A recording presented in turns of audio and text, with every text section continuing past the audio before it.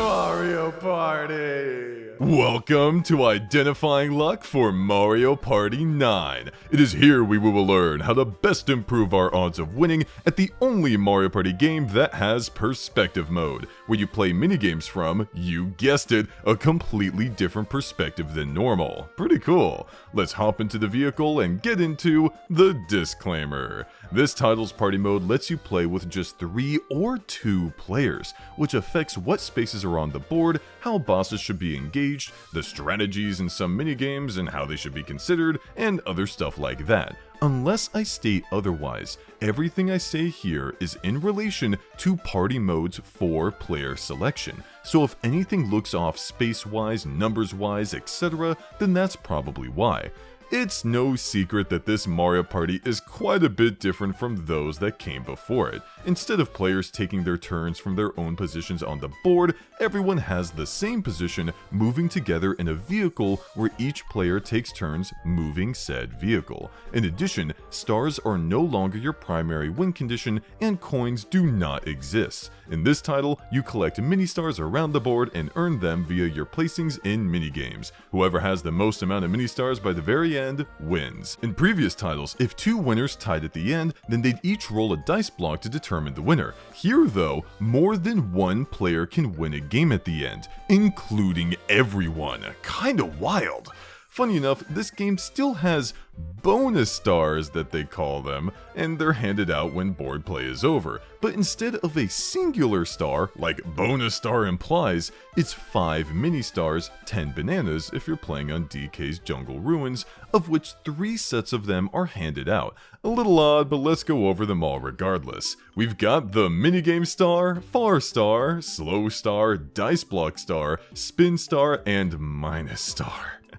What a different setup from the titles that came before. 3 out of these 6 bonus stars will be randomly selected to pop up at the end of a game. However, the minus star and spin star cannot appear if everyone has the same count for the respective bonus star. For example, if all players have landed on 3 spin spaces, then the spin star will not show up. If all players have lost 20 mini stars via the way the minus star counts them, we'll get into that later, then the minus star will not show up. If all players but 1 tie for either of these bonus stars, then they can still appear. They only don't if all players tie. These are pretty interesting details to keep in mind since you can better predict which bonus stars may show up if everyone playing happened to go even on either the spin star count or the minus star count. Other than those scenarios, you can't know for sure what will show. In addition, aiming for specific bonus stars is a bit more difficult in this title than others, but you should still keep in mind what all the bonus stars are in your head just in case the opportunity pops up. The minigame star is given to whoever won the most amount of minigames. This includes free-for-all, 1v rivals, Bowser Jr., and boss minigames, Diddy Kong and DK included. This can make for an interesting scenario where one player may have earned more mini-stars from minigames than another player, but the player who earned less mini-stars from minigames can end up taking the minigame star home. This is because certain minigames will award more mini-stars than others, so don't think that just because you're rolling in mini-stars from minigame wins that you're guaranteed to get this one. All that counts is whoever got first place the most. The far star is given to whoever had the highest total from hitting any type of dice block while taking a turn or after landing on a dash space. Any other events where you hit a dice block, such as captain events, do not count towards the far star. The number you roll in either of the aforementioned scenarios is instantly added to your far star count before you've even begun moving. You can get stopped before finishing your movement and it won't matter. So if you're right before a stopping point, then purposely rolling high, despite the fact that you'll get cut off, can actually be a good move from this perspective since you'll be adding to your far star count. Pop quiz! If you land on a backspace, which causes the vehicle to move backwards whichever number you roll, then how will that affect your far star count, if at all? Surprisingly, it subtracts from the count. Guess you ain't going far if you're going backwards. While you may feel like this makes landing on backspaces a bit more complex, it isn't as much as you'd think because we've also got the slow star, which is given to whoever had the lowest total from hitting any type of dice block while taking a turn or after landing on a dash space. Any other events where you hit a dice block, such as captain events, do not count towards the slow star. Yup, it follows the same space counting rules as the far star, which means that landing on the backspace in this case will actually help you get closer to the slow star since your count will be lowered, and since there's no way of knowing whether the far star, the slow star, both or neither will show up at the end, then you shouldn't be stressing about whether or not landing on a backspace will hurt you or help you when it comes to bonus stars. It's also pretty worth it to go slow in this title compared to others, so don't worry if you're a slowpoke so long as you get the job done. The dice block star is given to whoever used the most special dice block items in the game. While this bonus star has the name of one that's a newcomer, it's actually the item bonus star in disguise. While it's good to use your items to up your count on this bonus star, getting them in this title is based on luck since there are no item shops, so there won't be many times where you'll use a special dice block solely to up your count for this bonus star. You'll likely be saving it for a good opportunity to make a big play. The spin star is given to whoever landed on the most spin spaces. These guys are pretty rare on most boards, so if you see an opportunity to land on one, then more often than not, you should do it. Most of the effects in the spin spaces roulette are helpful to whoever lands on it, with only a couple being detrimental depending on the situation. We'll go more into these during the spaces section. The minus star is given to whoever hit the most mini stars en route throughout the board. This includes mini stars that are directly found on the path. So these mini star rings and mini star spaces on the board or in unlucky areas. Other scenarios where you lose mini stars are not counted towards this total. Examples include Bowser events, Captain events, Bowser Jr. minigames, spin roulette, board-specific events like Boo and Sushi, etc. Considering that one mini star is equal to one mini star, and the bonus stars in this game are just 5 mini stars each, you should not be aiming for the minus star unless you're just goofing around. Imagine going out of your way to subtract tons of mini stars from your inventory just to get this bonus star, and for what? Bragging rights? Maybe. This is the kind of bonus star that you'll be glad to receive by complete accident, so be thankful if you get it. Our spaces for this title are a lot. Like, a lot. So get ready. There's green space, dice block space, lucky space, unlucky space, event space, shuffle space, dash space, backspace, spin space, free-for-all space, 1v rival space, Bowser Jr. space, battle space, Bowser space, mini-star space, mini-star space, captain event space, boss battle space. These are just the spaces that appear on all the boards. Board-specific spaces are the magma space for Magma Mine, the DK space for DK's Jungle Ruins, the jackpot space for Bowser Station, and the jackpot plus space for Bowser Station. Needless to say, this title has the most amount of space types and spaces in general on its boards out of all the titles in the franchise up until this point, so let's get into it. Landing on a green space does nothing.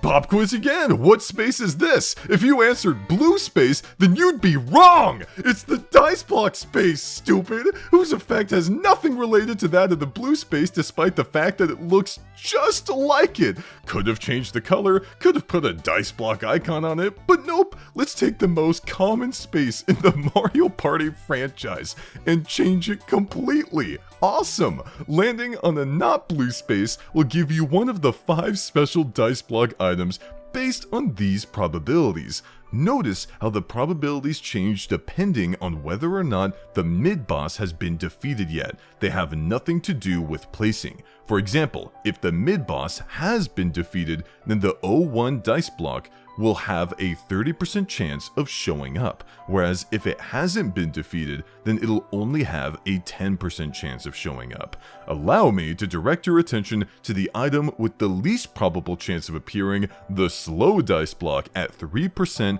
no matter if the mid-boss has been defeated or not. This is likely due to the fact that it's very powerful, essentially allowing you to choose which space to land on from 1 to 6. But this power comes with the cost of being incredibly rare, so if you're aiming to land on a dice block space, then you're a lot more likely to gain either the 1, 2, 3 dice block or the 4, 5, 6 dice block, which aren't bad by any stretch of the imagination. After a special dice block is given, there's a chance for something else to pop out. There's a 60% chance for nothing to appear, 20% chance for mini stars to appear, 1 if you're before the mid-boss or 3 if you're after the mid-boss, and a 20% chance for a free-for-all minigame to appear. These odds change under certain conditions. If there's been at most 2 turns since any type of minigame has been played, then there's a 0% chance that a free-for-all minigame will show up from this space. In this case, there's an 80% chance of nothing popping up. If it's been at least 4 turns since any type of minigame has been played, then there's a 100% chance that a free-for-all minigame will show up from this space. So hey, if it's been 4 turns and you want a chance at getting more mini-stars via free-for-all minigame, then land on a dice block space for both an item and a guaranteed chance at a free-for-all minigame showing up. Landing on a mini-star space will cause you to gain the amount of mini-stars the space depicts, whereas landing on a mini-star space will cause you to lose the amount of mini-stars the space depicts. These spaces are pretty rare to find on boards themselves, but it should go without saying that mini-star spaces are good to aim for, whereas mini-star spaces are not. Where you'll mainly find these guys are in the lucky area and unlucky areas that belong to lucky spaces and unlucky spaces events respectively, which we'll get into now. Landing on a lucky space will cause you to encounter a lucky event, which is based on where the lucky space is located. The 2 most common events are the blue warp pipe and the toad house. The blue warp pipe will send you to a bonus area containing mini-star spaces. Here you'll roll a dice block to land on one of 3 outcomes of mini-star spaces. There are 2 mini-star space layouts you can encounter in this event. 1, 1, 2, 2, 3, 3 is encountered when the warp pipe is before the mid-boss, and 1, 1, 3, 3, 5, 5 is encountered when the warp pipe is after the mid-boss.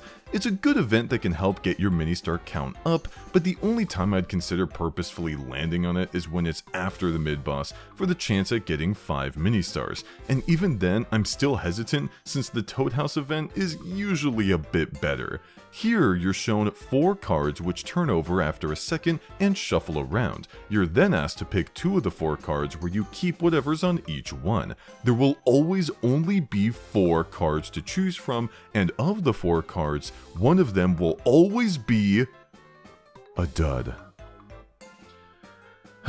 Man, alright, here are the possible prizes that can show up on the cards.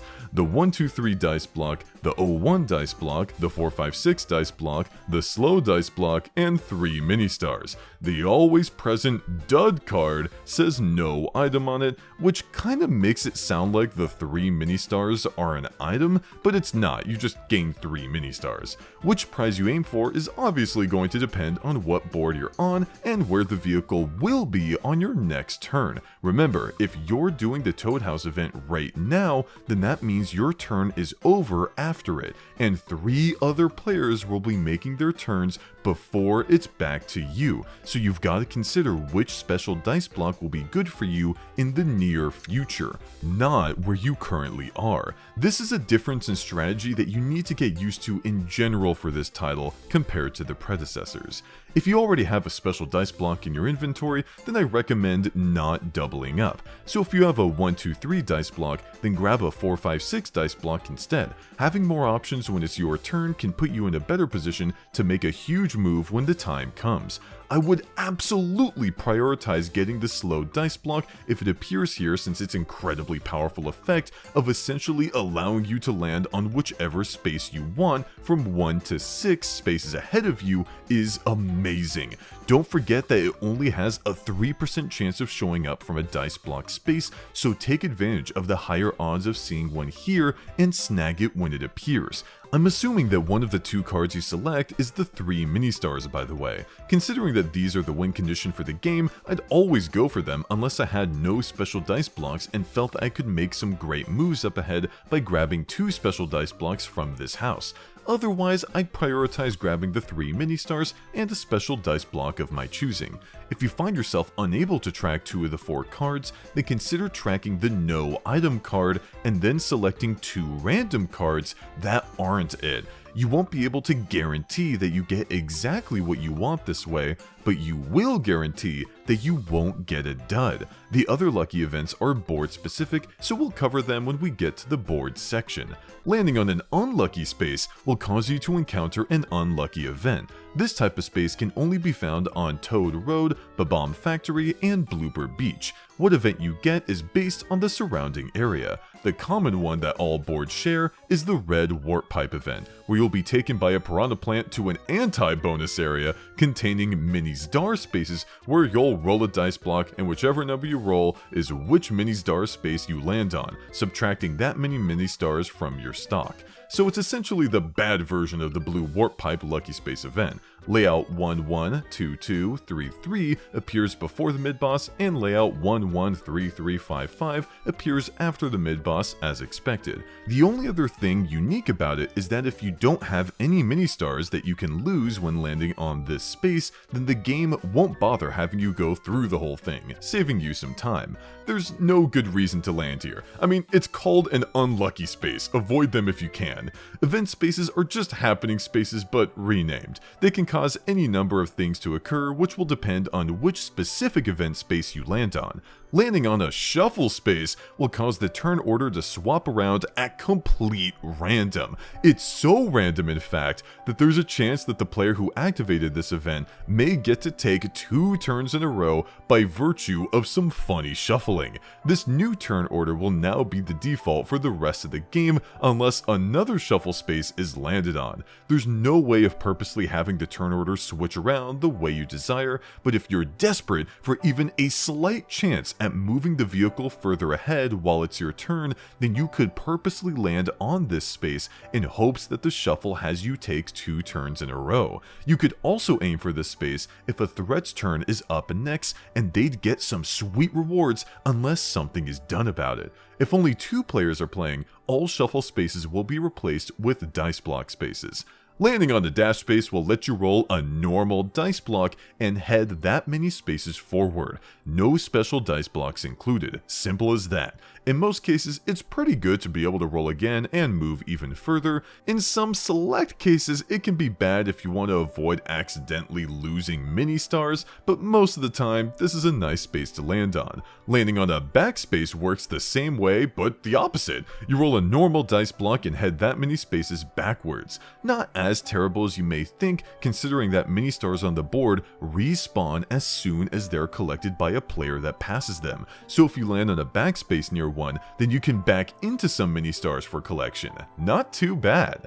Landing on a spin space will cause one of 9 effects to occur determined by an untimable roulette, which will only depict 4 out of the 9 possible effects. Because of how many options there are, along with the fact that you can't choose what you get, this space will be rather unpredictable, but it's still good to know what outcomes are possible. Steal 3 or 5 mini stars from a rival. The selection is yours to make, so the obvious choice should be whoever's in first place, or if you're in first place, then whoever's in second. If the person you're targeting has multiple special dice blocks and they make a big fuss about screwing you over later, then maybe it'd be best to target the next person down. Most of the time though, the highest placing will be your target. Rivals can't use special dice blocks.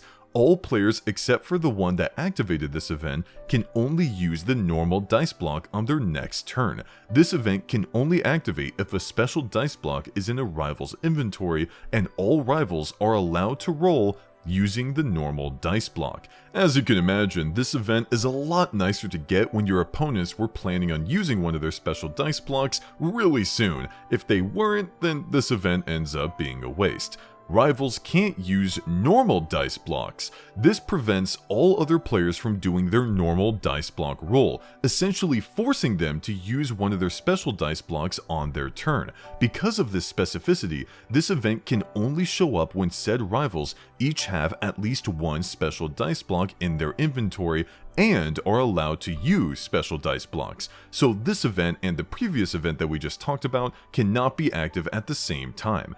This can be a great event to flush out all of your opponent's items, which in turn reduces their options. In some cases, this event can end up doing nothing if your opponents were going to use their items anyways, but most of the time they'll groan as they're forced to abandon whatever game plan they had in mind. If this event gets played on you and you have 2 items in your inventory, then use whichever one won't hurt you as much for the position you're in.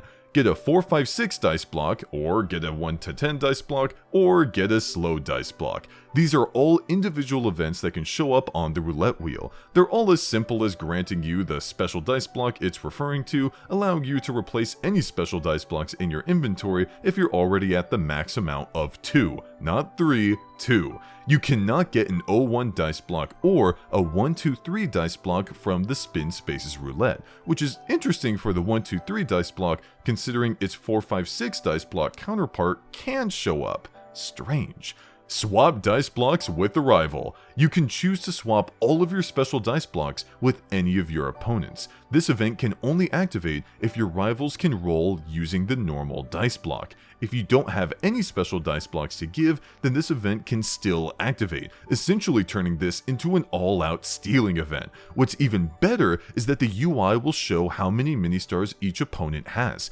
making it easier to target the threat. The order it shows each player is determined by what player number everyone is, not the turn order. If multiple players are in the lead and they've each got the same amount of special dice blocks to choose from, then your decision will come down to which special dice block you would like. This will ultimately come down to which board you're currently playing on and where you're at on the board, which we'll get more into in the board section. Steal a dice block from a rival. This has the same UI as swap dice blocks with a rival, and is a bit more straightforward where you just steal a singular special dice block from whichever player you want. This event can only activate if your rivals can roll using the normal dice block. Funny enough, this event can activate even if there are no special dice blocks to steal, which ends up being a waste of time. Again, this will come down to who's the threat and what board you're on, which we'll discuss later. Hit the dice block again. Easily the simplest event. Just treat it like a dash space. You get to roll a normal dice block and continue onward.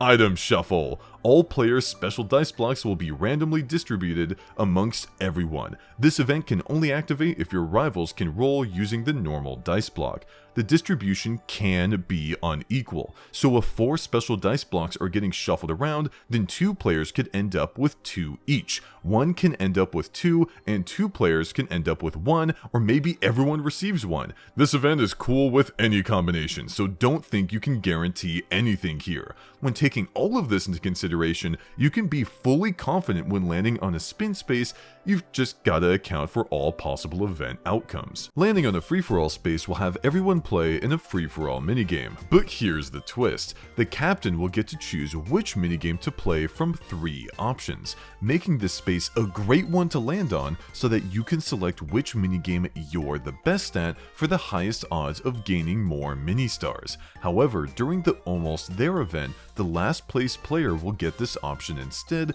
which definitely changes things up as you're now handing the decision-making reins over to them. If 2 players are in last place, then one of them is chosen at random, but if 3 players or all players are tied for last, then the captain gets to choose. Here's the mini-star/banana distribution for each placing, along with how the distribution differs based on how many players are in the game. Right off the bat, you may be surprised that, unlike previous titles, you still receive rewards for not winning a regular minigame. The difference between placing in first versus placing in second is only 2 mini-stars. Don't get me wrong, you can absolutely lose a game by this amount, but it's pretty minimal. For winning minigames to be effective, you've got to ensure that you're constantly placing high. Even then, if a threat's constantly getting second place while you get first, then they won't be as far behind as you would hope, making targeting certain players and minigames a bit more tempting in this title.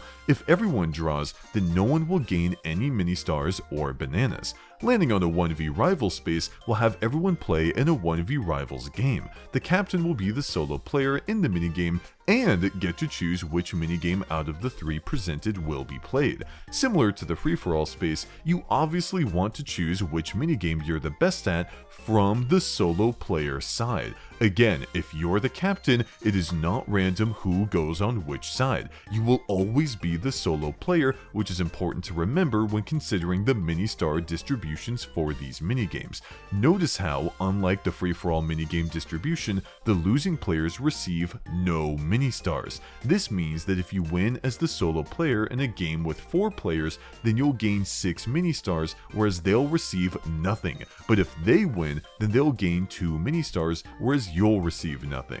This is an interesting way to distribute the mini-stars because it's favored towards the solo player, and the captain will be the solo player along with the fact that they get to choose which minigame will be played from the 3 shown. This space is a pretty good one to aim for. It won't guarantee you get mini-stars, sure, but if you're good at the 1v Rivals minigames in this title, then you're bound to see a minigame you're good at for an easy time. If only 2 players are playing, all 1v Rivals spaces will be replaced with free-for-all spaces. Landing on a Bowser Jr. space will spawn the Little Koopa, who will make the captain play a Bowser Jr. minigame along with a randomly chosen second player. If a CPU is the captain, then the second player will always be a non-CPU one. For the minigame selection, Bowser Jr. will randomly pick one of his minigames where the captain has the option of saying yes to play it or no for Bowser Jr. to randomly select a different one of his minigames which must be played.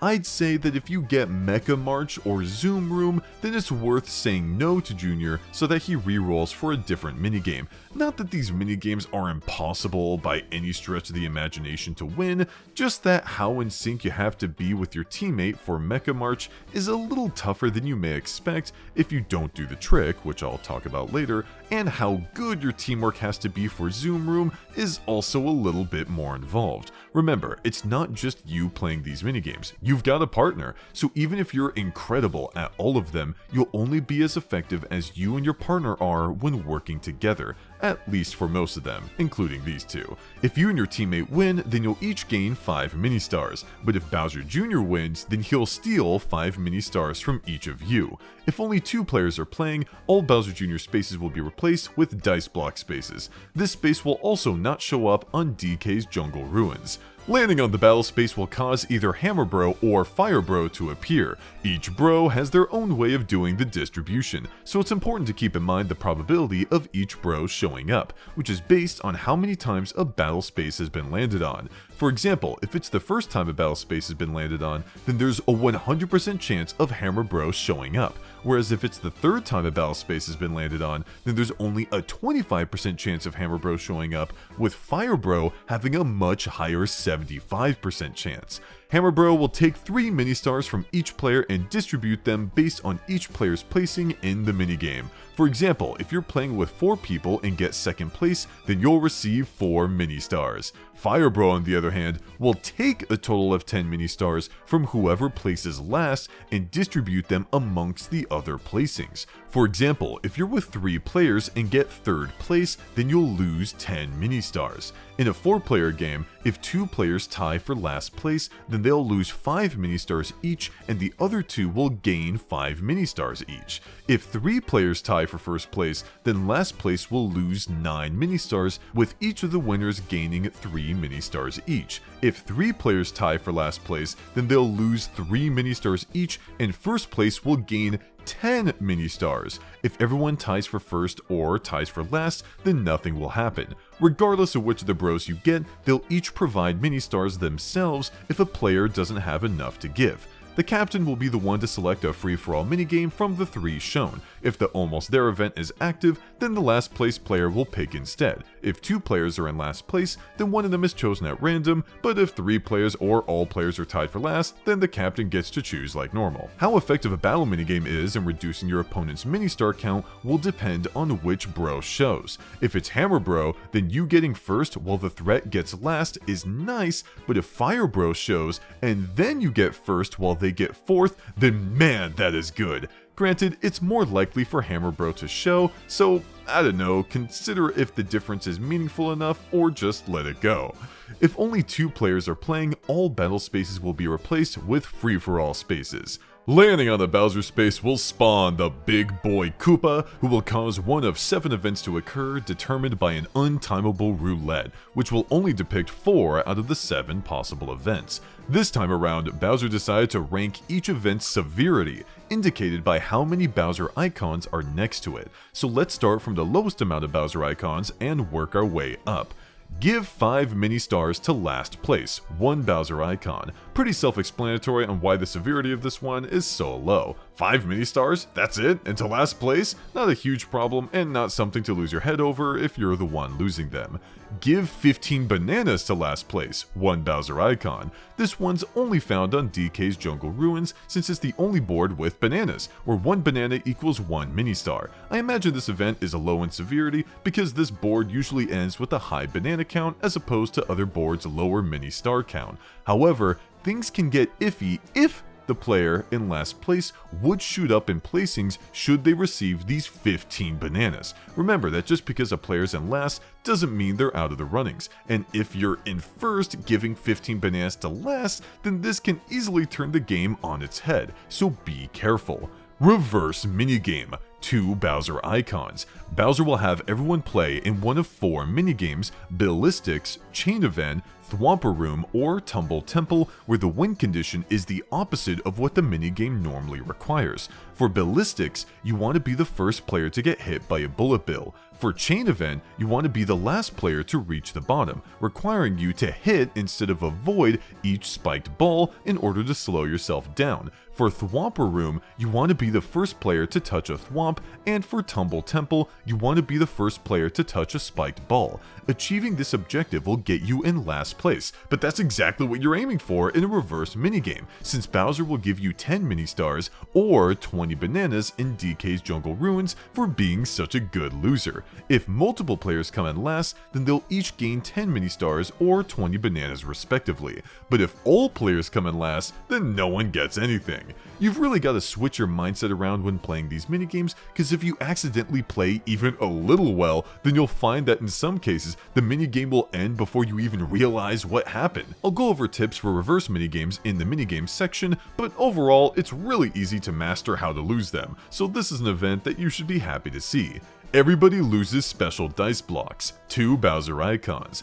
This could be terrible for you if you're the only one with notable special dice blocks, but if you're ahead and every other player has moves they want to make to close the gap, then getting rid of everyone's extra options is a great move. Consider the fact that Bowser spaces are more likely to be activated later on in the game since more are placed during that time, and you'll find that this event will cause players frustration for having not used their special dice blocks sooner. Bowser even comments on this himself, so use your special dice blocks before entering an area with a lot of Bowser spaces, both to make good moves and also so that you can use up your count for your dice block bonus star. Give 10 mini stars to last place, 3 Bowser icons. This works exactly like the give 5 mini stars to last place event, except this one has 2 more Bowser icons. So what gives? Like I said before, bananas are easier to gain than mini stars, and are going to be more plentiful by the end of the game. Losing mini stars, especially double the amount of the other version of this event's effect, isn't so nice. You know what's worse than this though? Lose half of your mini stars or bananas. 4 Bowser icons. If you have an odd number of them, then Bowser will take the larger amount, so you can't even have that. I consider this event to be worth 5 Bowser icons, so I don't know what Bowser's thinking. Maybe setting the severity at 4 is meant to taunt you or something. Need I remind you once more that Bowser events are more likely to pop up during the final section of the board than anywhere else in the game, since these spaces spawn out of nowhere, causing all of the mini stars you've gathered up until this point to be in jeopardy. The terror of this event is high enough to where you should be avoiding Bowser spaces at all costs if you've got a lot to lose. However, If you're in last place, then Bowser won't take any mini-stars from you and even has a chance at doubling your mini-stars instead. He'll do it more often in DK's Jungle Ruins for some reason. Maybe he's afraid DK will give him flack for taking too much. Battle for half of your mini-stars. 4 Bowser icons. Bowser will take half of each player's mini-stars, put them into a big ol' jackpot, and have the captain select which free-for-all minigame will be played. How many mini-stars each player wins depends on their placing. While the percentage difference between first place and second place isn't big, only being 20%, how large the jackpot will likely be is more than enough to make up for it. What if you get last? You'll end up losing half of your mini-stars. Recall that Hammer Bro just takes 3 mini-stars from each player for a measly jackpot, whereas Bowser here knows how to run a party. If you're the captain when this event activates, then you are in good hands. You want to be very deliberate with which one you choose. You should be making careful decisions anytime you get to select a minigame, but especially with a Bowser Battle minigame where a lot of mini-stars are on the line. You've got to win it. This event will not appear in a 2-player game or on DK's Jungle Ruins. Bowser Revolution. 4 Bowser icons. This event is a nightmare. An actual nightmare. Bowser will take everyone's mini-stars or bananas and distribute them equally amongst all players. Any extras will go straight to him. If you're way ahead in the game and this event rears its ugly head, then I feel for you. Putting in so much work just for everyone's win conditions to be completely equalized regardless of how well everyone's been doing or what choices they've made can be really frustrating. Obviously, if you're in last place, then this is going to sound great. You mean I get my placing equalized with first? Count me in! I know I've been saying it a lot, but again, Bowser events are more likely during the Almost There event, which is at the final part of the board, so having everything equalize this late into the game can be a struggle and will force each player to lock in and win any minigame that pops up. Bonus stars become way more valuable in this scenario too. At first, 5 mini-stars for each of the 3 bonus stars didn't sound like much, but when everyone's mini-star count is this close to one another, you'll really want to win them.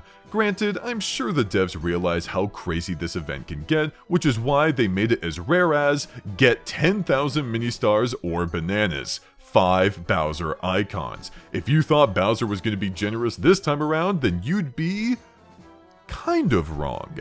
Yeah, he won't pay up, but sometimes he'll give you 10 mini-stars or bananas, which is 1,000 times less than what he owes you, but it's better than him just up and running away. If you're in last place, then he'll always give you 10 mini-stars or bananas, so that's pretty cool. Other than that, he has a funny line when this event's encountered on DK's Jungle Ruins, cause he'll say he got a bit hungry and ate all 10,000 bananas. Screw King K. Rool, DK's gotta get after Bowser here. When taking a look at all the possible events that can come from landing on a Bowser space, there's nearly nothing bad that can happen to last place. Bowser Revolution will equalize last place with everyone else, which is fantastic. Lose half of your mini-stars / bananas won't cause last place to lose anything, and may even end up doubling their stock, which is amazing. Battle for half of your mini-stars gives last place a great chance to gain more, along with the fact that they have less to lose. Reverse minigame gives last place a chance to gain more mini-stars as well. Giving mini-stars or bananas to last place is great for them, and get 10,000 mini-stars or bananas will result in last place always getting 10 mini-stars or bananas. The only event where something can go wrong through sheer luck is everybody loses special dice blocks. Aside from this event, you have nothing to fear and everything to gain when it comes to landing on a Bowser space while in last place. In fact, you should be aiming for them. There will likely not be any other spaces as impactful as them to help you springboard yourself up in placing, so keep an eye out and use your special dice blocks to land your target. By the way, the reverse minigame and battle minigame selection for each respective Bowser event works the same way it does for free-for-all minigames and regular battle minigames, where if the Almost There event is active, the last place player will pick instead, and if 2 players are in last place, then one of them is chosen at random, but if 3 players or all players are tied for last place, then the captain gets to choose. Landing on or simply arriving on a captain event space will trigger a captain event and immediately end the captain's turn on the space. Captain events are board specific and have all the players attempting to collect mini-stars with the captain having a degree of influence. The decisions they can make during these events won't guarantee that things turn out well for them, but more often than not it'll increase their odds of gaining more mini-stars than their opponents, so you'll always want to be the player that reaches a captain event space. Not all of them are made equal in terms of how much of an advantage the captain is given though, which we'll get more into in the board section. Landing on or simply arriving on a boss battle space will trigger a boss battle and immediately end the captain's turn on the space. There will always be 2 on each board. The captain will be asked which of 3 bosses they want to fight. The middle choice selection will always be the one that would normally occur on that space in solo mode, whereas the other 2 bosses will be thrown into the selection at random.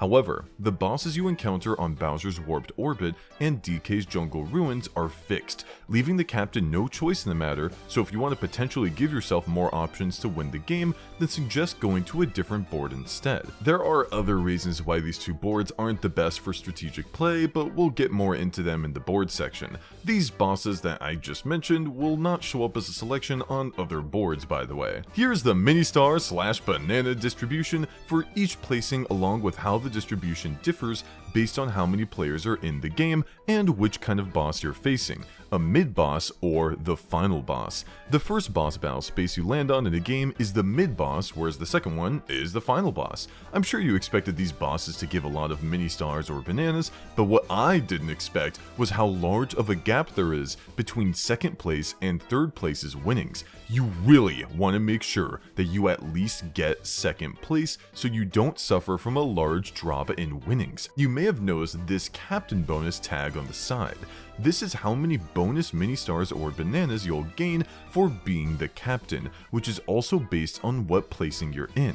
For example, if you're not playing on the DK's Jungle Ruins board, are playing with 4 players, defeated a mid-boss, got second place, and are the captain, then you'll earn 7 mini-stars plus 3 bonus mini-stars for a total of 10 mini-stars gained. If you were not the captain in this scenario, then you'd only gain the 7 mini-stars without the 3 mini-star bonus. This, along with the fact that the captain gets to select which boss to encounter based on the board, is why you should do your absolute best to ensure that you're the one to arrive or land on a boss battle space. Save any special dice blocks that can help make this happen and use them at opportune times. That's everything when it comes to spaces that are present on more than one board. As a reminder, here are all of our board-specific spaces. For the sake of context, we'll go into what they do in the respective board section. These aren't spaces, but it's worth mentioning that the mini-stars and mini-stars that are collected on the board by touching them will instantly respawn as soon as the vehicle goes past them, meaning if the vehicle moves through the same spot again, then the same amount of mini-stars or mini-stars can be gathered once more. This title has 5 items referred to as special dice blocks for players to obtain. You can only hold up to 2 items in your inventory, not 3, so keep that in mind. If you happen to forget and are in a situation where you'd receive a 3rd special dice block, then it's no big deal because you'll be prompted to get rid of one of the special dice blocks, keeping the 2 that you desire. There are no item shops in this title, but there are many different ways to gain these special dice blocks throughout various events on the board. Unfortunately, they're almost all luck-based, so play enough of this game and you'll see them all in your inventory at some point. Let's get into how each one works, starting with the slow dice block. Welcome back, Sluggish Room. Here you roll a dice block numbered 1 through 6, where it repeatedly goes through each number in ascending order before repeating over and over. Make sure you watch for how long it takes to go through each number so you know how to properly time your jump to get the number you want. With board play giving players less agency in this title, it is absolutely pivotal that you hold onto your slow dice block for the best move possible. The main 2 things that can take away your slow dice block are a couple events that can activate from the spin space or one of the events that can activate from a Bowser space. So unless you're about to enter a zone full of these 2 spaces, you should feel safe holding onto your slow dice block for the most opportune time to use it. If there's a load of mini stars to get or mini stars to avoid, then you can use this slow dice block to avoid them them if it would be that helpful, but I would really try your best to use this item in order to try and make it so you're the one that arrives at a captain event space or boss battle space. This is so you can either influence how the captain event plays or get to choose which boss for everyone to face and receive that gnarly captain bonus too. If you're in last place, then purposely landing on Bowser with this item is a fantastic move, considering the only way he can hurt you is by getting rid of any special dice blocks in your inventory. Besides that, all the events either help you or give you a chance to climb back up. There are plenty of other situations where this item will prove useful on each board, which we'll get into on the board section. All that being said, let me remind you of the fact that the slow dice block only has a 3% chance of showing up from a dice block space. This isn't all bad, since other events like the Spin Roulette and the Toad House from Lucky Spaces can give you a higher chance at obtaining one, but what it means altogether is that with great rarity comes great responsibility. Don't be hasty with this item's usage, and you'll do just fine. 01 Dice Block lets you roll a number between 0 and 1. Rolling a 0 does not cause you to land on the space you're already on. You will simply not move, and that's your turn. At first glance, this dice block may not seem that useful, but it can be incredible in certain scenarios. To start off with the obvious, if there's a bunch of mini stars you want to avoid running into, then this item can stall your turn or just pass it by entirely so that a different player loses their mini stars instead of you. This item can help prevent you from losing mini stars in the Bob-omb event and Bob-omb Factory, the Boo event on Boo's Horror Castle, or it could even help you stall out the Raising Lava in Magma Mine so that it gets close enough for upcoming players to not have enough time to avoid it. This is just scratching the surface when it comes to what you can stall out. Other than stalling, this item gives you a 50% chance to land on the space directly in front of you. If that space is something that would greatly help out your game, then go for it. Otherwise, I'd prefer to keep it stored for stalling purposes, as more often than not, that's where you'll find most of its value. 1, 2, 3 Dice Block lets you roll a number between 1 and 3. I see this one as a less powerful version of the 01 Dice Block, where you can still stall by rolling low, but just not as low. If there's a notable space 1, 2, or 3 spaces ahead of you, or if they're all good, then this item guarantees that you'll land on one of them. This item is particularly nice to have when paired with a 4, 5, 6 Dice Block, which lets you roll a number between 4 and 6. Considering that the normal dice block you roll in this title is 1 through 6, having a dice block where you're guaranteed to roll the upper tier numbers is sweet, considering that you can skip past undesirable spaces and or attempt to land on more desirable ones. It's also good at bringing you to bunches of mini stars to up your count.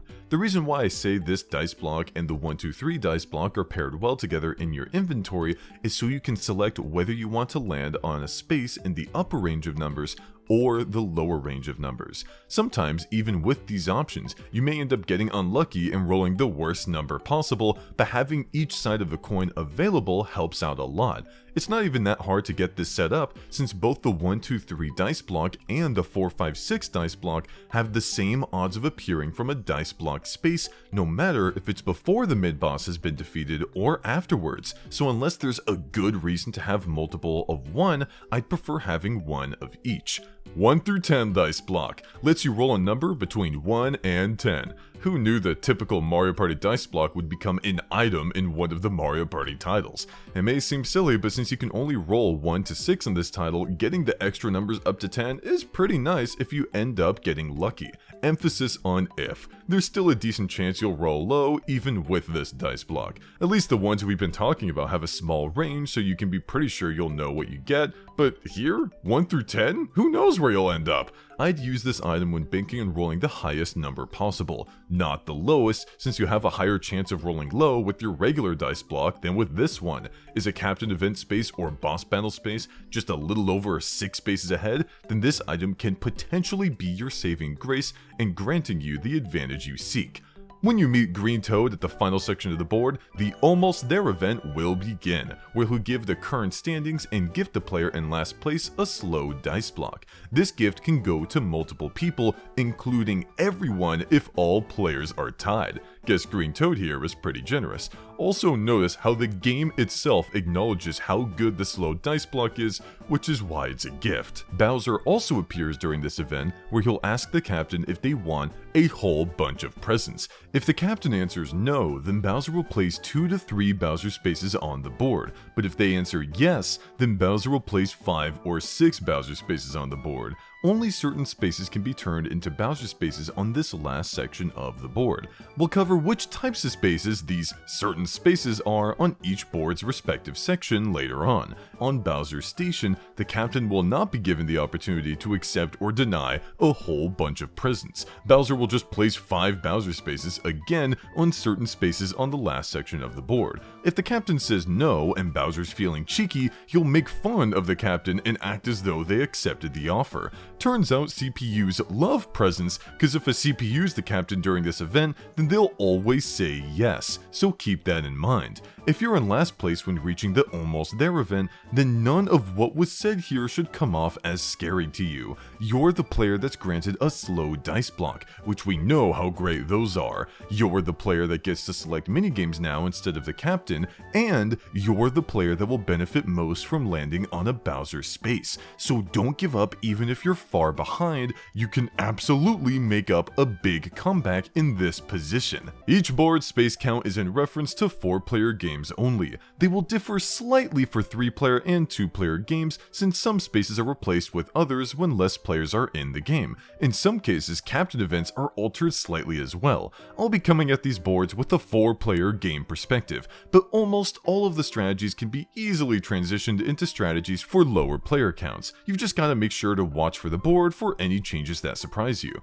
Normally when we go through the boards, I have a certain order I go through things in, but since all the boards in this game are linear, I'll be opting in for simply covering the spaces and events as they show up from beginning to end, just like how you'd encounter them in a regular game. That being said, there is no guarantee you will be the captain and therefore the one in control of the vehicle of each scenario we cover here, because there's 3 other players you're sharing it with. Knowing each option the captain can take in each scenario is still good information to have in case you're the captain at the time, or so you can influence the current captain to make a decision that'll benefit you. We've driven down to Toad Road. Here's the space lineup. You may notice that it's a lot larger than our space lineups of the past, and that's due to how many spaces are in this title. Despite how large it is, you may also notice that certain spaces have been omitted. I've decided that all mini-star spaces and mini-star spaces that have a 0 count on the board will simply not show up on the space lineup in order to preserve space. This lineup would look a lot messier if they were here. Any other space that doesn't show up on the board or captain event section will still be present on each space lineup because they're too important to not include. They'll simply have a 0 next to their icon. Starting from the start, there's a row of 6 green spaces here with a few mini stars for whoever reaches the 5th space. A lucky space comes after with the standard pipe event of rolling for mini stars. There's another lucky space after that one with a couple free-for-all minigame spaces in between. On this last stretch of green spaces, we have our first instance of a group of mini stars, which subtract mini stars from whoever runs into them.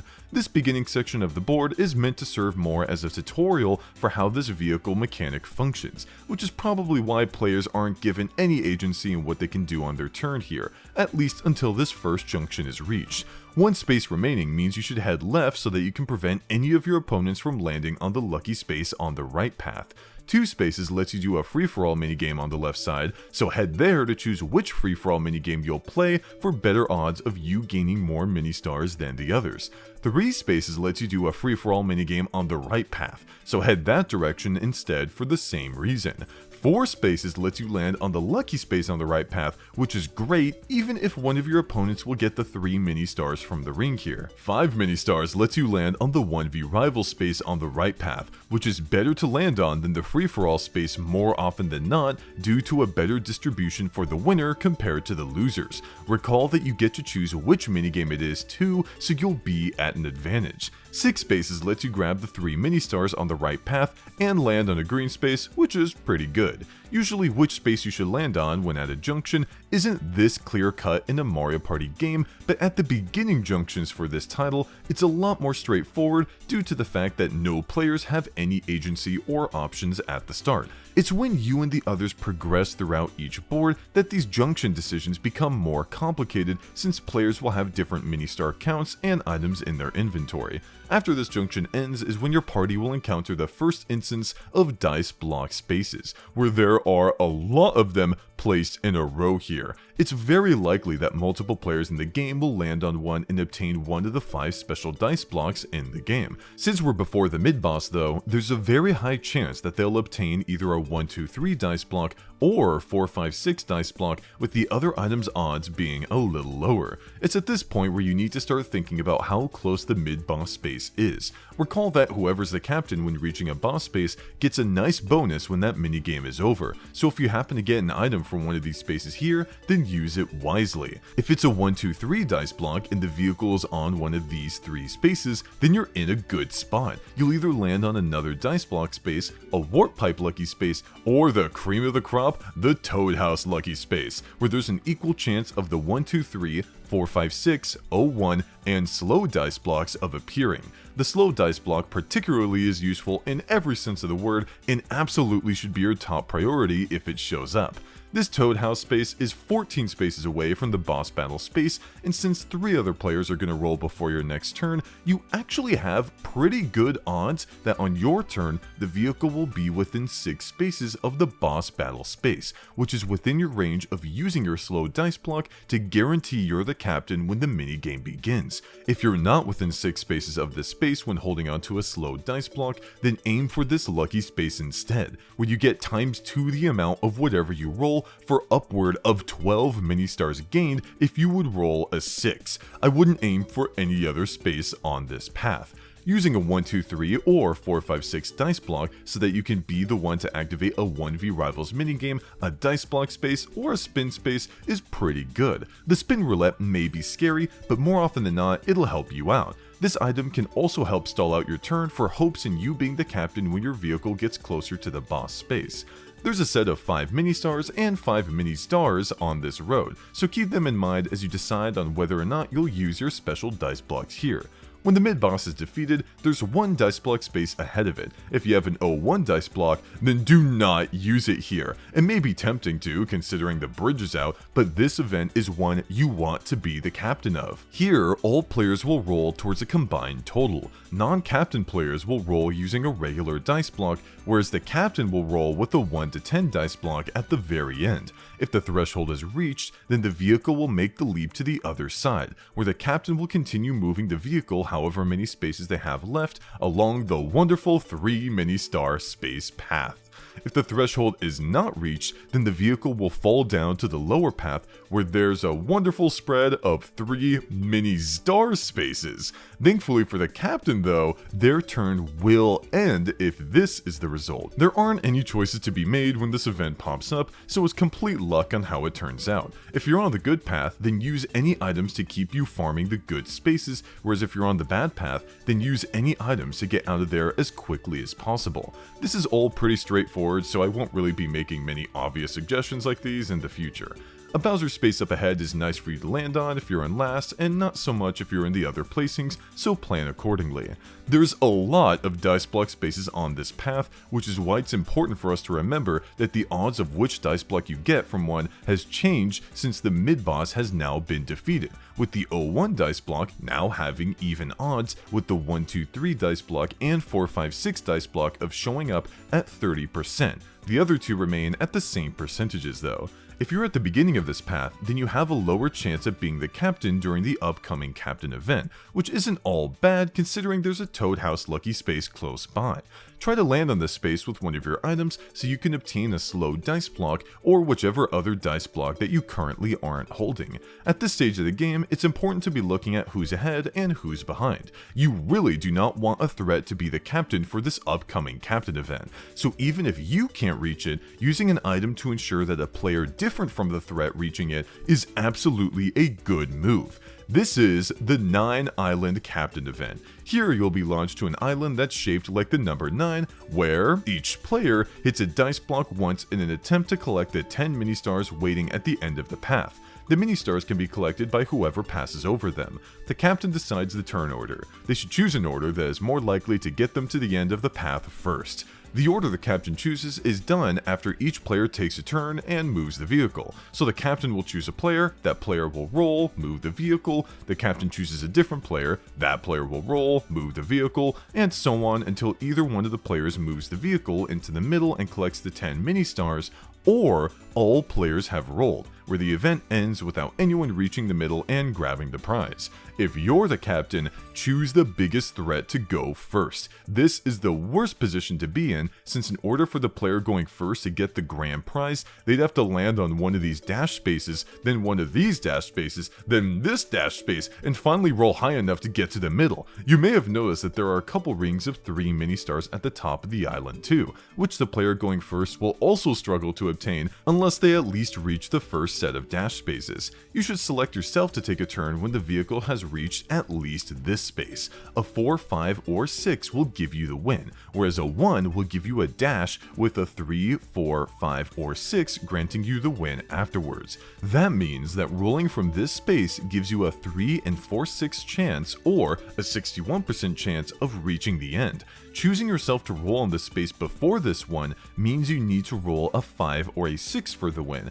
whereas a 2 will let you dash with, again, a 3, 4, 5, or 6, granting you the win afterwards, which in total gives you a 2 and 4/6 chance, or a 44% chance of reaching the end. Obviously, we don't want to roll when the odds are below 50% for victory, so it's actually in your favor to have a different player roll from this space instead of you, despite how close the vehicle looks to the end here. And even if whoever you choose manages to get lucky here, you had the biggest threat go first, so that means this player will be one of the lower placings, which isn't too bad. After this captain event has been finished, you'll see the only unlucky space on the board up ahead, which you'll clearly want to avoid by rolling past it. Not only that, there's the almost there event not too far away as well, which allows the captain to choose whether or not Bowser adds more Bowser spaces than normal to this final section of the board. If you're high in placing, then say no to a whole bunch of presents, but if you're low in placing, then present it up. You want to land on these Bowser spaces. It's a good rule of thumb. There are different amounts of mini stars on each path. The left route has 10 and the right route has 3. If you're gonna run into one of them, then take the lesser amount, but if you can have a threat hit one of them on the next turn, then bring the vehicle to the higher amount. There's a toad house on the right path, but while the toad houses are fantastic for increasing how many options you have by offering up items, the vehicle will only be 12 spaces away from reaching the end of the board. Even if the 3 other players only roll regular dice blocks, there's a good chance you won't even get another turn to use any of the special dice blocks you get from this toad house. This is why you should be primarily aiming for the 3 mini-stars card instead, with the slow dice block as another potential target as well. I say the slow dice block because in the event that you do get another turn and the vehicle is within 6 spaces of the boss battle space, you can guarantee you'll land there and be the captain for that minigame, earning you bonus mini-stars. If you're not the player in last, then keep in mind that they'll have a slow dice block on hand that they received from the Almost There event, so you can suggest that they use it a particular way to better increase your odds of being the captain at the end of the board. If you rolled high enough to land on this lucky space at this junction, then going left would result in you landing on a shuffle space, which is no good at all. Recall that the shuffle space can just make you go again, which would cause you to run into the 10 mini-star rings and lose 10 mini-stars. This is why you should always head right here in this case, unless you need a particular threat to lose 10 mini-stars, and shuffling the turn order like this is the only way to do that. If you have a 3 at this junction, then you'll be choosing between a 1v rival space or a battle space. More often than not, you'll want to take the 1v rivals due to the better payout if you win. There's an event space on each path on top of a mushroom. Landing on the left one will move the vehicle to this green space in the middle, whereas landing on the right one will move the vehicle to this event space in the middle. Either way, the vehicle will now go in circles and circles in this middle area until one of the players eventually lands on one of the event spaces here, which will return the vehicle to whichever event space was first landed on to trigger this event. This middle area has 2 sets of 3 mini-stars, 2 sets of 1 mini-star, a shuffle space, and a dash space. How you approach this scenario will depend on your placing. If you're already far ahead in mini-stars, then you need to get this vehicle out of this section as quickly as possible so that no other players farm the many mini-stars here. Even using a slow dice block is worth it. You may be thinking that it'd be better to hold on to it for the sake of being captain on the boss battle space, but that's not guaranteed, and even if it was, the amount of mini-stars that other players can obtain here through sheer luck can be crazy, so escape while you can. If you're behind in mini-stars, then keep the vehicle here, even using a slow dice block if you have to. The dash space especially is your target to aim for, considering you'll get to move again and gather even more mini-stars, not to mention that it'll likely be within your range too. If you're approaching the end and are still behind a bit in mini-stars, then aim for the backspace. It'll send you the opposite direction, allowing you to collect a group of 10 mini-stars here and stall out the game a little longer so that you can more easily catch up. Overall, Toad Road is a beginner-friendly board with few gimmicks that'll hurt players, which makes it easy to predict how many spaces the vehicle has left to go until the captain event spaces and boss battle spaces, so use your items accordingly for the best odds of being captain at the time. We've broken into Bob-omb Factory. Here's the space lineup. It has many more event spaces compared to all the other boards in this title, which is something you've got to be looking out for as you determine what your best move is. The beginning roll has green spaces, dice block spaces, and even a happening space within range right off the bat. Not a bad start at all, especially if you manage to land on one of the dice block spaces for an early start at increasing your item stock. This happening space functions the same as all the other happening spaces on this first section of the board. Landing on one will cause all the spaces on these metal platforms to move one space clockwise around the conveyor belt.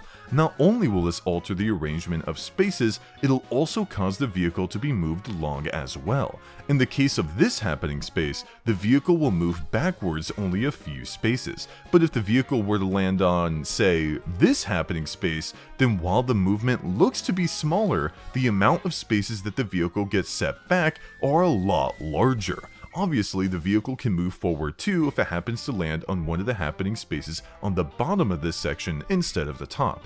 One other interesting detail here are these mini-stars and mini-stars that are found on the conveyor belt. While you may assume that they'll move when the conveyor belt does, they do not. Instead, they hover above the conveyor belt and will be collected when the vehicle is moved into them after activating the event. There's quite a good spread of dice block spaces in the beginning area and on the board in general, so if you want to use one of your items early here to try and grab a few of the mini-stars from one of these happening spaces, then it can be a good move. What you really need to look out for though is how close the vehicle is to the boss battle space and what your opponent's options are item-wise. How long it'll take the vehicle to reach this space will vary a ton between games. Sometimes the vehicle will land on multiple lower happenings in a row, taking everyone forward for a quick visit to the boss in not many turns at all, whereas other times the vehicle will constantly be set back over and over as players constantly land on the upper happening spaces. This unpredictability can make aiming to be the captain for this boss battle space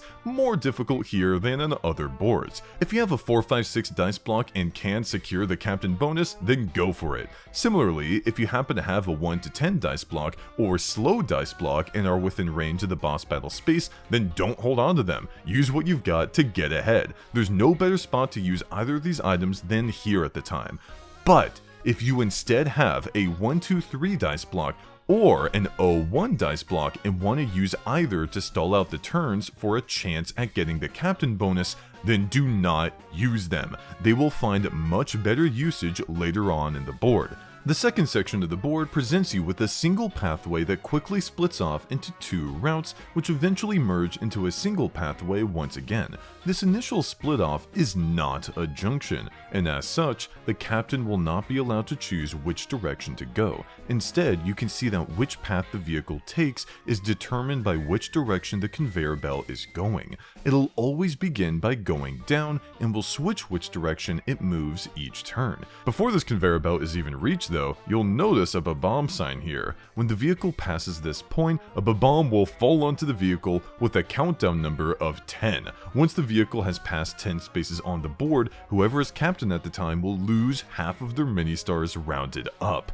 This is a critical component of this board that you must prioritize above everything else. If it came at the beginning of the game, then maybe it could have been ignored due to everyone having a low mini-star count at the time, but since this is the mid-game, you need to avoid having your mini-stars halved. This is the reason why earlier I said you should be holding on to any 1, 2, 3 or 01 dice blocks up until this point. If you're put in a position where the Bob-omb's number is low, then you can use one of these items to roll as low as possible so that a different player suffers these devastating effects instead.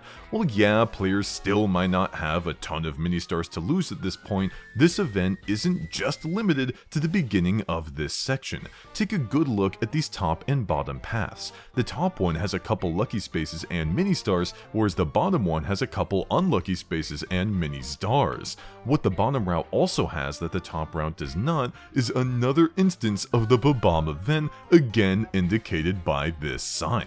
Considering this event happens later on in the board, there's likely even more of your mini-stars at stake here, so if the vehicle you're in is headed down the bottom route, then you should still be holding on to your 1, 2, 3 or 01 dice blocks to better your odds at total catastrophe being avoided. It should go without saying that you should not be using your 1 to 10 dice block right before the Bob-omb shows up or while it's still on the vehicle. There are multiple happening spaces in this section. Landing on any of them will cause all of them to move to the other route, which will cause the vehicle to move to the other route as well. This can quickly turn a bad situation for one player into a good one or vice versa, depending on what route the vehicle was originally on. For example, if the vehicle is on the top route and you need your opponents to start losing some mini-stars, then you can purposely attempt to land on one of the happenings so that the Bob-omb event triggers. Not only that, but you'll set everyone on a course to run into mini-stars and potentially land on an unlucky space. There are also some mini-stars in the path of the happening spaces, by the way, so you can even directly gain from this too. The lucky spaces on the top route are both warp pipe ones and Toad House ones. Toad House lucky spaces are almost always better than Warp Pipe lucky spaces, and that's no different here. Getting to obtain an item to increase your options where typical board play doesn't give you many is often a great move to make.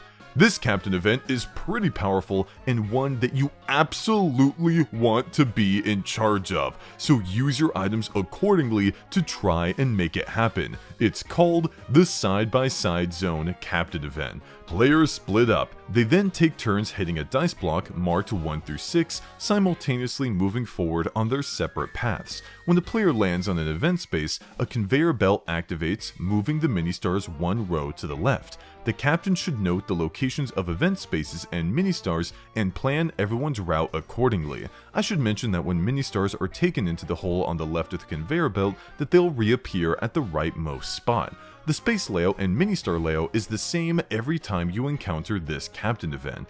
Through repeated testing, I found that the spot that on average nets you the highest amount of mini-stars is 2, followed by 1, then 3, and finally 4. If you're the captain, then it should stand to reason that you should be placing yourself at 2, the player with the least threat to win the game at 3, then the next most threat-worthy player at 1, and the player with the most threat to win the game at 4. If you're not the captain, then do your best to secure your spot at number 2 by talking to whoever is the captain. For a more thorough rundown on why I've given each rank to each spot, let's take a look at the layout we've got here. At first glance, this path feels long due to how many spaces are in front of you, but remember, whatever a player rolls causes everyone to move that many spaces forward, so this overwhelming array of green spaces and happening spaces ultimately requires a measly amount of 9 spaces collectively to reach the end. That's nothing! The first 2 players alone can roll and potentially end this event before the other 2 players even get a chance to roll themselves. But let's get more specific.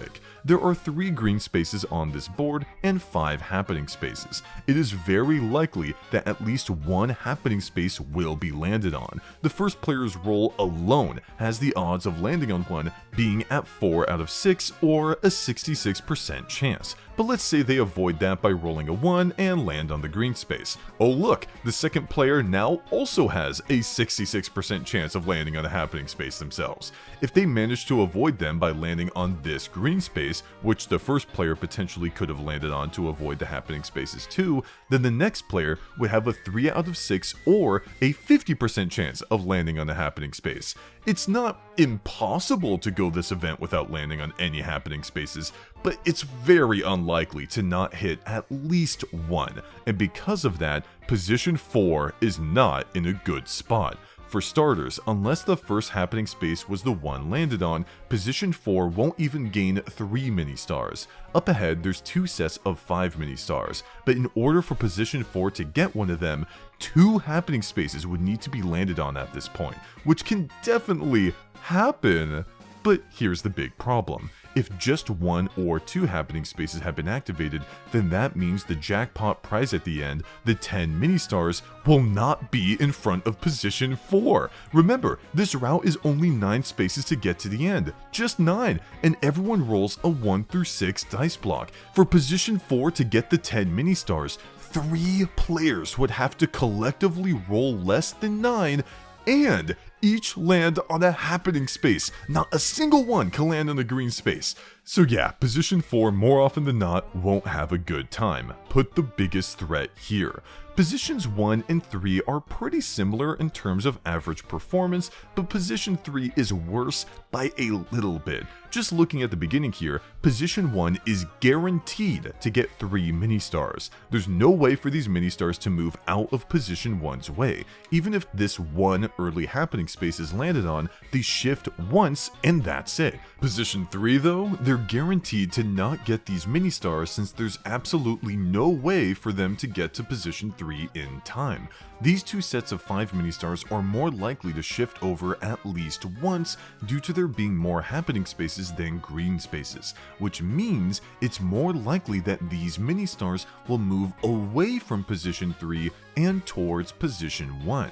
I cannot emphasize how likely it is that at least 1 happening space will be landed on, which means that these 10 mini-stars at the end will shift at least 1 to the left. This is good for position 3, so long as no more happening spaces are landed on. However, if 1 more is landed on, which is a bit of a toss-up, then the 10 mini-stars will shift to the left once more, leaving position 3 with nothing, but now position 1 gets 10 mini-stars. This final part is pretty fair between positions 1 and 3, but for the reasons we talked about earlier, position 3 is slightly worse than position 1. Finally, we've got position 2. At first glance, it may not feel like the best. It is not guaranteed to get these 3 mini-stars at the beginning like position 1 is, but position 3's odds of getting 5 mini-stars is quite good. Either no happening space would have to be landed on up until this point, or just a single one, which ain't half bad. Where this position really shines though, is at the final part with the 2 sets of 10 mini-stars. It looks scary to be in position 2 beginning this event because these mini-stars are not in your lane, so you're essentially counting on at least 1 happening space being landed on, which is again a very fair bet. In that scenario, the 10 mini-stars will be yours for the taking, and in the event that a second happening space is landed on, oh look, 10 mini-stars are still yours for the taking. This is what makes position 2 so great. It's versatile. Whether only 1 happening space gets activated or 2, it'll still will gain 10 mini stars. There are outlier runs of this event where 3 or more happening spaces are activated, but more often than not, 1 or 2 will be what you see, leaving position 2 at a nice spot. Here are the rankings once more. The Almost There event is right after this Captain event, where saying yes to Bowser's presence can net you 6 Bowser spaces this time around. A joy if you're in the lower placings, but terrifying if you're in the higher ones. To add on to the misery, there's one final Bob-omb sign in this section which functions just like the other ones. You need to think very carefully here about whether you should roll normally versus using a special dice block. Consider how dangerous landing on a Bowser space is to you at the time versus how many spaces the vehicle has left to move before the Bob-omb explodes. Another thing to consider is that there are 2 sets of mini stars throughout this final section that you really want to get your hands on without blowing up. Do not get greedy here. Whereas the previous Bob-ombs halved your mini stars during a stage in the game where players were still building up their stock, here you're likely quite a bit higher than you were before, especially after that Captain event. So don't foolishly blind yourself to running into mini stars if it means risking the Bob-omb blowing up in your face. If you need a threat to blow up, then see if you can work together with the other players to use your items to ensure that the threat goes down. Overall, Bob-omb Factory has a lot of events that like to move the vehicle around different pathways, as well as the scary Bob-omb events that can ruin your day. Manage each one appropriately throughout the course of the game, and you'll have a good time here. We've stumbled into Boo's Horror Castle. Here's the space lineup. It has no Bowser spaces before the Almost There event activates, and no unlucky spaces, period.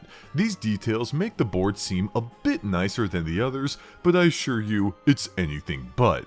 The beginning rolls aren't anything too special. There's a lot of green spaces that do nothing, but there are a few dash spaces in this opening section that someone could luckily chain off of. A toad house is here for anyone lucky enough to get there too. It's only until the vehicle enters the mansion that dice block spaces start appearing, where you and the other players will now start to gain some agency over your board play. As soon as the vehicle enters the mansion, a Boo will pop out of a painting and hover at the entrance. At the end of each player's turn, this Boo will move forward 3 spaces. If it manages to reach the vehicle at any point, then whoever's the captain at the time will lose half of their mini stars rounded up.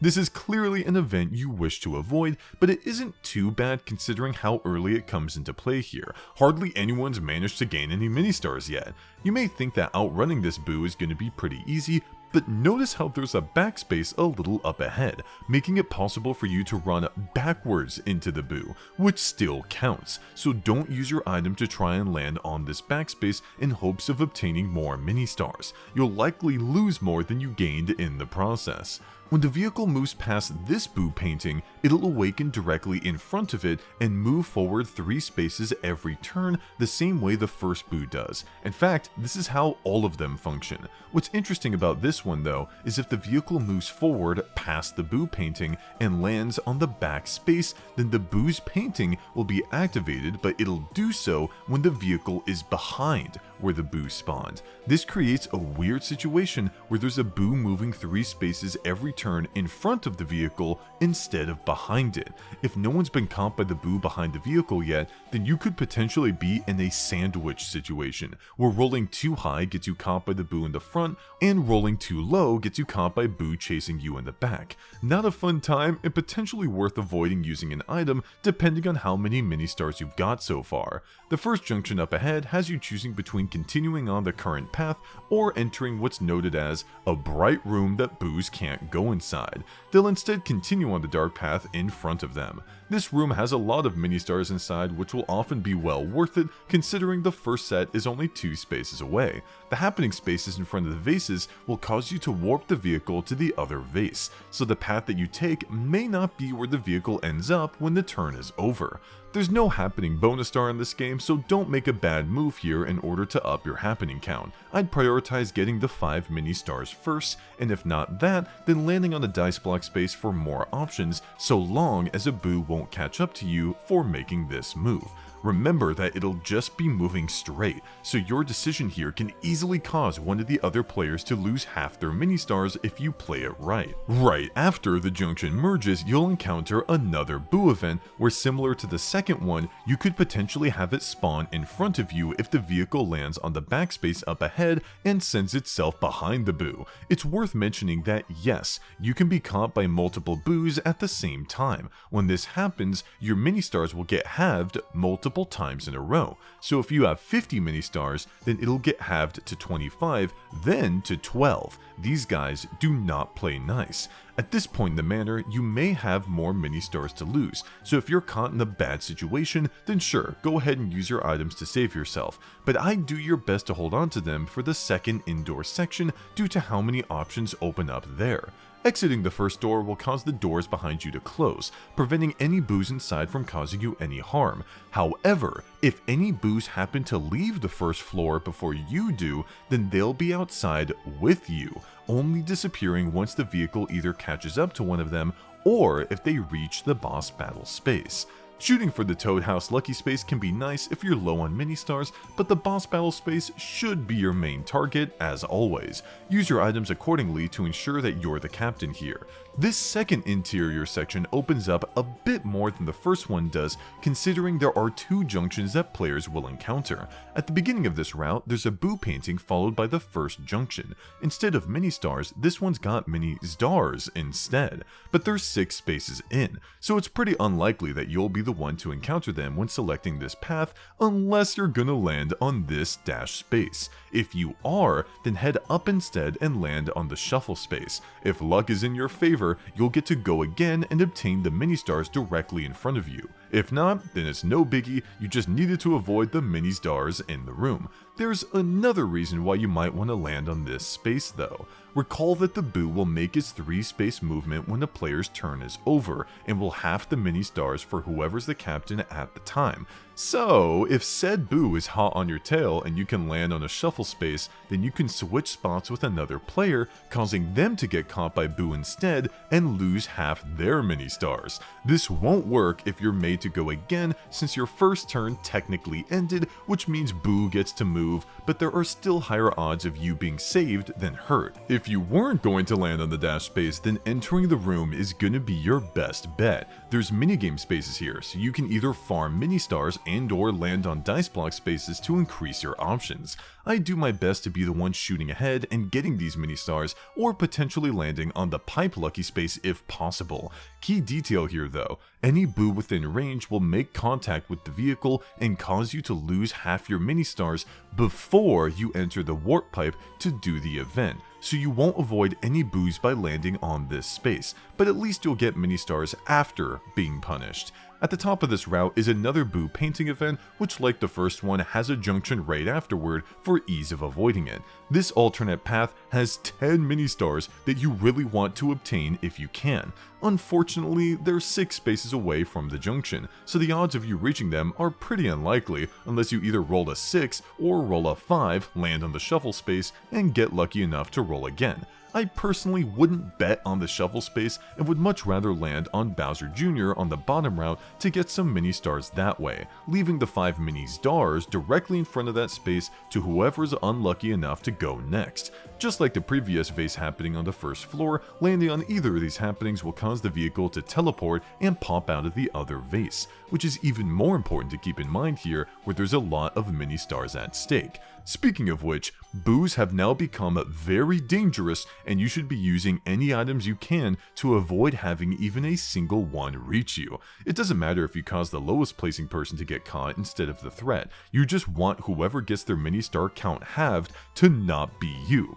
If you can manage that, then you'll be in good running to win the game. It can be easy to miss, but there is another boo painting event on the side of the wall here right before this vase happening, so the decision between taking the bottom route versus the right route here will also affect whether or not everyone has to deal with yet another boo tailing them. There's also a backspace at the end of this section, which overcomplicates things even more as you hope to not back yourselves into the boo. Any item, and I mean any item, even a slow dice block, should be used to either easily escape from the boo, or even better, guarantee someone else gets caught instead. I cannot emphasize how game-changing getting caught by one is.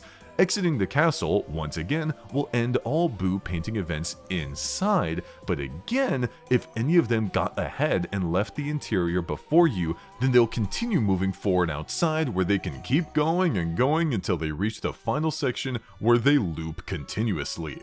Unlikely, but certainly possible. There's a captain event up ahead, which I would normally say is something you should save your items for to ensure that you're the captain of it, but as we're about to get into, this is not an event you earn tons of mini stars from, so it's not as important as other captain events. Still great if you can be the captain here, don't get me wrong, but I'd personally use one of my items early on in the route here to guarantee that I get these 10 mini stars instead of my opponents. If that's not possible, then I'd prioritize using an item to be the captain of this event, which is known as the Scaredy Rat Race Captain Event.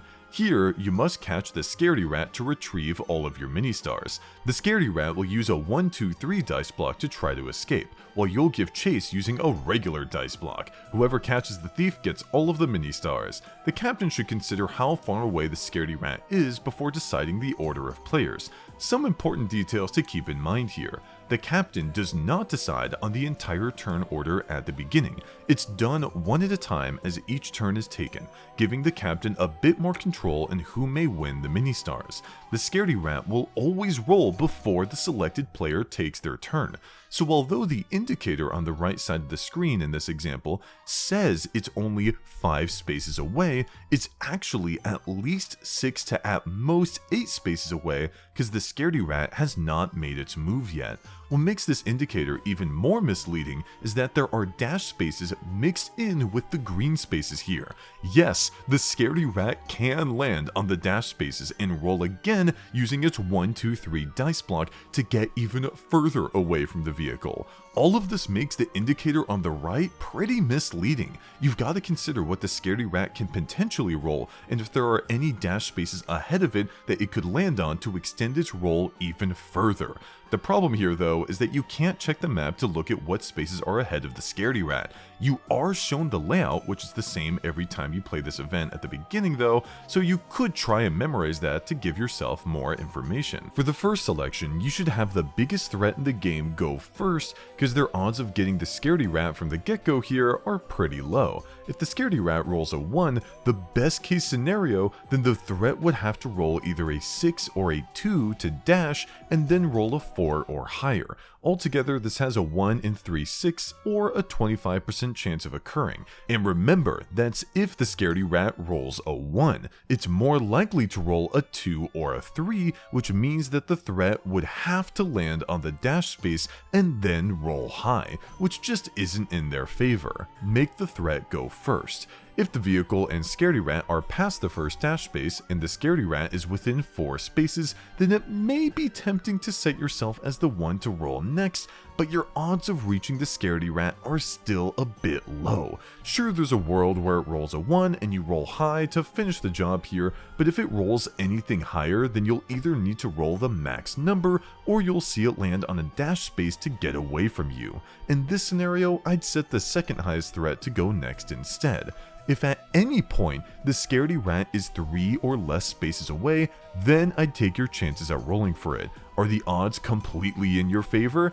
No, but they're pretty good, and waiting for the odds to be incredible is gonna result in one of the 3 other players eventually getting lucky enough to get a good roll themselves.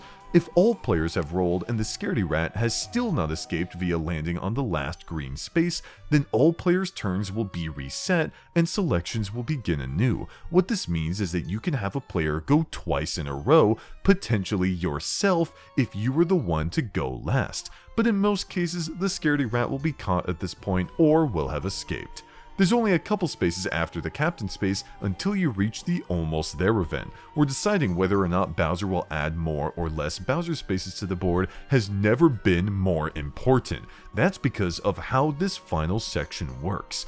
The objective is to get the vehicle to the end here with the arrow, where the captain will roll a dice block in an attempt to get whatever number is on the gate or higher. It'll start at 6, and if the captain doesn't get that number, then the vehicle will be forced to do another loop around the area, and the gate's new number will be whatever number the captain rolled. With enough bad luck, you can see the vehicle looping over and over until the gate just lets you through by default on account of it being a 1. I'm sure you can see how looping here while there's tons of Bowser spaces present can be terrible if you're ahead, or a blessing if you're behind, so think very carefully about which side you fall on when deciding whether or not you desire a whole bunch of presents. There's a Boo painting event at the beginning of the round. Yes, even here, not just inside. It functions the same as the indoor ones though, as does the second one up here. They'll both move along in a circle with you, very likely to eventually catch up unless whoever's the captain at the time manages to get lucky with their dice block roll early on at the gate. You can avoid them by taking the lit up route on the left. Just keep in mind the 2 vase happenings which, again, teleport you to the other side. It should go without saying that losing half of your mini-stars here will essentially lose you the game, unless the threat ahead of you has also lost half of their mini-stars as well. There are a lot of weird spaces here that can screw things up. We've got multiple shuffle spaces, dash spaces, and a backspace, which can turn a good situation into an abysmal one should you land on any at the wrong time. This is why you should be saving your items up for this section as early as leaving the second floor, perhaps even earlier if the boos in this section end up not posing much of a threat.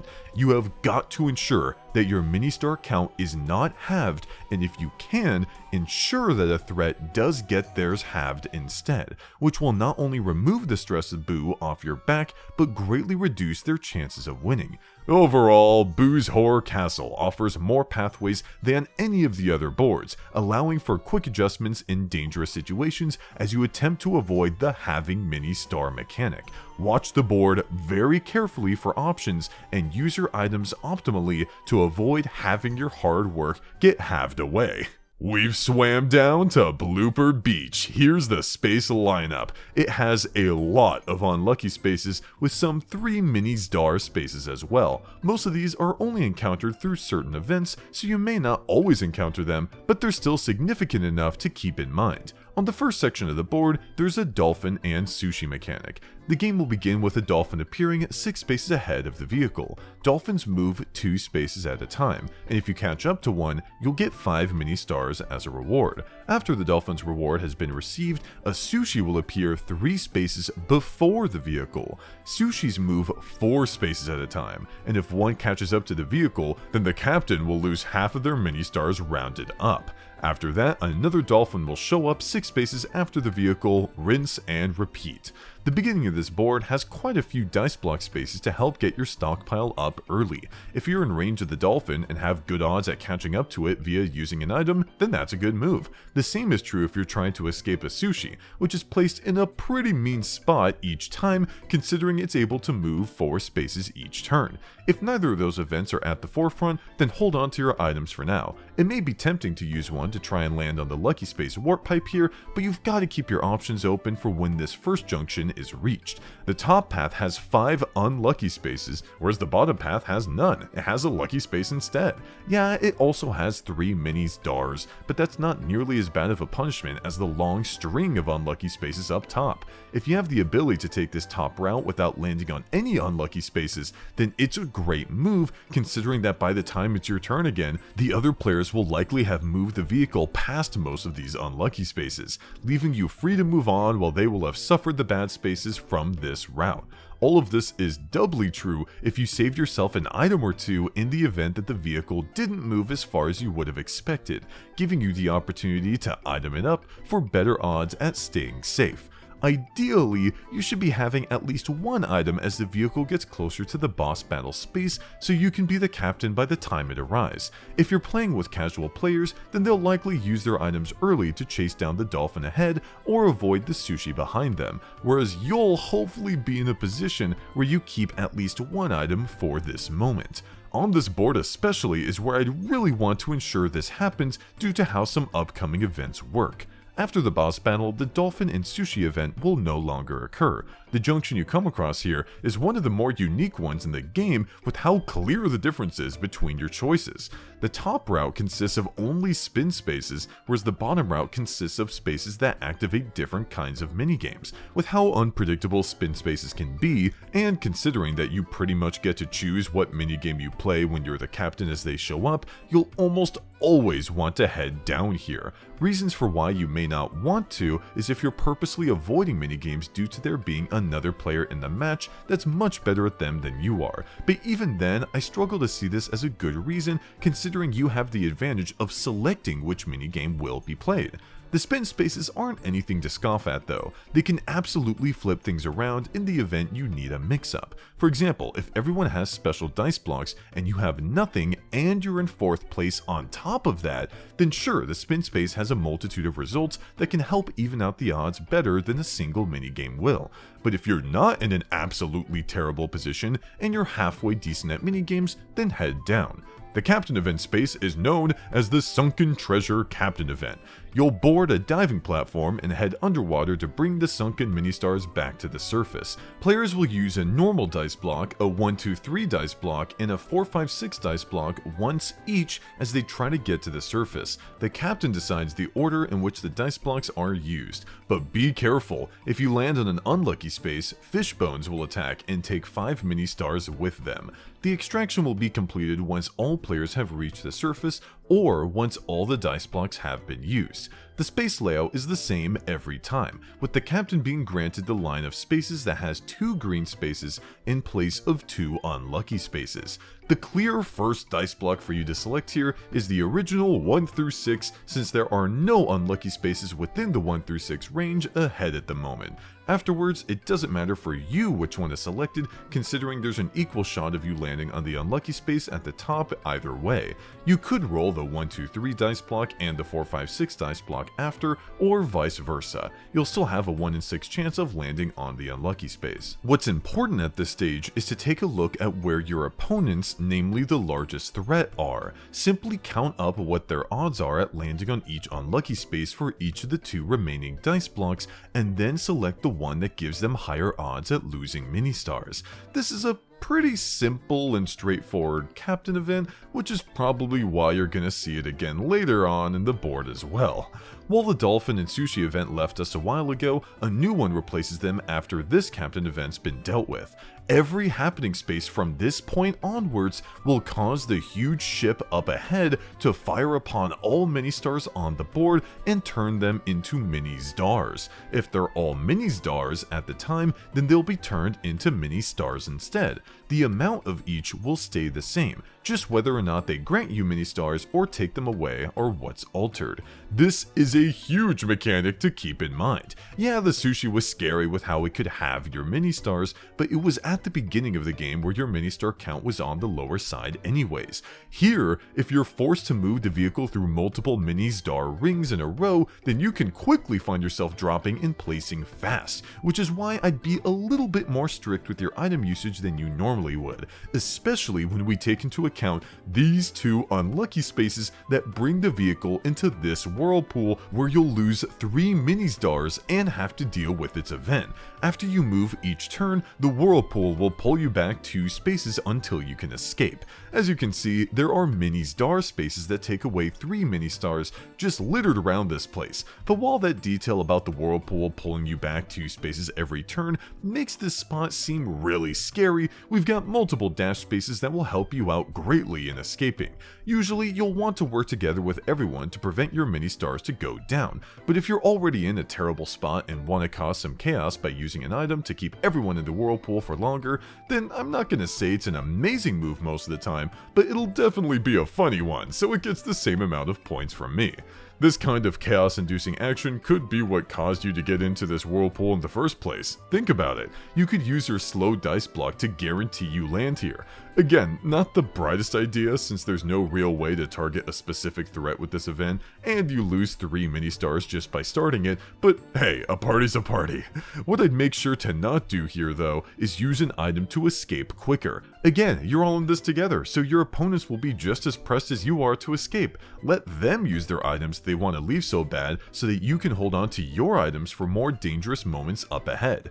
When you've escaped this event, you'll be on the lucky space next to the Toad House, which is right before a large branching path which will differ greatly depending on a few factors.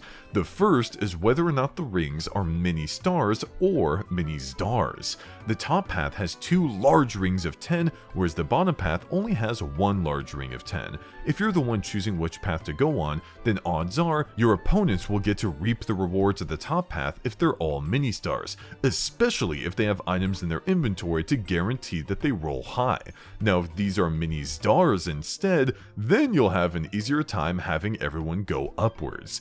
You may have noticed that Green Toad, who signifies the Almost There event, is already on one of the boards, which might make you think that this event only triggers if you go that direction, but nope, Green Toad will move on over to the board if you select that way instead. There's also 10 spaces away from each board too, so you shouldn't base which direction to go on this event at all. The cruel part about this junction is that the camera isn't zoomed out enough to show you further spaces, which is important because there's a captain event only on the bottom path, not the top. This event is just the Sunken Treasure Captain event all over again, except everyone begins with 15 mini stars this time instead of 10, and there's 1 more unlucky space on everyone's lanes, including the captain's.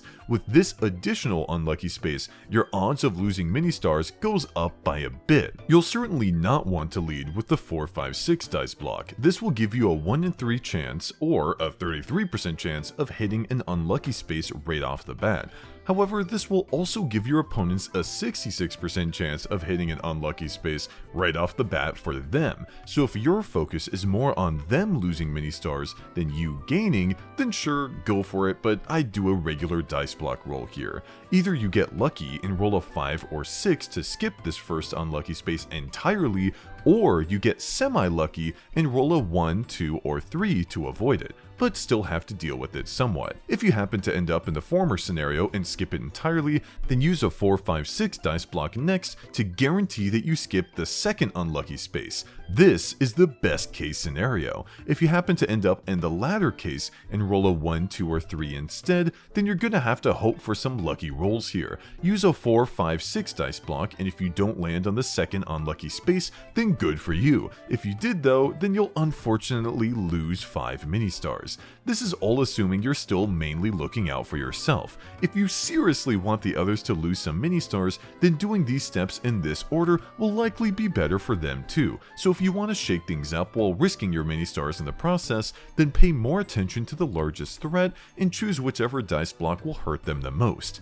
Landing on any of the 3 lucky spaces on this final stretch will take you to the Star Island. If you land on the lucky space here, you'll get the mini stars in the center. When a player collects the mini stars, everyone will be transported back to their original route. When first entering this event, you'll be granted 3 mini stars and will also be allowed to roll once more since it'll have you land on a dash space. The mini stars in the middle aren't the only ones in this small section. There are 2 sets of 3 mini stars on the left side and right side as well, and considering this area is only 5 spaces long, you can find yourself stuck here for a while if players consistently do not land on the lucky space. If you're ahead in the game, you want this event to end as quickly as possible, no questions asked. The longer you're here, the more mini stars everyone will gather and potentially close the gap on the lead you have. Use whatever item you have, ideally a slow dice block, to ensure that you can close out this event without any tragedies occurring.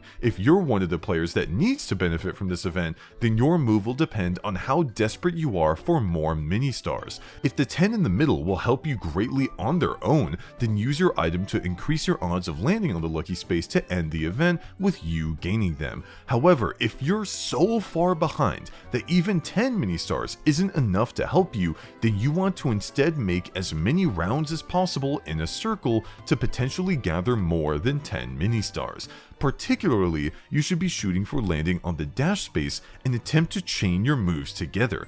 Games can be won or lost here, which is why it's important to keep in mind whether or not you even want to visit this place in the first place when these spaces are ahead of you. Remember, there's 3 lucky spaces that take you to Star Island, which means you could potentially go back if another player just happens to land on one of the lucky spaces again or purposely tries to land there. There's even a backspace at the end of the board, which, as you know, can send you back a maximum of 6 spaces, which just so happens to be the first lucky space of 3. In some games, you may just cruise on past these lucky spaces, not thinking much of them, but in others, especially in ones where players are purposely holding out their items to make these big moves, you may find yourself stuck here for a long time.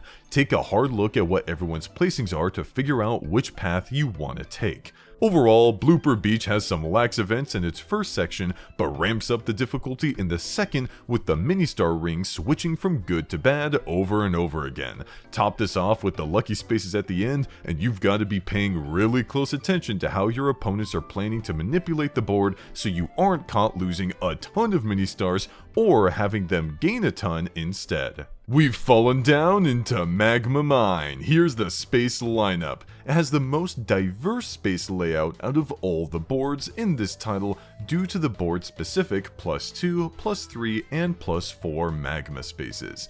We'll go more into detail on what they do as they pop up on the board. The beginning section doesn't give you much to work with in terms of increasing your options, considering there's few dice block spaces. More appear on the upcoming junctions left and right paths, along with spin spaces and lucky spaces to help get your stock up. There's no big gimmick at this stage in the board, so I'd refrain from using any items you get in their entirety unless you can greatly increase your odds of reaching the boss battle space as the captain. The first junction has what's called the Which Way Wheel. The Which Way Wheel gives everyone the chance to possibly decide the route the group will take. Players choose which way they like to go, and the wheel is spun. The group then takes the route chosen by the player it lands on. If everyone chooses the same direction on the junction roulette, then it will not spin and players will automatically go that way. Everyone gets an equal chance of having their selection counted. Each path has clear upsides and downsides for each player's position. For example, the left side has a 10 mini-star ring, which is pretty good for whoever's turn is second if the vehicle will move up that path a bit. But if the vehicle only moves down the path a few spaces, then whoever goes second will be met with multiple mini-stars instead. You're ultimately taking a good look at which space the vehicle will end up at the end of this turn, and when you'll go next to have a good idea of which path is best. Oh, make sure you're looking at the left profiles to check for the turn order, by the way. The right profiles are listing players by their player number, not by the turn order. You may have noticed that there's a captain event on each path. They're an equal amount of spaces from the junction and offer the same event, so you don't have to account for them when making your decision. This captain event is one you definitely want to be in charge of, because it's the Dice Block Chicken Captain event. Players hit a dice block, they then move along the course collecting mini-stars. The farther you move, the more mini-stars you'll collect, but if you go too far and fall off the cliff, you'll lose them all. If the captain claims the final mini-star, gives up, or falls off the cliff themselves, the event ends for everybody. The captain will be given the option to give up once at least one player arrives on a tilted green space.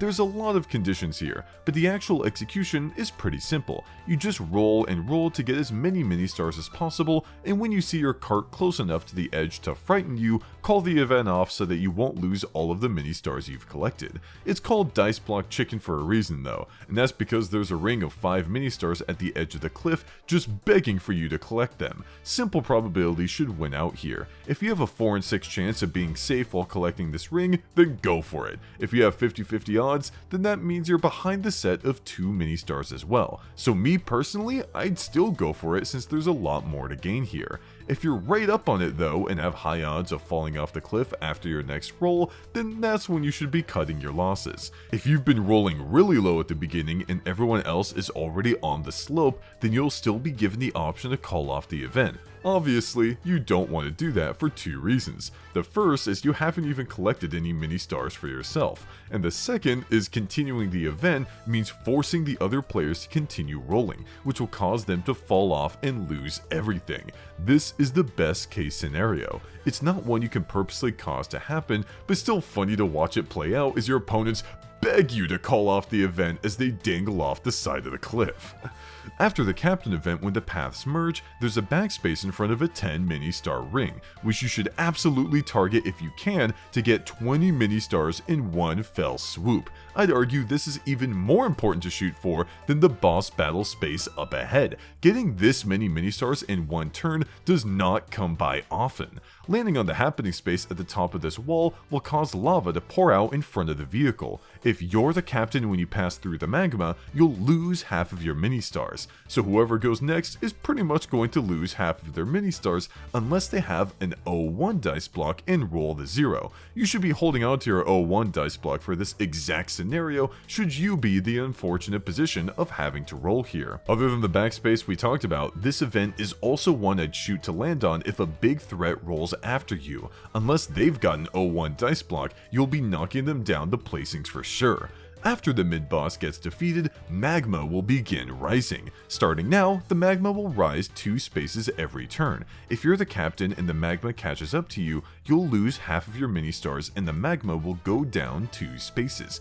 That red line is the magma line. It indicates the level the magma will rise to every turn. But if you land on a magma space, the magma will rise even higher than the magma line. The magma rising 2 spaces every turn is simple enough when you're just going straight up, but the complexity of this mechanic starts to show when the vehicle is moving on flat land. While yes, you are progressing by moving forward here, you're not making any progress on avoiding the rising magma, so you've got to keep that in mind as you decide which direction to go at future junctions. In addition to that, the magma spaces which raise the magma level varies in severity from +2 to +3 to +4. The +2s are the most common, whereas the +4s are the least common. With all that in mind, this mechanic is one that you have a bit of control over considering all the moving parts. At the upcoming junction, there's a which way wheel that functions the same as the first, with everyone voting for which way they want to go. The decision here is pretty dang different. The right route has the vehicle quickly heading straight up to the next section with one less magma space to boot.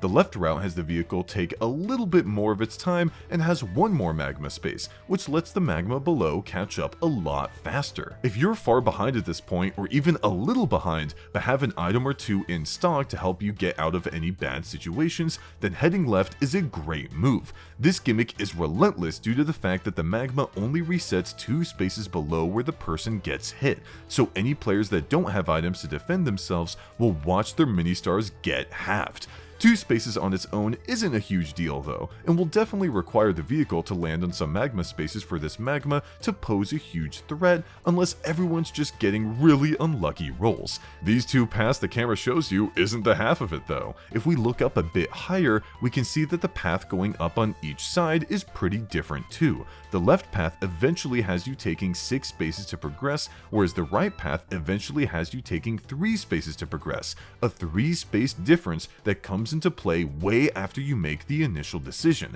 But that doesn't mean you're locked in though. You can switch over, because there's one junction in the middle of each path where you can cross over, except for the fact that crossing over wastes a ton of time and it's absolutely littered with magma spaces. Thankfully, there's a which way wheel on both of these junctions. If the current captain is way ahead of everyone and going this direction would cause them to lose a ton of mini-stars, then tell the other players to vote for going here so that they have a better chance at winning, cause it's true. You should be doing this for every which way wheel junction to try and take down whoever the threat is at any given time. Now if you're the threat, then obviously you shouldn't mention how terrible it'd be for you to go the other way.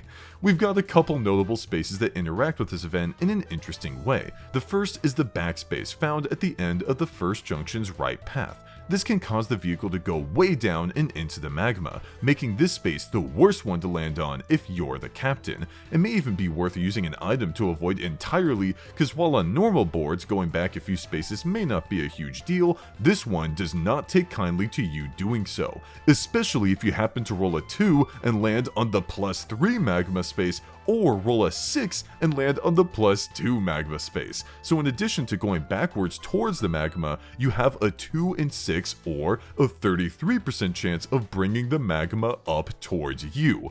Yeah, no, I'd use an item. Treat the red part of this backspace as magma itself and avoid it at all costs. The left side second junction's top route has a shuffle space 6 spaces away from it, so if the captain currently has 6 spaces to move and the vehicle goes up, then everyone will get shuffled around. This isn't flat out terrible for you like the backspace is, but depending on what level the magma is currently at, can cause you some trouble. Observe the magma line and what the worst case scenarios could be as opposed to taking the deadly route to the right.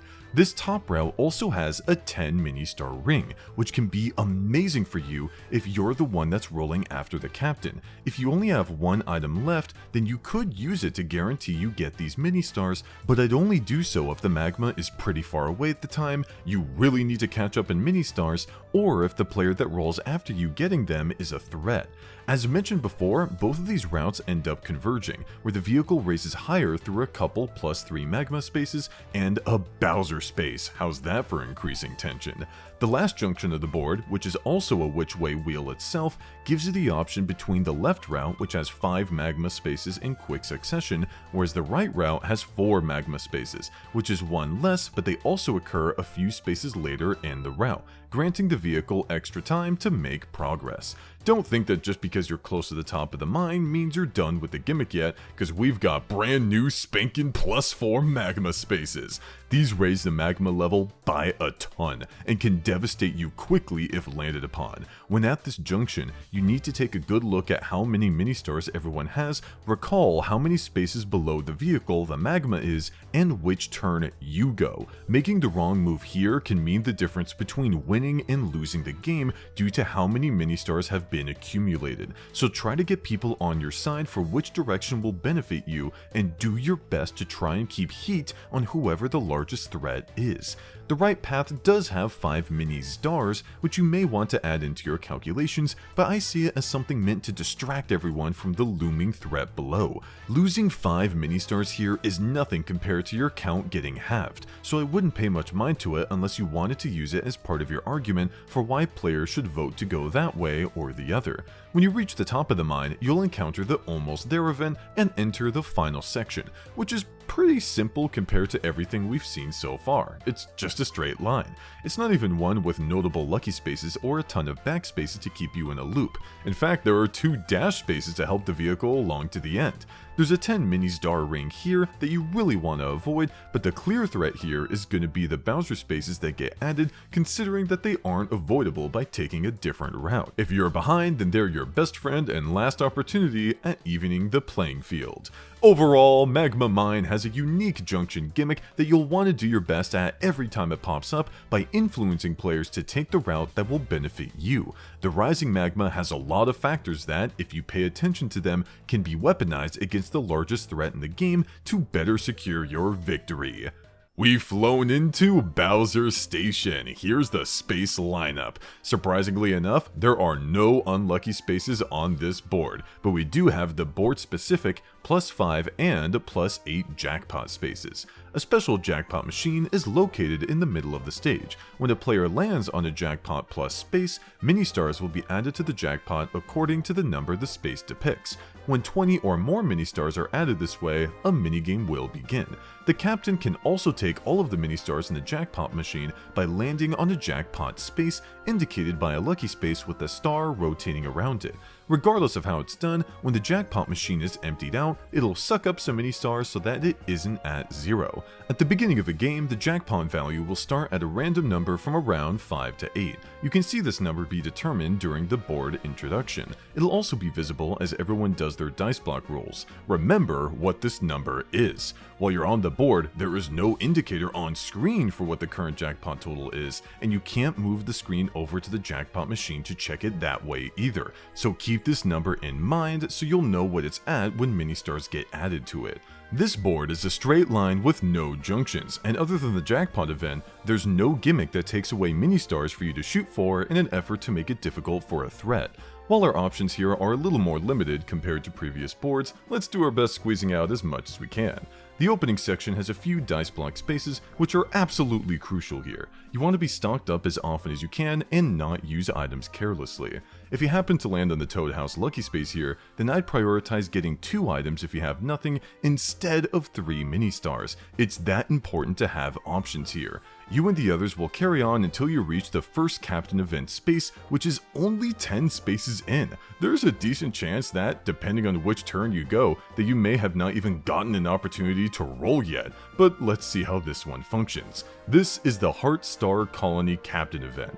Each player hits the Heart dice block once, then the captain hits the Heart dice block 3 times. When a player and the captain have matching heart colors, they each get 2 mini stars. The captain can get even more mini stars by matching colors with more than one player. This essentially gives the captain way higher odds at gaining mini stars than any individual player. It won't be by an amazing amount, but it's still enough to make a difference, at least this early in the game. There's a chance after the captain rolls that Bowser Jr. will swoop in and force everyone to roll once more, where he'll roll his own dice block and anyone who matches his color will lose 2 mini stars. I still wouldn't use an item to try and be the captain during this event though. It's not as good compared to captain events on other boards, and there are more useful situations to be using your items on. Like this 10 mini star ring for example. A 4-5-6 dice block or a 1-10 dice block can be pretty nice here to try and secure an early lead. Before this ring though, we see multiple jackpot plus spaces. Do not purposely try to land on these. Sure, raising the jackpot can be nice, but it's better to let that happen naturally and save your items for better situations. That being said, if an opponent has an item that allows them to land on the jackpot space, such as a slow dice block, then purposely landing on one of these jackpot plus spaces to raise the jackpot to at least 20 mini stars is a great move, since that's the threshold where a free-for-all minigame showdown will begin.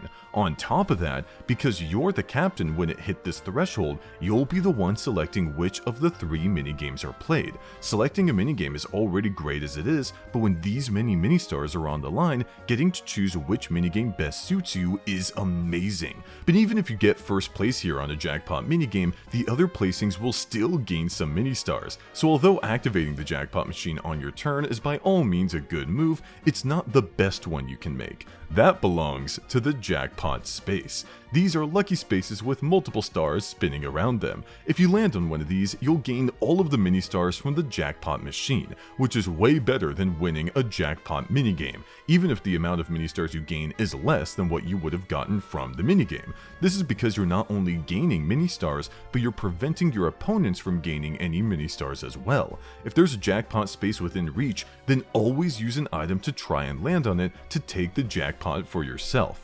The mid-boss battle, unlike the previous boards, will not let the captain choose which of the 3 boss battles you want to play. Instead, because you're on the Bowser board, you'll be forced to play Bowser Jr.'s boss minigame. We'll cover this minigame when we get to the minigame section, but spoiler alert, it's luck, which means that one of the players is going to end up gaining a lot of mini-stars at random. Having the captain bonus when entering this minigame can really help in evening out the results of this minigame in case you get really unlucky rolls as it plays out, but only use your item to try and be the captain for this one if it'll almost guarantee that you'll get it. If not, hold on to your items because you'll need them soon. Notable spaces after that boss battle space consist of a jackpot plus 8 space, a Toad House lucky space, a Bowser space, and the second captain event.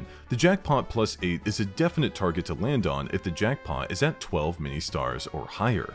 The Toad House lucky space can be great to shoot for if you don't already have a slow dice block in your inventory. These are fantastic since they can guarantee that you land on a jackpot space. You'd better have a good reason to be using them for any other reason. Landing on a Bowser space this early on can be fun if you're in last place, but it's not something I'd go out of my way for. The second captain event is known as the Bingo Colony Captain event. In the Bingo Colony, players try to be the first to complete a bingo on a 3x3 board. Players take turns hitting a 1 to 10 dice block to fill in numbers on the board. The player who completes a bingo wins all of the mini stars on that row. This can be multiple rows or columns. The captain decides the order in which players hit the dice block, so think carefully and try to set an order that will help you complete a bingo. This order is done one at a time as each player rolls a number. If a player rolls a 10, then that won't do anything. There's no bingo to win when there's nothing on the board, so the starting picks should be obvious. Have everyone else go first, beginning with the biggest threat. Even if the first two players manage to roll numbers that line up with one another, I would still have the third player go before you. The fact that there's only one number away from a bingo may tempt you, but don't be fooled, a number that's been rolled can be rolled again. So even if it looks like the odds have increased greatly for a bingo to occur, they haven't. It's a 1 in 10 shot. Let the third player go for it instead. Then when they make their mark, you'll go and hopefully get lucky and nail a bingo early. If you did, great. If not, then take a good look at the layout, because now you'll be selecting the order of players anew. And guess what? You can make yourself go again. That's 2 times in a row. Only do this if the layout is a nice one, where multiple bingos are possible. If it's not, then having the least threatening player go instead is a better move. There's a rare chance that Bowser will show up in between decision making and turn the bingo colony into the dark bingo colony, where all the mini stars will turn into mini stars. Getting a bingo now will cause you to lose mini stars. This is where you've got to inverse your thinking and have yourself go when there's a lower chance of a bingo being made. After this captain event, there's quite a few jackpot plus spaces scattered about that are a joy to land on if they spark the jackpot minigame. But don't be too hasty in using your items here, because there's a jackpot space not too far off. Prioritize landing on it above all else. Well, kind of all else. There's a ring of 10 mini stars here that you really do not want to grab. The jackpot is nice and all, but unless it's pretty large, it may not be enough to properly compensate you for losing all these mini stars here. After this, you'll encounter the Almost There event. Bowser's presence this time around only replaced dice block spaces, which look scary at face value, but most of these spaces are at the very end of the board anyways, so you very likely wouldn't have ended up getting the opportunity to use whatever item you would have gotten from them. Regarding dice block spaces in general though, there's not many left on this board, which means not much opportunity for gaining more items. There's not even any spin spaces up ahead. Did you notice that there's only one of those on the board, by the way? The saving grace here is this Toad House Lucky Space, where if there's a slow dice block to grab, you need to prioritize it. Why? Because there's one more jackpot space at the end of the board and you want to be the one to land on it. Not to mention there's a plethora of jackpot plus spaces.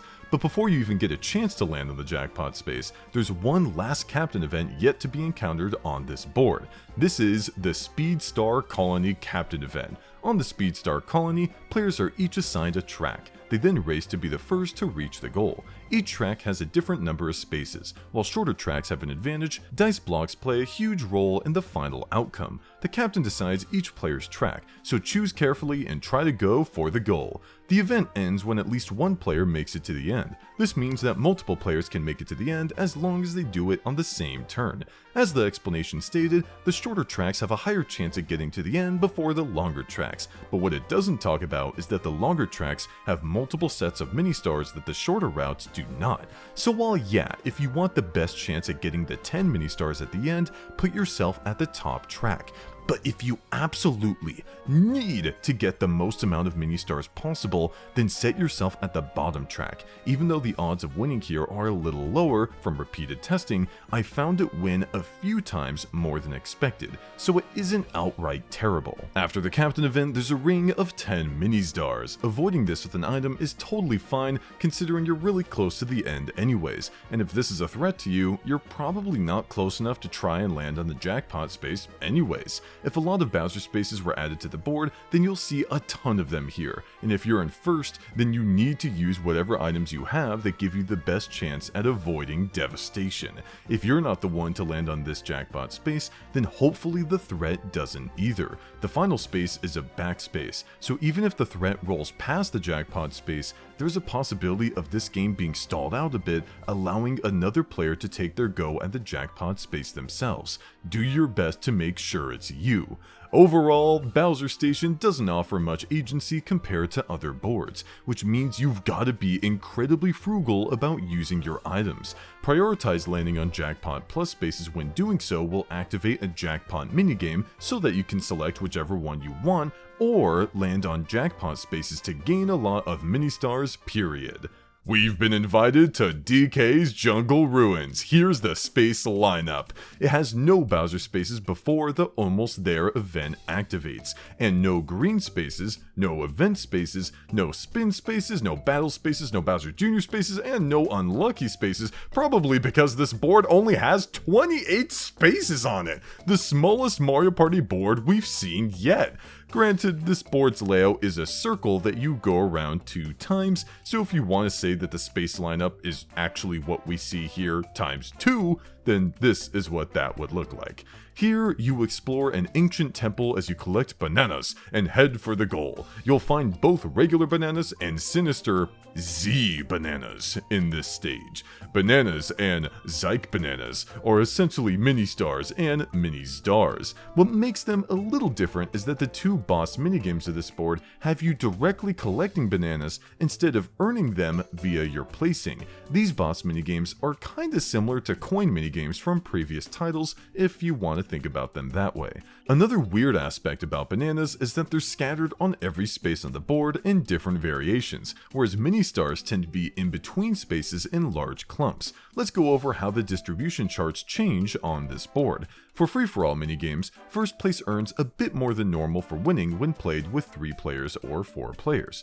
For 1v Rivals minigames, the solo player earns a bit less than normal when they win. Regarding the mid-boss and final boss minigames, again, they're like coin minigames, so there's technically not a first place, second place, third place, and fourth place. It's whoever got the most bananas, then whoever got the second most bananas, and so on. That's how the captain bonus is determined.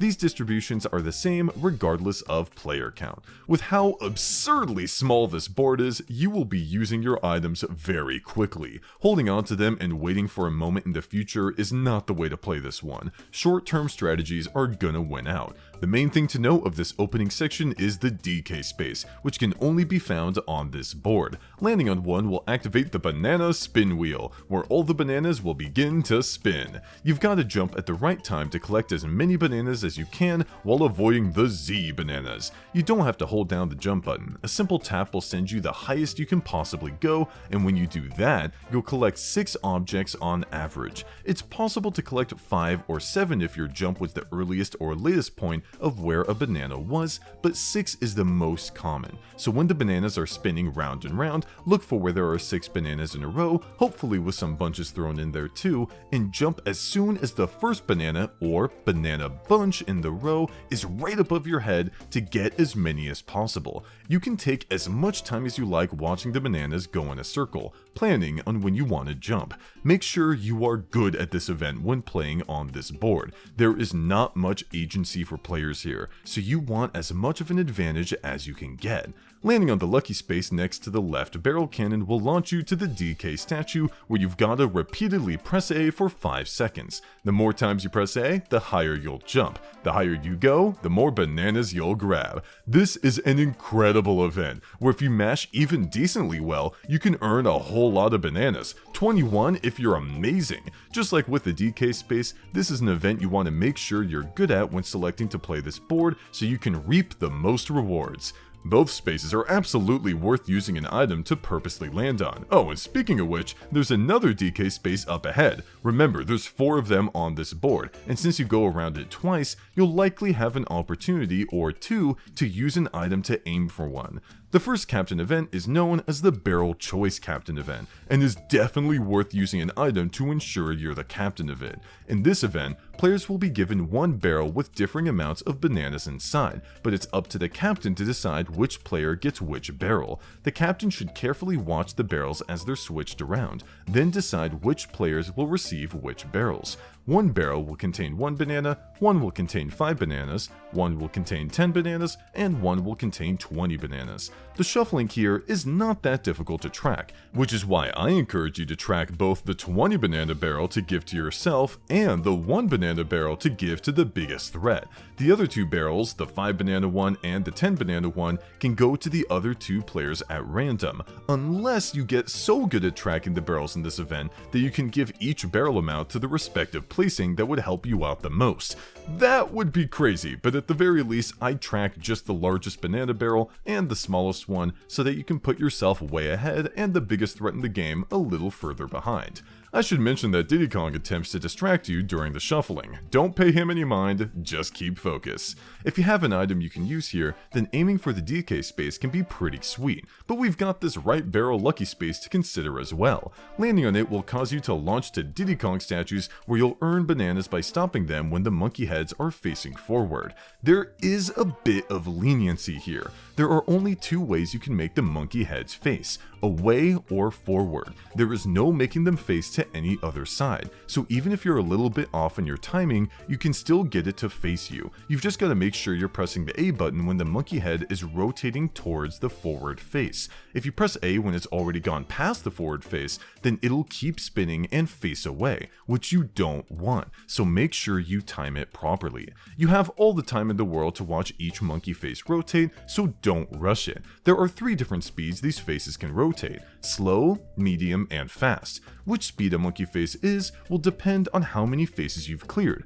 The slow speed is given if you haven't cleared any monkey faces so far. The first monkey face will always be at the slowest speed because you couldn't have cleared any yet. If you were to fail it, then the second monkey face will still be at the slowest speed, and if you were to fail it too, then the third monkey face will also be at the slowest speed. The medium speed shows when you've cleared one monkey face, so if you clear the first one, then the second monkey face will be at medium speed. This is still manageable, so keep calm and get used to its rotating speed before pressing A. The fast speed shows only when you've cleared 2 monkey faces, meaning only the third monkey face can be at the fastest speed. This one can be difficult if you aren't used to it. Again, take your time and don't rush it. Clearing a slow, medium, and fast moving monkey face will earn you 3, 6, and 9 bananas respectively. So if you manage to clear all of them, then you can gain a total of 18 bananas for your perfect score. That's a little bit less than the left barrel lucky space event, but still absolutely worth trying to land on if you have an item in your inventory to help you out. Another space to aim for is this DK space after this event. I hope you've taken notice that you're essentially trying to either land on either of the 2 lucky spaces or the DK spaces. They really are that impactful on a board like this one. Other than that, we've got the mid-boss battle space up ahead, which you'll also benefit from greatly by being the captain of it. This mid-boss battle will always be Diddy Kong on this board. We go more into detail on his minigame in the minigames section, but in a nutshell, you can rack up a lot of bananas if you time your barrel shots quickly and aim for the bunches, grabbing them before the biggest threats in the game do. After this, you'll begin the second lap on the board, where all the spaces are the same and function the same, so almost all of the advice for the first lap goes for this one too. Let's go over what's different though. Right before this dice block space is the Almost There event, where having Bowser grant a bunch of presents will have him replacing dice block spaces and a shuffle space. Similar to Bowser Station, dice block spaces being replaced with Bowser spaces doesn't matter all too much, considering that very likely you wouldn't have been given the opportunity to use whatever item you got from said spaces regardless, because most of them will be near the end, but there are a couple that come earlier. The left barrel lucky space and the DK spaces here are still worth shooting for, but only if you cannot guarantee that you're the captain in the upcoming captain event. This may be the second time you've encountered the barrel choice event, but it's slightly different. The distributions for each barrel now go like so. One barrel will contain 5 Z bananas, one will contain 10 bananas, one will contain 20 bananas, and one will contain 30 bananas. The shuffling is also a bit faster here, making it a bit trickier to track 2 barrels at once like before. And to top it all off, DK will distract you right after Diddy Kong distracts you, covering up more of the screen than you may be used to. Again, the ideal here is to track both the 30 bananas barrel and the 5 Z bananas barrel at the same time, while giving the largest threat the 5 Z bananas and yourself the 30 bananas. But unless you get really good at tracking these barrels, then you've got to take the chance that the threat gets a lot of bananas themselves. But wait a minute, who said that you had to track them alone? What you should do here is work together with the 2 players that aren't the biggest threat. So, for example, if you're in second place, then tell fourth place to track the 20 bananas barrel, tell third place to track the 10 bananas barrel, and you'll have yourself track the 30 bananas barrel, leaving first place to get the remainder 5 Z bananas. Third place and fourth place will likely listen to you because it helps them avoid the worst case scenario of getting the 5Z bananas barrel. Another plus is that it'll guarantee that the player in first place will lose bananas, which helps them as well. Now things can go wrong here if third and fourth place don't track their barrels properly, which can result in first place receiving bananas instead of having some being taken away, but that may be a risk you'll have to take. You could do this strategy the first time you encounter this barrel choice event, but considering that it's a lot easier to track 2 barrels in this first variation, it may not be necessary. Just like on the first lap, the path heading down has multiple DK spaces and the right barrel lucky space for you to earn a lot of bananas on. Use your items here for a chance at upping your banana count before the game's over. The Bowser spaces that were added to the board earlier will be around here at the end, so if you're in fourth place, then consider landing on one of them instead. If lose half of your bananas is selected, then Bowser has a tendency to double your bananas, perhaps to stay in DK's good graces. All that aside, when the vehicle reaches the boss battle space again, you'll engage not Diddy Kong, but Donkey Kong this time in a boss battle minigame, which functions similar to Diddy Kong's by having players launch out of barrels and towards a ton of bananas. You'll mainly want to shoot to the higher part of the arena for a whole bunch of bananas though. We'll cover this minigame more later. Overall, DK's Jungle Ruins is short. Really short, and on top of that, it offers very few options for players to take to improve their game. Prioritize landing on DK spaces, lucky spaces, and being the captain for the barrel choice event to properly go bananas. This title has 78 minigames that all have a chance to pop up in party mode, 4 players specifically. There's 44 free-for-all minigames, 10 1v Rivals minigames, 10 Bowser Jr. minigames, and 14 boss minigames. 4-player minigames and 1v3 minigames were renamed to free-for-all minigames and 1v Rivals minigames respectively so that their category titles still made sense when played with fewer people. As stated earlier, there are reverse minigames in this title where the objective is to get last place. Quick reminder that doing so will earn you 10 mini-stars or 20 bananas if you're playing on DK's Jungle Ruins. If multiple players come in last, then they'll each gain 10 mini-stars or 20 bananas respectively. Billistics, Chain Event, Thwomper Room, and Tumble Temple are the only reverse minigames, which we'll cover as they come up. With the boards giving less agency in this title than normal, it is imperative that you are better at most minigames here than your opponents, so practice away. Free-for-all minigames, here's the distribution table. 10 to win, players choose a panel and watch as the number on the back boosts them, another player, or everybody. Be the first player to raise your platform to 10 to win. Multiple players can win. These are all the possible panels that can show in the game. U means only the player choosing the panel, Rivals means every player besides the one choosing the panel, First means the current front-running player, which can be multiple, including everyone, Last means the current last place player, which can be multiple, but if it's everyone, then no one moves, All means everyone. Regardless of what layout is given to the players, there will be a winner by the end. The minigame begins by showing you all 12 panels face up before flipping them over and shuffling them around like crazy. Then, one of the 4 players will be chosen at random to kick things off.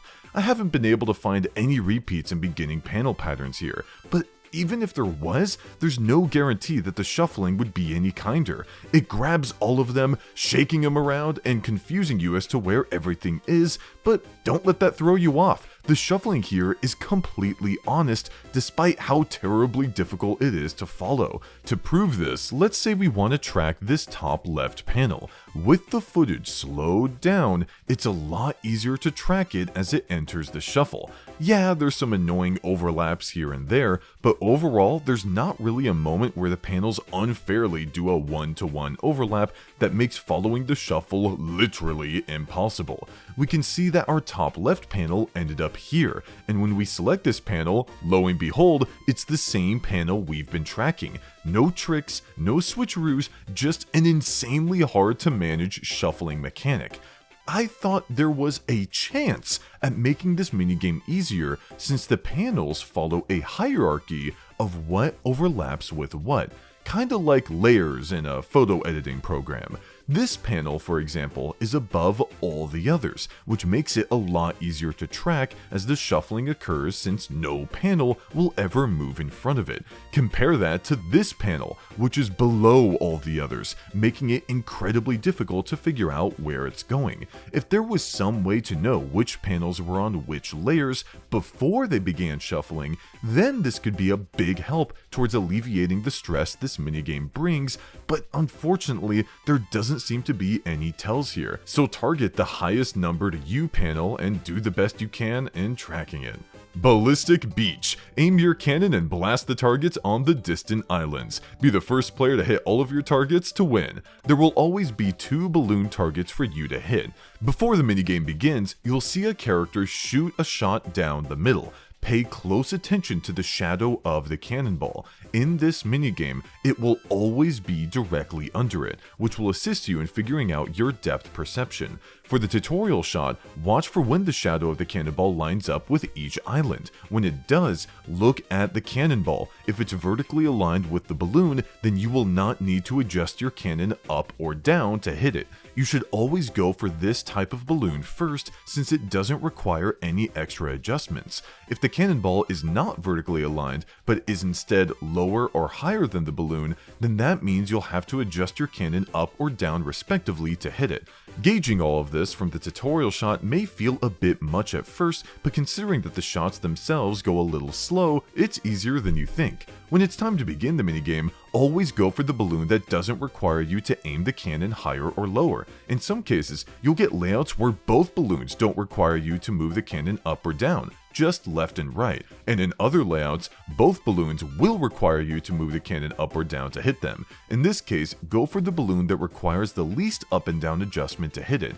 Going for the balloon that requires the most adjustment first will have you doing extra work adjusting all the way back to what you were at in order to hit the balloon that wouldn't have taken much to hit had you adjusted a tiny bit and taken it out first. When aiming left and right, you will never need to have your cannon tilted at these extreme angles facing to the left and facing to the right. Balloons do not show up here. Balloons near the middle are pretty straightforward and let you hit them by simply lining up your cannon with the island.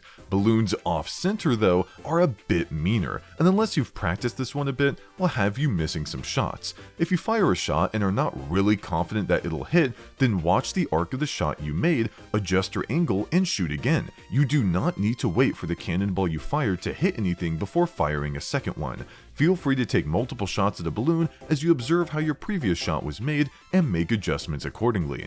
Only move on to the second balloon if you're really sure that a shot you fired will hit. If you move on too early and the balloon you were aiming at doesn't get popped, then you'll have to readjust everything all over again, which can eat up some time.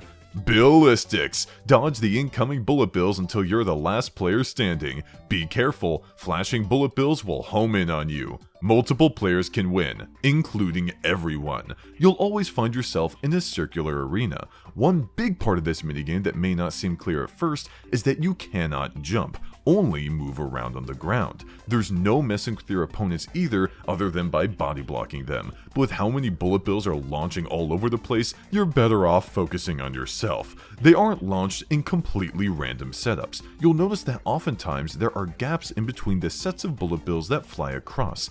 In cases where there aren't any gaps, you can easily sidestep the bullet bills to get past them that way. These normal bullet bills only fly in a single direction, so when you see a set of bullet bills headed your way, spot the gap or sidestep them when the time comes. I personally like backing up a little bit to give myself time to figure out what the best course of action to take is, especially because one set of bullet bills won't be the only set flying at you. There will usually be a second set that comes from a different direction, so it's good to take your time with your dodges as they drop by.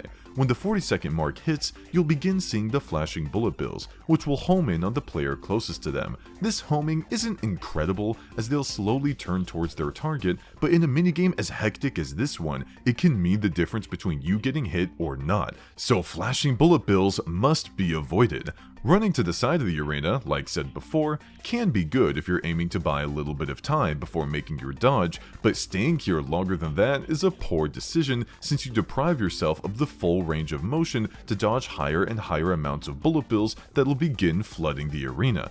Typically, multiple players will not win this minigame due to how overwhelming all these bullet bills can feel, but I assure you, there will always be a way to dodge these guys if you're locked in and spotting the zones that the sets of bullet bills will not pass through and moving your character there. Reverse minigame version. To be the first player to get hit by a bullet bill, you want to occupy the center of the arena and watch closely for where you see bullet bills come from, then immediately make your way to the closest one. This isn't the absolute fastest way to do it, because if you move to any edge and happen to get lucky with the bullet bills firing from there, then you'll get out a bit faster, but again, that's throwing luck into the mix, which is up to you. Barge. Stay on the raft as long as you can, avoid bombs or run into them before they explode to kick them away from you. There is not an invisible barrier around the raft. You can absolutely run off of it yourself, so be careful. A bomb will blow up after 2 seconds. You can tell its blow up time when it's flashing rapidly. Even when they're like this, you can walk into them to kick them away from you, either somewhere else on the raft or off the raft for maximum safety.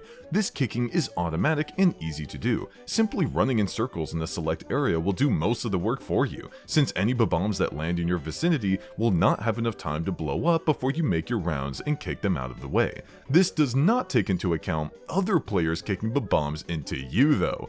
Typically, players will be more focused on their own survival, but in the event you're a target, be ready to kick the bomb back if it's not flashing rapidly yet, or if it is, run away. If you're aware that a player is going to target you, then preemptively kick bombs towards them before they can get the jump on you. Bombs can be kicked multiple times, so there's nothing stopping you from doing a combo on your opponent. While getting blown up by a bomb may always feel like an instant knockout, that's actually not the case. Notice how you get sent the opposite direction of a bomb's explosion, and how the distance you get sent is not the full length of the raft. This means that if you get blown up by a bomb on the edge of the raft and you're at the right angle, you won't get knocked out of the minigame. So if you have to choose between knocking away a bomb on the edge next to you and one in the middle of the arena, you should always knock the middle one away first, since in many cases you can survive blasts from bombs on the edge.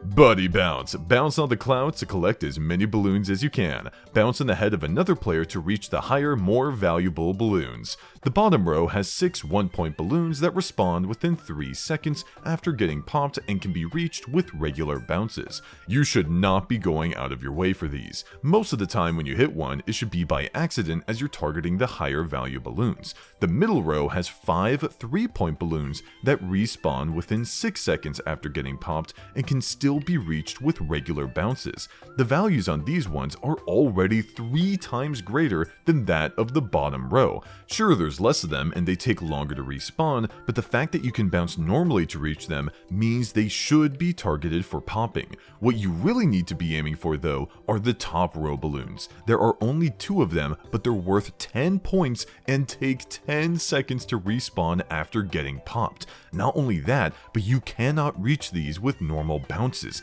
You have to bounce off of one of your opponent's heads to get up here, but it's absolutely worth it because getting plus 10 to your point total while your opponents scramble amongst themselves trying to salvage the same amount of points with these lesser balloon values below is difficult. When the minigame begins, if you're on the far left or far right side spawn, then congrats, you have an advantage. Head to the sides of the arena and claim the 3-point balloons and 1-point balloons too if time allows. If you spawn in the middle, then grab the 3-point balloon in the middle if you can, or make your way to the sides of the arena if you notice that the far spawning player doesn't go there first. Regardless of how the beginning here plays out, you need to ensure that you bounce on another player's head. Watch for how the player nearest to you move. You know they're aiming for 3-point balloons, so if you see them heading towards one, watch for their bouncing trajectory and move towards them for a bounce upward towards the nearest 10-point balloon. If they're trying to purposely jump on your head, then back off so that their jump misses. When they realize this, they're likely to back off themselves, but this is where you've gotta fully commit to your movement towards their direction so that you can bounce off of their head, predicting this maneuver and getting high into the air for some points. If you're up against a skilled player who's good at these mind games, then do not get impatient. Handing a player like this an easy 10 points because you got tired of playing chicken is not a good idea. Just keep farming the lower point value balloons until they either make a mistake or a less skilled player bounces on by for you to jump on their head instead. Ideally, when you're high in the air, you want to stay there, so watch for where your character is and where your opponents are. Treat their heads like trampolines and keep aiming for the 10-point balloons. You may get a little confused as to where they'll respawn, so use the faces on the middle left and middle right clouds as reference. The 10-point balloons will always spawn a little towards the middle of these faces on the clouds, so while you're in the air, bouncing on your opponent's heads and avoiding the ground, keep yourself in this general area to eventually pop 1 or 2 10-point balloons after they respawn. Bumper Bubbles. Guide your bubble to collect as many balloons as you can. If you hit a spiked ball, your bubble will pop and your balloons will scatter. Do not treat this as a point-based minigame. I'm much more inclined to argue that it's an endurance one. It lasts for a full minute, which normally wouldn't be a big deal, but the fact that you could have collected tons of balloons in your bubble just to hit a single spiked ball when the minigame is nearly done and lose everything is tragic. You have to avoid hitting spiked balls at all costs. They will float down from the top of the screen slowly, giving you plenty of time to know that they're coming. The issue here is that you have your opponents to worry about, and touching their bubbles will cause both you and them to bounce away from one another. This can be amazing when another player's ahead and you need their balloon to get popped due to how many points they have. When a player's bubble is popped, all of their balloons will come flooding out of it and can be collected by any player nearby. A good chunk of these balloons head directly up, but not all of them. Some will fly off to the side if you're not in the perfect position. Ideally though, if a player is about to run into a spiked ball, you should position yourself right above them to swoop down and collect all the goodies. The balloons themselves are all worth the same amount of points, by the way. Their colors are just for show. Balloons will spawn randomly around the arena out of thin air, so you don't have to worry about going out of your way to dangerous spots to grab bunches of them. They'll spawn near you eventually. Your main focus here should be to not get your bubble popped.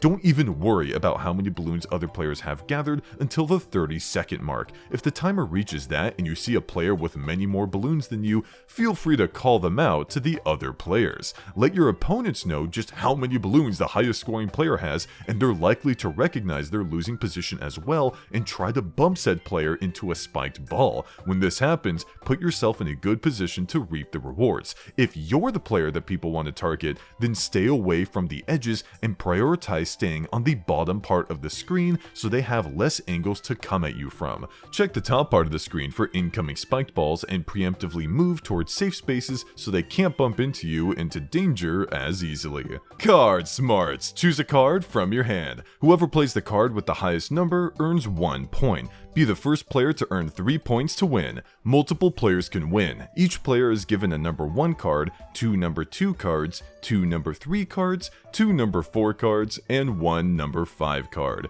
Normally, you would just hover over the card you want at the last second, and that's the one you select for the round, but a huge part of this minigame that you may have not known about, which is explained in the controls section, is that if you're on a card and press 2, then no matter where you hover afterwards, that card you pressed 2 on will be the one you selected. For example, let's say I want to bait people into believing I'm using a 1 card when in reality I'm going to use a 3. I can press the 2 button on my 3 card and hover over the 1 card to make it look like the 1 card is what I'll select, but as you can see when the timer runs out, the 3 card, what I actually selected, will pop up. You can change your selection as many times as you want by simply pressing the 2 button over any card. What this mechanic is meant to do is prevent screen peeking, which is why it is massively important that you ask yourself this question before you enter the minigame.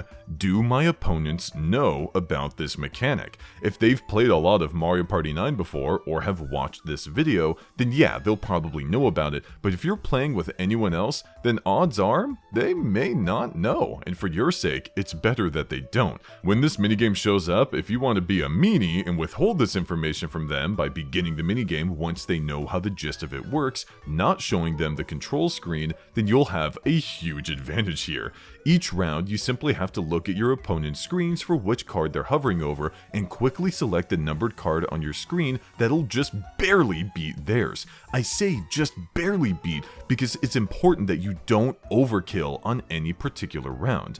If, for example, you play a 5 and they all play 1s or 2s, then yeah, you won the round, but you just wasted your singular powerful card for nothing. A 3 could have done the trick, and now your opponents can breathe a sigh of relief since you can't challenge them when it's time to use their 4s or 5s. If screen peeking isn't working because you're up against a player or two that likes to quickly switch their card at the end, then consider using the hidden mechanic yourself. Make players believe you're going low this round when you're actually going high, and vice versa when applicable. Again, these kinds of shenanigans will only work well in players that don't know about the hidden mechanic. If they do, then it'll be pretty obvious to them what game you're playing at. In this case, where your opponents are on the same page as you when it comes to hiding what their actual selected card is, there will be a little bit of luck involved, but there are some good rules of thumb to go by here. For starters, do not use your number 5 card at the beginning. This is a last resort card meant to beat out the number 4 cards and below when you want to seize victory if you're at 2 points, or if you want to prevent an opponent from winning if they're at 2 points. Keep in mind that if you and an opponent tie on the same highest number, then you'll win that round together. If everyone has the same number though, then no one will get any points. I prefer starting this game by playing low numbered cards. This is because the beginning is where the game is the most luck-based due to every player being in the same position with the exact same setup. You don't have much information to go off of when it comes to how your opponents like to play this minigame yet, so a humble 1 card at the beginning is usually what I like to do here, just so I can see what everybody's mindset is. If someone played a 4 or 5 this first round, then great, we only used a 1 card to get rid of it. If not, then no sweat. The middle game here, where players now have different cards from one another, is where things actually start getting interesting. Did one of the players play their 5 card right off the bat? That's pretty crazy, so they may keep up that craziness and do a 4 this time, meaning you should play a 4 yourself to tie with them and gain some points. Did all of the players play low at the beginning round? That puts everyone on pretty even ground, so testing the waters with a 3 may be good here. There's just a lot of combos that can happen with 3 other players who know how to hide their decisions, but one thing you can bet on is that experienced players will likely hold their 5 to the end just like you are, making your number 4 cards that much more valuable. You can use both of them in the mid game to score 2 points since everyone else is refusing to use their 5 card until the end. And since you've been holding on to your 5 card as well, you can tie their 5 card at the end to earn your 3rd point to win the minigame. Even if any other player in the mid game uses their 4 card to match yours, you'll still gain points with them for tying. The only way the strategy fails is if just one opponent chooses to use their 5 early, which can definitely happen, but again, it comes down to how stubborn your opponents are with wanting a last resort. Chain event. Slide down the chain and dodge the spiked balls. Be the first player to reach the ground to win. Multiple players can win, including everyone. Everyone gets the same spiked ball layout. You begin by sliding down the chain slowly and pick up more speed the more time goes on without you hitting any spiked balls. If you do hit one, you'll lose all of your speed and have to work it back up again, so we really want to avoid that. Ignore all the other players' screens, they'll just distract you. You should know without looking what side of the chain your character is on, since you obviously know which direction you swung your Wii Remote last. With that in mind, focus on the bottom part of your screen. Each time a spiked ball appears, you need to quickly acknowledge whether or not it's on the same side as your character. If it is, then swing your Wii Remote to the opposite side. If it's not, then don't. This can be a tough one to get the hang of at first, but after a few practice tries, you'll have great innate sense and muscle memory for where your character is and whether or not you need to swing your Wii Remote. Most of the spike balls are in an alternating pattern, so it is not a 50-50 on when to swing your Wii Remote. It's actually a lot more unbalanced than that, so if you find yourself struggling on reacting here, then just assume that the spiked balls will continue alternating and you could potentially build up a lot of speed at least until you you eventually come across 2 spike balls on the same side.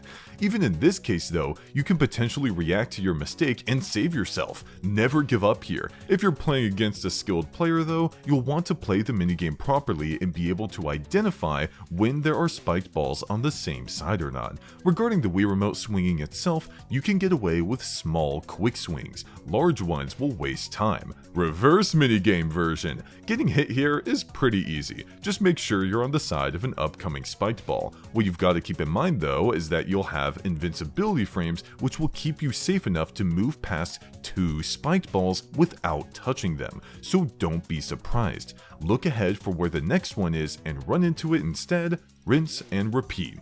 Don't look. Hold the Wii Remote vertically. Swing the Wii Remote up, down, left, or right to control which direction your character looks. Multiple players can win, including everyone. Ain't this a little familiar? There's 10 rounds to play here. With each round, you'll see arrows pop up on the screen indicating a direction. Your goal is to swing your Wii Remote in a direction that the arrows are not pointing at.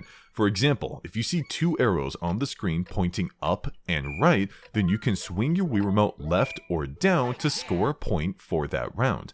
The positions these arrows show up in are completely meaningless and are just meant to throw you off. Intuitively, it feels like an arrow on the top of your screen should be pointing up, but it could be pointing any direction it likes. You've got to register which way they're facing, not where they are. Battling your intuition here is the main difficulty in this minigame. If you can overcome it and only see the arrows for where they're facing, then you'll have this one down. You'll notice that at the start of each round, there's a 3-second countdown along with a metronome in the background counting the beats. This is meant to tell you how long you have to choose a direction when the round begins. It's an important detail to keep in mind so that you don't choose a direction too early. Keep in mind how much time you have left based on how many beats you've heard, and choose a direction before the 4th beat plays so that your input is registered. The earlier rounds will give you more time to make a selection for a direction, whereas the latter rounds are pretty quick and give you less time to choose. Rounds 1 and 2 only have 1 arrow on screen,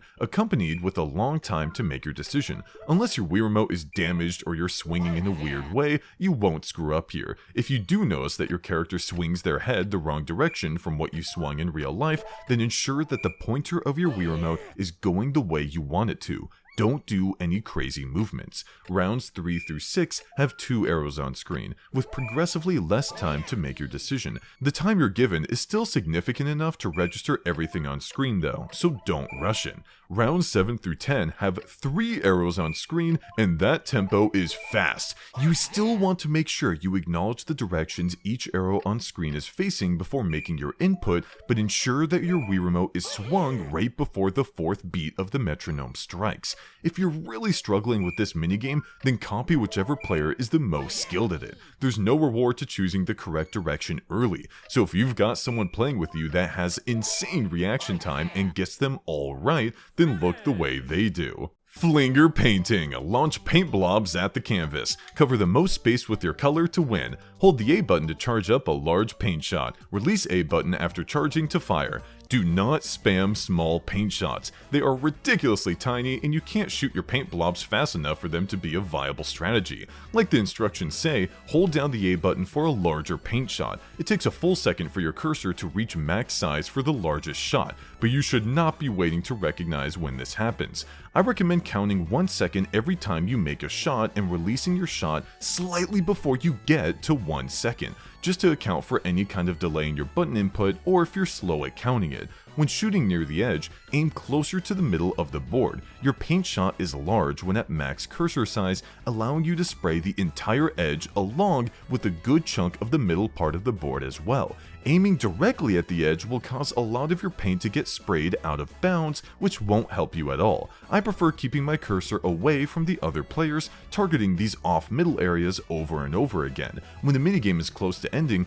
look for which color is the most prominent and shoot your paint there to bring the front-running player down and yourself up. If there's a threat in the game that you need to lose, you can just spray your paint whenever you see their color to guarantee that they don't get much of anything. Fungi Frenzy. Ground pound the panels to collect as many mushrooms as you can. At the start of each round, you'll see how many mushrooms are under each panel. How many points you get is directly proportional to how many mushrooms you collect by the end. Some panels will have just one mushroom, some will have two, and some will have three. There are 3 rounds, which are all played pretty much the same. When the round is about to begin, quickly scan for which panels have the most amount of mushrooms. Whichever ones are close to you are your targets. Ignore the ones too far away, as those are likely to go to the other players. Perform a quick ground pound by mashing the jump button, then immediately move on to the next panel with a large amount of mushrooms to nab them too. If such a panel doesn't exist, then just find the nearest one and so on. If you ground pound a panel while a player is standing on it, then you'll not only still get credit for ground pounding the panel, but you'll also stun the player for a full second, which is crucial time for them to be missing out on in a fast-paced minigame like this one. If there's a threat you do not want to win, then constant ground pounds here can really hamper them. If you come across a desired panel that another player is about to ground pound, then jump into their butt. This will cause them to bounce off of your head instead of ground pounding you and the panel below, which allows you to ground pound the panel yourself. I call this the butt block, and while it may not find its use every time you play this minigame, there may come a time where an opponent just barely reaches a panel before you, and when that happens, you'll know what must be done. Goomba Bowling. Throw the shell down the lane to topple as many Goombas as you can. Hold the Wii remote vertically. Press the A button to switch between your position and your angle. Press the D-pad to adjust the two. Swing the Wii remote while holding B to throw the shell. Multiple players can win, including everyone. There will always be 20 Goombas in a single file line for you to hit, but how offset they are from one another and how quickly they move from side to side will differ between plays of the minigame. Hitting all 20 will earn you a strike. The random factor here, along with such slight variations, means that this one is ultimately going to come down to how well you can recognize what formation you're dealing with and timing your throw well, along with having a good angle. But let's go over some rules of thumb. If you're up against a formation where the Goombas are spread apart and are moving relatively slow, then you will not have to angle your shot that much. This is because they will be moving into your shell as it goes down a relatively straight line. If they're going fast though, then you've got to do the opposite and ensure that your throw is at a steep angle, thrown a little earlier than you'd expect so that it actually makes contact with the last few Goombas. This line in particular is pretty difficult. If you're going against a really straight line of Goombas, then you'll have to angle your shot more, since by the time your shell goes through a few,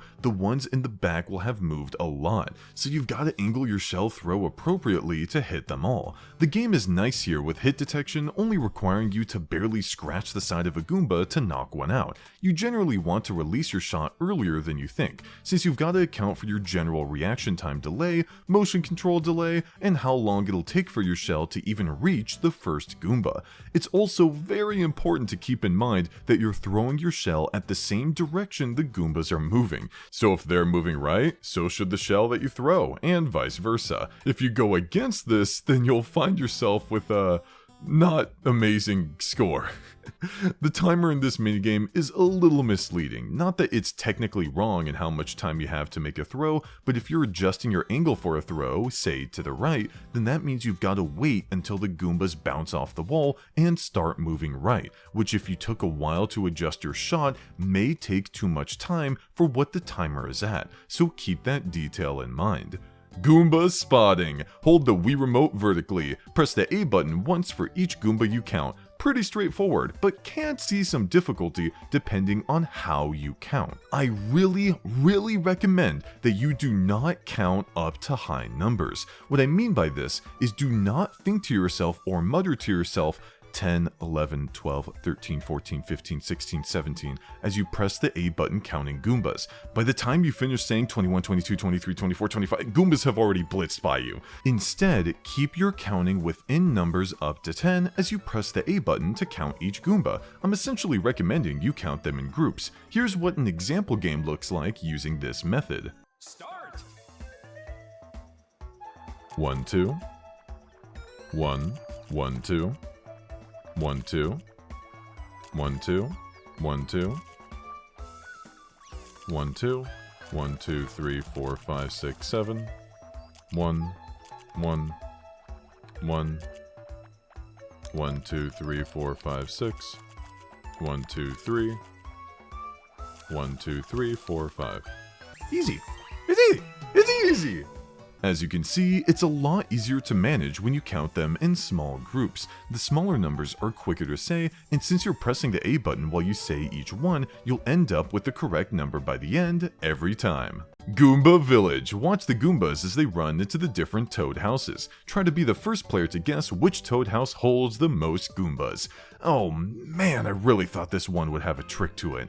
To start things off, only one player can select a house at a time, so if you're sure you know which one contains the most Goombas, then spam click the house you want so your opponent doesn't claim it before you. None of the houses will ever share the same number, and the final number seems to always be at least 3 Goombas more than the next highest number. When it comes to the random factor, I have done so many trials and have not seen a single repeated set of numbers in the same order. I specify same order because I have seen a set repeat here, but the order is all scrambled. If the other many orders I've seen do repeat, then I imagine they'll be scrambled just like this one, which means there are a massive amount of combinations this minigame has to offer. I originally thought that maybe the first house to have a Goomba enter, or the house to have the last Goomba enter, would indicate how many it has in the end, but that's pretty random too, so no patterns there. These Goombas really just run around willy-nilly into whatever houses they want. Keeping track of how many Goombas go into each house is nigh impossible for the average person. I wouldn't even attempt it. How I go about this minigame is purely instinctual. I watch the screen, see a lot of Goombas enter one house, and keep that chunk in my head. Oh, a lot of Goombas entered that house, good to know. I don't actually say that to myself in my head, but you get the idea. It's like a marker. I watch as more Goombas keep going, and these markers keep popping up in my head. Like, oh, this house hasn't seen many Goombas, and wow, that house just had a flood of Goombas. Then at the end, I quickly review in my head what my vibes are and select my targeted house, where I'm usually correct. I know this advice isn't super straightforward and is a bit more feelings based, but it's what works for me. This is the kind of minigame where practicing it a bunch will have your brain able to just kind of know what the answer is, even if you don't know what the exact amount of Goombas in each house are.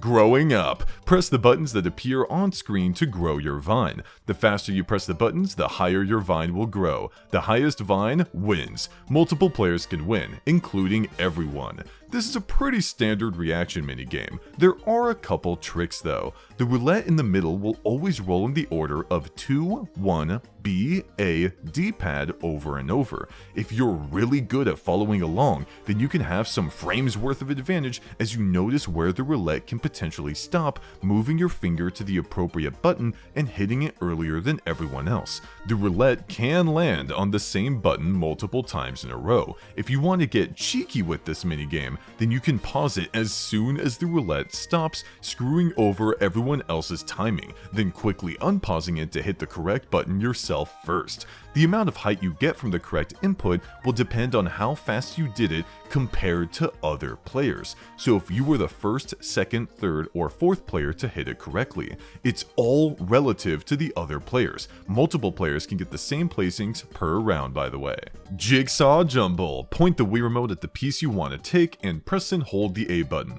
While still holding the A button, move the piece to the missing area and release the A button. If 5 minutes pass without anyone figuring out how to solve their puzzles, everyone gets last place. Here are all the possible puzzles you can see in this mini game. Wow, there's a lot. Memorizing here can definitely help, but it's not everything. There are 5 rounds. Each round has a different puzzle with a hole in the middle, requiring you to select a puzzle piece from the side to fill it. The first round has 4 pieces to choose from, the second has 5, the third has 6, the fourth has 7, and the sixth has 8.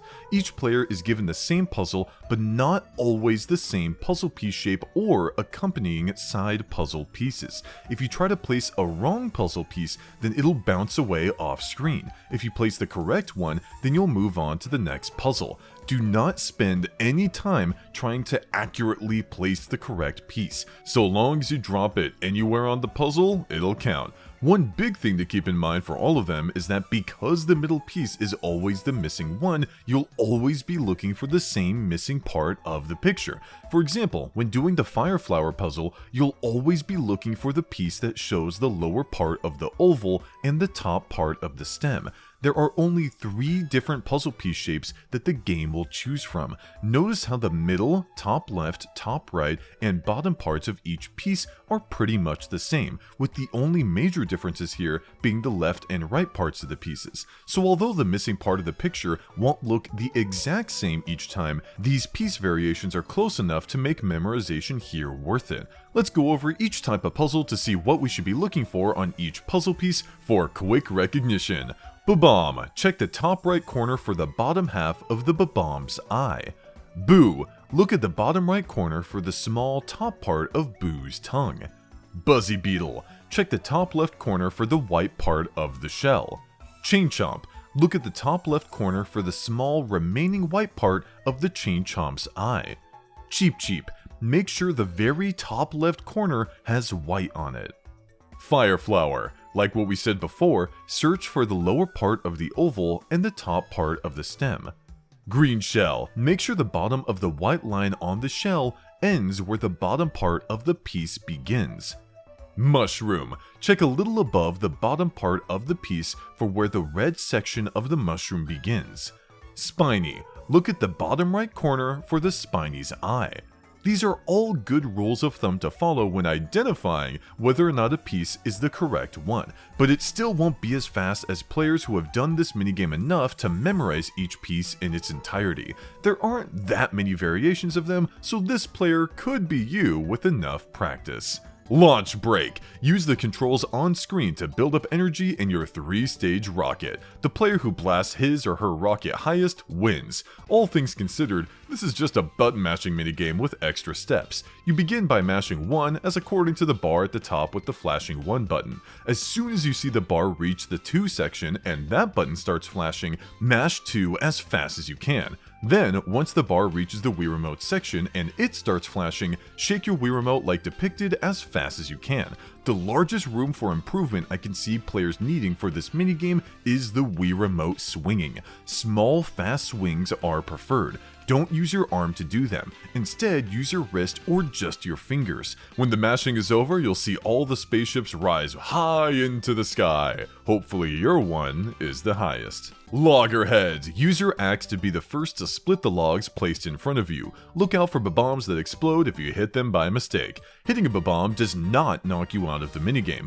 It just stuns you for a single round, which is not a large enough punishment for me. Really though, I would not spend time waiting to see if the thing that the loggerhead puts down is a piece of wood or a bob-omb. Just swing the moment you see the putting down animation. If it's a piece of wood, then good, you get a point. If it's a bob-omb, then oh well, you miss out on a single round. Boo-hoo. Keep in mind that your opponents may be missing out on a round themselves too, so there's a decent chance the threat in the game may not score a point the same round you're out too. That being said, you could play this minigame legit and wait to see if a piece of wood is being placed down before committing to a swing, but if you're going up against opponents who just swing as soon as they can, then do not play nice. Treat it like a reaction-based minigame. Oh, and if you happen to hit nothing with your strike, then you'll get stunned for half a second, but can still participate in the current round. Magma Mayhem. Keep your balance on the tilting platform while trying to knock any other players off. Be the last player on the platform to win. Jump kick. That's the advice. I'm serious. Jumping on someone's head does nothing. Punching basically does nothing. Jump kicking just sends people flying. I don't know why it has so much knockback. It feels like the devs made a mistake here, because it's enough to send someone into the lava no matter where they are. Surviving a jump kick in this minigame is like being granted a second chance at life. The arena itself tilts a little this way and that way, which can cause you to get knocked out earlier or save you in some niche scenarios, but just jump kick as soon as you can towards the biggest threat in the game and keep jump kicking players from that point onward as well. Just jump kick. What are you doing? What are you just do it now? Jump kick! Manor of Escape. Find the door on each floor that leads to the floor below. Be the first to escape the manor to win. Each floor has 6 doors. One door will lead to a door on the lower floor. One door will be the door that you took from a higher floor, which will be blocked off after all players have taken it, and 2 pairs of doors will be connected to one another on the same floor. Watch what doors the other players go through. This is a big part of the minigame that, if ignored, will have you going through doors that other players have already verified were the wrong ones, resulting in you looping around on the same floor as players below you move lower and lower down in the manor. Keep an eye out for which of the doors connect to one another so you know to not go through them and which door is the correct one if a player guesses correctly. You want to open the door closest to you while keeping these pointers in mind for the best odds of getting to the bottom first. Let me give you a scenario here. If you're on the last floor with a singular opponent and 1 pair of doors has already been confirmed, then that means there are 3 remaining doors. 2 are connected to one another and 1 leads to the goal. You could select one of these doors for a 1 in 3 or a 33% chance at winning the minigame, but you're more likely in this case to choose one of the 2 connected doors, a 66% chance. And since they are connected, both doors will be revealed as frauds and you'll let your opponent take the correct door. This is assuming that they're in a better position to take it, which they should be if they're paying attention to what you're doing and also given the time you have to wait for your animation to finish. What this boils down to is that in this niche scenario where you're on the last floor with a singular other player and you've got 3 doors to choose from, you should let your opponent choose one first. Like we just discussed, they have a 66% chance of being wrong, meaning you have a 66% chance of victory as opposed to you choosing a door yourself. Only a 33% chance of victory. The reason why I specify a singular player is because if there's more than one, everyone's just gonna flood into doors like mad, so this waiting strat goes out the window. Just choose a door in this case. Mecha Choice. Choose a safe route to escape the Mecha Koopas. If you pick a dead end, you're out. Multiple players can win, including everyone. This is possible if 5 rounds pass, then they'll reach the end of the building and successfully escape. There is, unfortunately, no tell here for which path will contain the dead end or not. In some cases, you'll see one of the 3 doors ahead of you close suddenly, which seems like a tell for what the safe route or perhaps dead end route would be, but through repeated testing, I found that the closing of doors doesn't really indicate much of anything. When you make your choice though, you're not locked in. You can switch your choice as many times as you want, so long as you do so before the timer is up. This means that if you want to receive the same placing as another player, then you can simply copy whichever path they choose at the last moment. If you don't decide on the door when the timer reaches 0, you'll instantly lose. Funny enough, if you lose like this, then you'll tie with any player that reaches a dead end that round, even though you technically got caught first. Peak precision. Match the buttons on the handholds to climb as fast as you can. Be careful. Pressing the wrong button will cause you to slip back. Press the D-pad any direction, A button, 1 button, or 2 button to match the icons on the handholds to climb. There will always be a total of 22 buttons to press, and everyone is given the same layout. When the minigame intro plays, you'll see the layout in its entirety, letting you prepare for what the ladder inputs are. That being said, the screen you're given when climbing shows you the buttons ahead of you, so memorizing what's to come later isn't as viable this time around. Failing an input will cause you to fall backwards and redo the input you just did. When the minigame is about to start, you'll see the first few inputs you've got to do. Mash the first button you see to be a slither of time ahead of your opponents, and then hit the next inputs fast as well. This minigame is a pretty straightforward reaction-based one, but there are a couple ways you can play it. You could just go at it normally and press each button as they come up as soon as you finish with the previous one, or you could mash the next button you've got to press while your character does their animation for the current one. This will let your input for the next button come in quicker than if you waited to react, but it can also throw off your timing for later buttons too. I prefer getting a rhythm down with quick inputs one after the other instead of mashing, but I can see how that strategy may result in quicker inputs. Pianta Pool. Grab as many of the rings the Pianta throws into the pool as you can. Pink rings are worth 3 points. Gold rings are worth 5 points. Multiple players can win, including everyone. If no players get any points, then they all get last place. you'll automatically grab a ring by simply moving into it. Recall that movement in this minigame is not done by moving on the D-pad, but instead by tilting your Wiimote on its side, which can make things a little awkward, so you've got to get used to it to maneuver better than everyone else. The Pianta's throwing animation does not change based on where he's throwing the rings. They'll fly out every which way within the arena, so it's best that you occupy the middle of it and focus hard on where he releases the rings so that you can move as quickly as possible to the golden ring. If you know you can get there in time to grab it, then swim in that direction, but if you see another player too close and ready to grab it themselves, then divert your path to one of the regular rings. The gold collectible in this minigame isn't as crazy good as it is in other minigames, considering that it isn't even double the points of the normal collectible. Typically, it's 1 point versus 3 points, making the golden collectible a lot more valuable. Again, you should be going for the gold ring still, but do not get tunnel vision for it. Keep your options open. If there's a player you need to lose, then grabbing the rings closest to them to ensure that their point total stays low can work on casual players, but experienced ones will probably find it easy to sidestep you and move on. The Pianta will only throw 3 rings at a time, and will not throw any more ones until all 3 have been collected, so you and your pals can just waddle around not doing anything as the Pianta dances until the timer runs out. Oh, and if you touch a ring right as the timer hits 0, you'll still gain all the points from that ring, so don't give up until the end. Pitter Platter. Tilt the platter to roll your balls into the glowing areas. Earn more points by scoring repeatedly without dropping the ball. Specifically, the first time you roll a fresh ball into a glowing area, you'll score 1 point.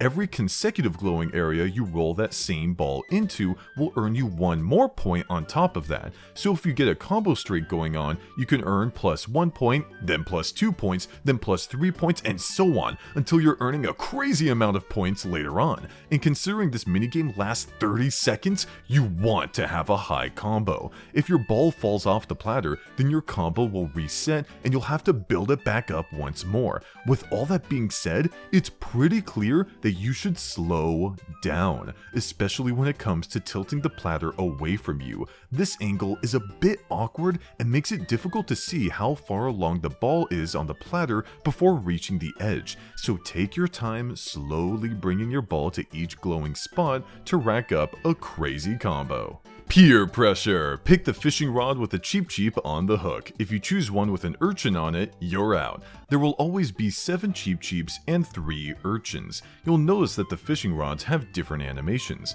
Some of them aren't getting pulled on as much, whereas others get pulled on a whole lot more. What's really cool about these animations though, is that they're completely meaningless and tell you absolutely nothing about whether or not you'll pull up a Cheep Cheep or an urchin from one. Everything is random here. The devs just like screwing with us. Have fun. Pinball Fall. Choose your ball, then let luck take over as you roll downhill. Be the first to reach the bottom to win. You wouldn't really expect it with how much stuff is on screen, but this minigame only has 3 layouts with where the pinball holes, mushrooms, and rotating blocks are all placed. I've given each of them a name based on what the bottom of their course looks like for easier identification. This one's called Clean on account of this lower section being symmetrical. It just looks clean. It has a rotating block at the bottom with its main concentration of pinball holes near the middle and upper parts of the course. This one's called Bundle on account of it having 3 spinning blocks and many pinball holes around them, all bundled up together. This one mainly has no obstacles at the end, but it does have 3 rotating blocks in the middle. This one's called Quirky on account of everything almost being symmetrical if it weren't for this random hole here taking the place of where mushrooms should be, making it look a little quirky. This one has a wide spread of pinball holes that stretch from the bottom all the way to the higher parts of the course. Problem is though, that the rotating blocks are what's random each time you play. Here I'm switching between different games on the same layout and you can see for yourself that the only thing that's changing is the speed at which the rotating blocks go or which direction they turn in. Even if they were consistent, there'd still be a problem because you and your opponents aren't choosing between 4 balls, but 5. This means that one of these 5 balls will always be left over, which increases the possible combinations by a lot. And since you don't know which ball in the end will be left out, you wouldn't be able to guarantee the best spot every time. Now, if there were only 4 balls to choose from, then there will always be a guaranteed setup where I could let you know, hey, this ball here is the one that works for this layout, but there are too many random factors with these 5 balls alone, and then of course the rotating blocks. They may not seem like such a big deal at first glance, but even slightly changing the speed of one of these can cause you or your opponents to be in a spot in the obstacle course slightly faster or slower, which can butterfly effect into a completely different winner than before. But regardless, there are some notable positions I've found for each layout that, through repeated testing, seem to have a better chance at winning more than others. Not guaranteed, mind you, but a better chance. For the clean layout, the far left spot is pretty reliable. It'll often bring you down to these left 2 mushrooms, which cleanly bump you past the 2 spinning blocks and straight down into the middle section, where the only obstacle you may find yourself running into being the middle pinball hole. But other than that, it's usually a safe bet to take. For bundle, the middle left feels like it would be a dud considering there's a pinball hole beneath it, but I've found that it ain't actually half bad. Even in the event where you get stuck here, so long as you escape quickly, its pathing is pretty quick. Not to mention that the pinball holes in this layout are kinda mean to a lot of positions, so other players will end up struggling too.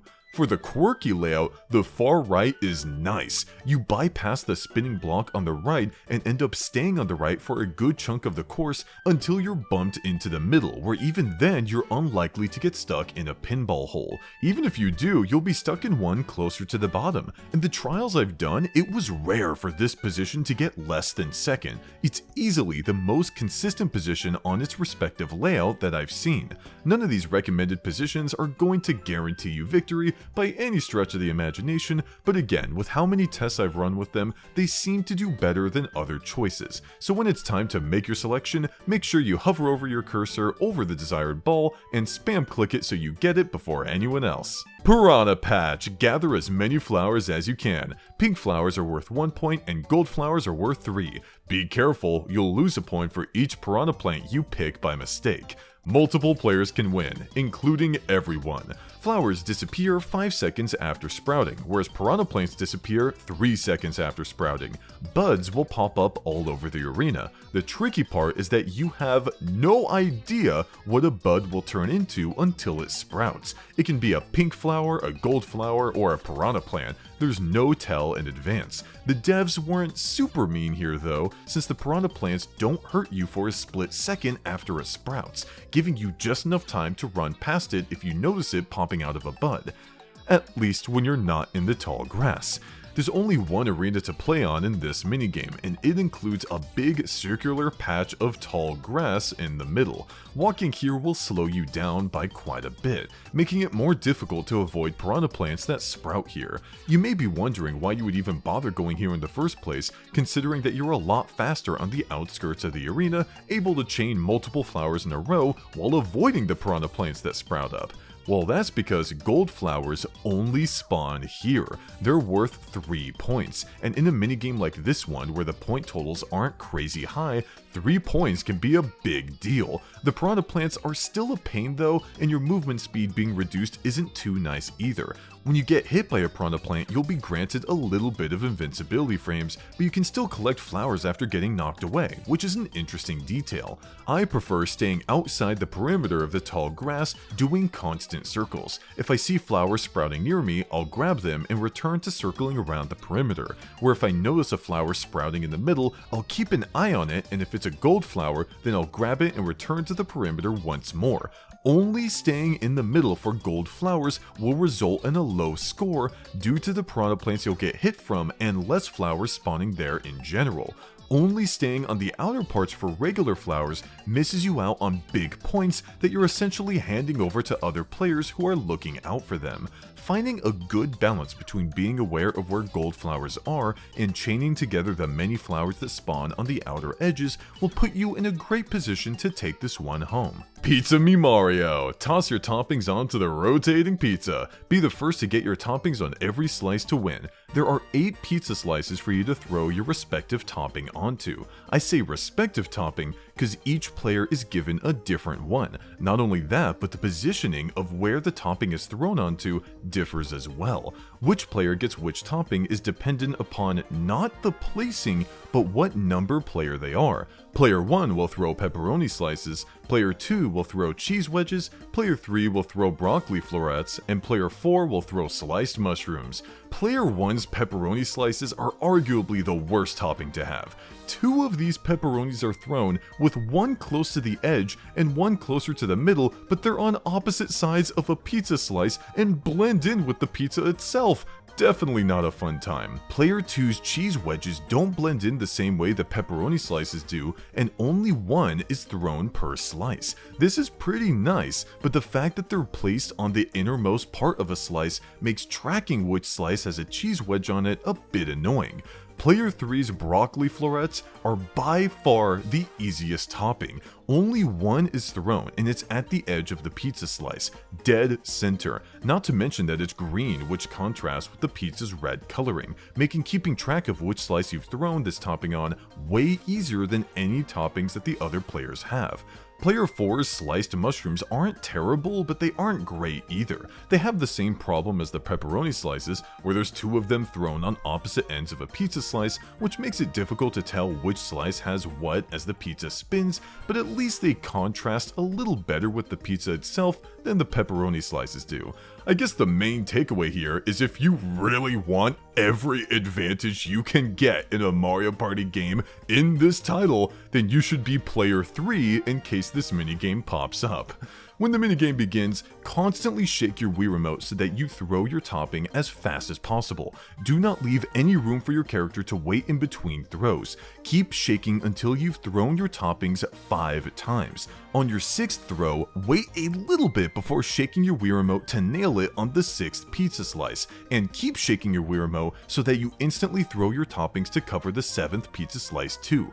At this point, you'll get the one more left indicator above your head, which prevents you from throwing any toppings, which is a shame because you could have finished up the minigame here, but you've got to wait for the pizza to spin all the way around so you can throw your last topping onto the 8th slice. Here's what the minigame looks like played in its entirety with the method I talked about. When I say you are constantly shaking your Wii Remote, I mean it. To pull off this speedrun, you need to ensure there's minimal time between throwing your toppings, or else your throws will get off sync and you may end up with one more untoppinged slice than you expected by the end, which isn't a big deal. Just recognize which slice it is and throw your toppings onto it. Do not get thrown off by your opponent's toppings. Know which one is yours. Player Conveyor. Navigate the conveyor belts to get to the goal in the center. Once you get on a conveyor belt, you can't get off until you reach its end. If no one reaches the end after 2 minutes passes, everyone gets last place. There's a few quirks here we need to talk about before getting into the juicy stuff. Although each player begins in a corner, you're able to enter the conveyor belt area from whichever side you like. As the explanation stated, when you step on a conveyor belt, you are stuck there until it drops you off onto the outer part of the arena or onto a metal block, where you can choose to go any direction you like. Stepping on an exclamation mark block will cause it to fling you to the outer ring of the arena. Stepping on a warp pipe will cause you to warp to one of the other warp pipes in the arena. Alright, here's the thing. No matter how many times you play this minigame, you must enter a warp pipe in order to reach the goal in the middle. The reason why will be apparent when we take a look at the conveyor belts that lead to the middle. Notice how they begin from one of the 4 warp pipes. In this layout too, and so on. There is no way to walk onto these conveyor belts other than by exiting this warp pipe, which is why we will call this warp pipe that leads to the goal the exit warp pipe. It's what you need to pop out of to win the minigame. That's great and all, but how do we know which warp pipe is the exit one to begin with? Well, notice how every other warp pipe on the field has a conveyor belt that leads to it? It's true, it may not look like it at first, but 3 out of 4 warp pipes will always have a conveyor belt that leads to them, whereas our golden exit pipe will not. Your goal when the minigame starts should be to identify which of the 4 pipes is the exit pipe. Then you should make your way to the nearest warp pipe in hopes that it connects to the exit pipe. If it does, great. Take the conveyor belt path that leads to the end and win the minigame. If it doesn't, then that means you've crossed out 2 of the 3 warp pipes as the ones that lead to the exit pipe, which in turn means you now know which warp pipe leads to the exit pipe. Head there, pop out, and reach the goal to win. You may have thought that this was the juicy stuff I was foreshadowing at the beginning of this explanation, but that is not the case. Now, let's get into it. This minigame has 5 layouts, which we're going to give names to for quick recognition when a round is about to begin. They'll each be named after what conveyor belt is on the top right corner of the arena. This layout is short down. This layout is long down. This layout is short left. This layout is medium left. And this layout is long left. If you find it easier to differentiate these layouts by other means, then be my guest, figure out what works for you. Also, if you're planning on screenshotting these, then don't do it just yet, I'll let you know when. As is plain to see, each layout shares the exact same placements for all 4 warp pipes and exclamation mark blocks. The differences between them are the conveyor belts and metal blocks. What's amazing about this is that each layout has a designated exit warp pipe which does not change even if you play that layout multiple times in a row. So if you're able to identify which of these 5 layouts you're on when the minigame begins, then you'll instantly know which of the 4 warp pipes the exit one is, allowing you to immediately start moving towards the closest warp pipe in hopes that you pop out of the exit warp pipe. Yes, unfortunately, how the warp pipes are connected to one another is randomized, but with this, you'll at least know which warp pipes you should be moving towards. In fact, I can make these layouts even better. Sure, it's nice to know which of the 4 warp pipes the exit one is, but how about what the shortest path to each of the other warp pipes is? You can absolutely figure out the route to one of the warp pipes on the fly, but in case you wanted to nail down the quickest route to each warp pipe for each layout, here you go. Now you can screenshot each layout if you please. This one is short down, this one is long down, this one is short left, this one is medium left, and this one is long left.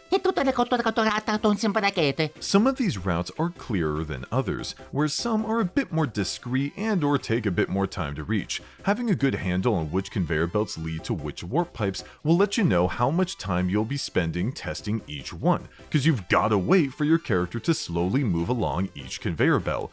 Knowing all of this, the toughest part of this minigame is if you enter a warp pipe and do not pop out of the exit one. This is when you'll have to quickly make your way to the 3rd warp pipe that is guaranteed to lead to the exit one. Recall that how warp pipes connect to one another is randomized each time you play, so making the right moves in this situation is something you'll have to get a hold of yourself. With enough practice on each layout, you'll develop keen intuition for what leads where, and will be able to make your way to the targeted warp pipes with ease. Good luck! Plunder Ground. Watch the jewels fall into the chests, and then track the Monty Moles as they burrow. Try to pick a chest with jewels in it. The player with the most jewels after 3 rounds wins. There will always be 3 rounds played. The first round consists of 3 chests being filled with 10 jewels and 1 with nothing. You'll watch as the Monty Moles slowly circle around the outer perimeter, occasionally moving to the middle and doing smaller circles before doing their outer circles once more. For this round, you're actually better off on keeping track of the chest that has nothing,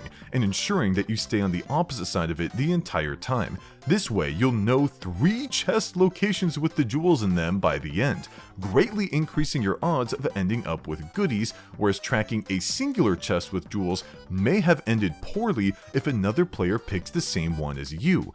The second round consists of 2 chests being filled with 15 jewels and 2 with nothing. Here is where you'll want to keep track of a 15 jewel chest, watching your targeted Monty Mole as they do all their scrambling once more, except this time they're a bit sped up. Make sure you're mashing A as you're next to the chest you want. You do not have to be in front of the chest. You can access it from any angle. The third round consists of 1 chest being filled with 20 jewels, 1 chest being filled with 10 jewels, and 2 chests being filled with nothing. Obviously, the 20 jewel chest is your target, but the Monty Moles are fast here. You've got to move your character along with where the 20 jewel Monty is headed to ensure that the moment the chest is revealed, that you'll be the closest one to grab it. Polar Extreme. Make your way across the drifting ice chunks. Be the first to board the ship at the end to win. You can also win if the other 3 players get knocked out and you're the last one to get knocked out. This one appears harder than it is. When the minigame begins, you start platforming to the right. The first ice chunk you land on will split, which will cause you to slide around a bit. Get used to this sliding, because as you leap from ice chunk to ice chunk, you'll notice that they tilt based on how much weight is on each side. This tilting can cause you to fall into the freezing cold water, which doesn't instantly knock you out. Yep, when you're in the water like this, you have a full 2 seconds to escape onto land before getting eliminated. You've got to mash the jump button in order to leap high into the air from the water, then aim your landing onto where you want to go. If you're mashing fast, then you can enter the water a total of 4 times before getting frozen completely. This means you can hop across the water to an ice chunk in the distance if you don't feel like platforming the ones close to you. In fact, I recommend playing the minigame this way. These ice chunks, especially near the middle of the minigame, are pretty annoying to go out of your way for and can ultimately end up wasting your time. If you end up getting stuck behind one of them as the screen scrolls, then that'll count as a knockout. So I prefer just mashing the jump button and heading right so that I don't end up falling behind. Even if you see your character fully encased in ice, so long as you touch the ground for even a split second, you'll be good. It looks funny playing the minigame this way without any care in the world falling into the water, but when you know the trick, this one becomes a cakewalk. You'll spot penguins throughout the course which just waddle around minding their own business. Running into one will cause your character to stumble for a moment, which can waste a little time, but it's altogether not that big of a deal. You can jump on their heads, by the way, which is funny but doesn't really do much.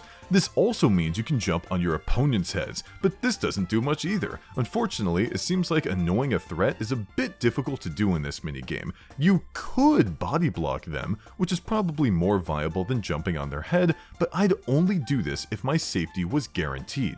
If you reach the end and a minute passes without the last player remaining jumping onto the boat, then the remaining ice chunks will start moving left, leaving nothing behind but the water, essentially forcing the last player to jump to the boat or sleep with the fishes. Ring Leader. Jump your dolphin through the floating rings. Red rings are worth 1 point and the higher gold rings are worth 3 points. Multiple players can win, including everyone. The maximum amount of points you can get is 40. Reaching the red rings is as simple as swinging your Wii Remote upward. The intensity or distance of the swing doesn't matter, so feel free to do smaller swings for more control. The gold rings are a bit higher up and can only be reached if you hold the A button to dive under the water and then swing your Wii Remote upward. You need to wait until your character dives down completely before swinging, or else it won't count. This waiting period is why you want to make sure you perform the dive early when you see a gold ring is coming up. You can't hold the dive too early though, because your character will pop up above the water after a couple seconds of being down there, but don't worry if you notice them starting to resurface. If you swing your Wii Remote up during this time, then it'll still count as a high jump. These high jumps can still let you go through red rings, although it's not recommended because you'll often see multiple red rings in a row, which are common later in the minigame. When you see this setup, you have to time your jumps better well. Not too late, not too early. You'll even see combos of a gold ring with red rings and stuff like that, which can all be overcome with well-timed jumps that you'll get a good feel for just by doing a round or two of practice. Skipping class. Press the buttons in the order on screen to perform jump rope tricks. The faster you enter the button combinations, the more points you'll earn. Press the 2 button or up, down, left, or right on the D-pad in the order shown on screen from left to right. Multiple players can win, including everyone. Here's the point chart for all 8 rounds. Notice how the amount of points you can earn increases with each round. How many points you earn in a round depends on what color the bar on the top is at when you finish the combination. On round 1 and round 2, there are only 3 point distributions, whereas round 3 and onward have 4 different point distributions. From rounds 3 to 7, you can see that its threshold for what position the bar has to be at to award different point amounts is fairly consistent. Round 8 is a little more lenient when it comes to awarding the highest point amount of 17, as instead of requiring you to complete the combination when the bar is still green, it's okay with you doing it as the color is transitioning to yellow, probably because this round has a ton of inputs you have to do. Speaking of inputs, here are all the possible combinations that can appear in this minigame per round. I don't expect anyone to memorize these, but even knowing a few can help you out on recognition, since in some cases you'll only need to look at the first input or two to know exactly what the combination is. For those that do put in the work to memorize this entire table, they'll be able to instinctually know exactly what buttons to press the instant a combo comes up. Messing up an input will cause you to be out for the entirety of that round and gain 0 points. All of that information aside, it really just comes down to your reaction time. Unless you went out of your way to memorize the different combos this minigame presents, it's unlikely you'll be able to consistently nail earning the highest point totals, as they require the bar to still be green when you finish, and that's tough. If you're able to finish a combination when the bar is in the first half of it being yellow, then that should be good enough to beat most players.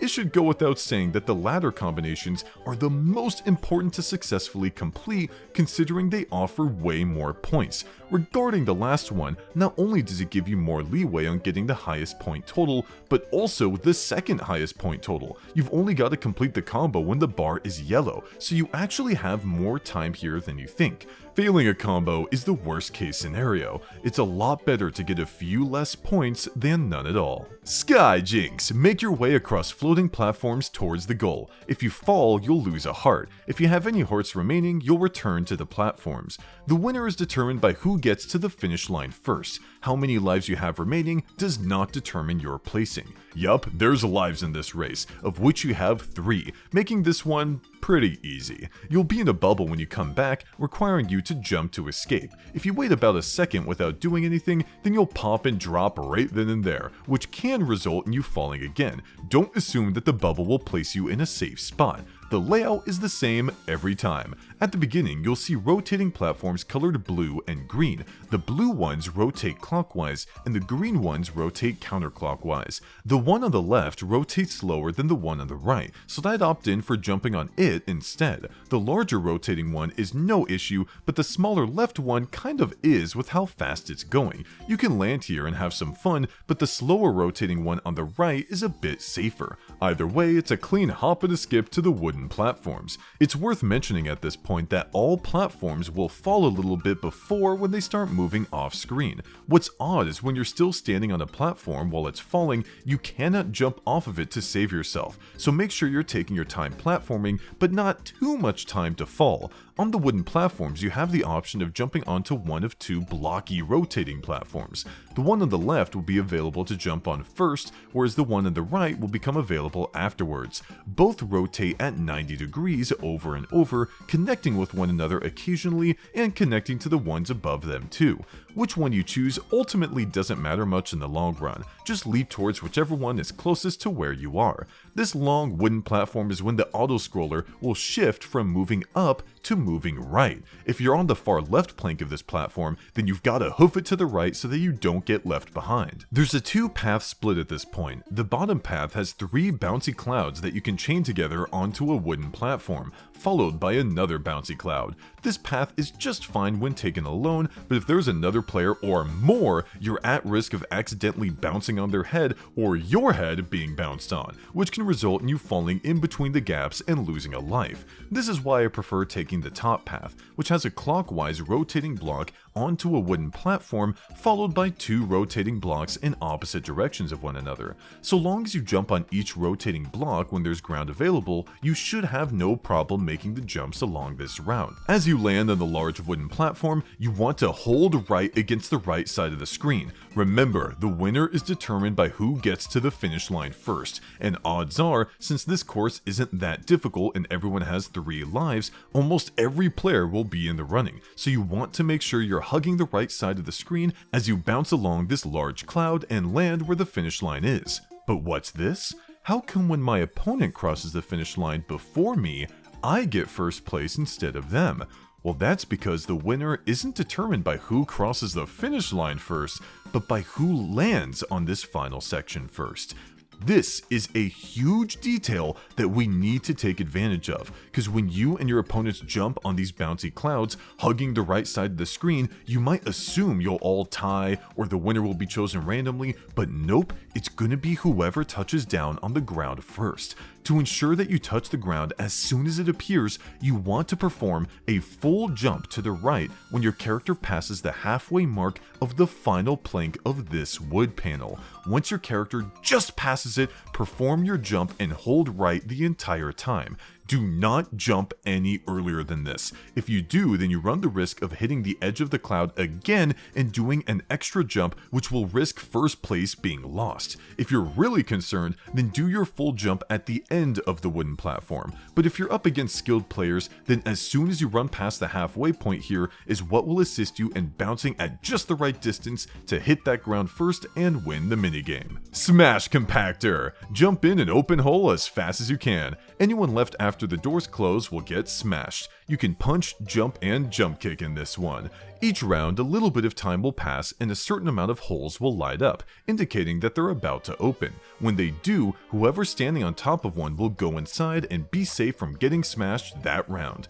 The amount of holes that will light will always be one less than the amount of remaining players. So 3 if 4 players are remaining, 2 if 3 players are remaining, and only 1 if 2 players are remaining. The holes do not always light up and open in sync. Sometimes you'll see just one hole on one side light up and do its thing, whereas a hole on the other side will light up some seconds after. This can lead to multiple players fighting over the one hole they see early on, making it so you can focus on the one that's further away. The main key to winning this one consistently, though, is knowing when to attack your opponents. You may feel like it'd be best to hit them whenever possible, but this is not the case, since after a hit, they'll gain invincibility frames, and when they're like this, you cannot stop them from camping on and entering an open hole, whereas they can most certainly stop you with a punch or a kick since you don't have invincibility frames. What this means is that when you attack a player in an attempt to get into a hole instead of them, you must do so right before the hole is about to open, so that they're mid-stun while you go inside.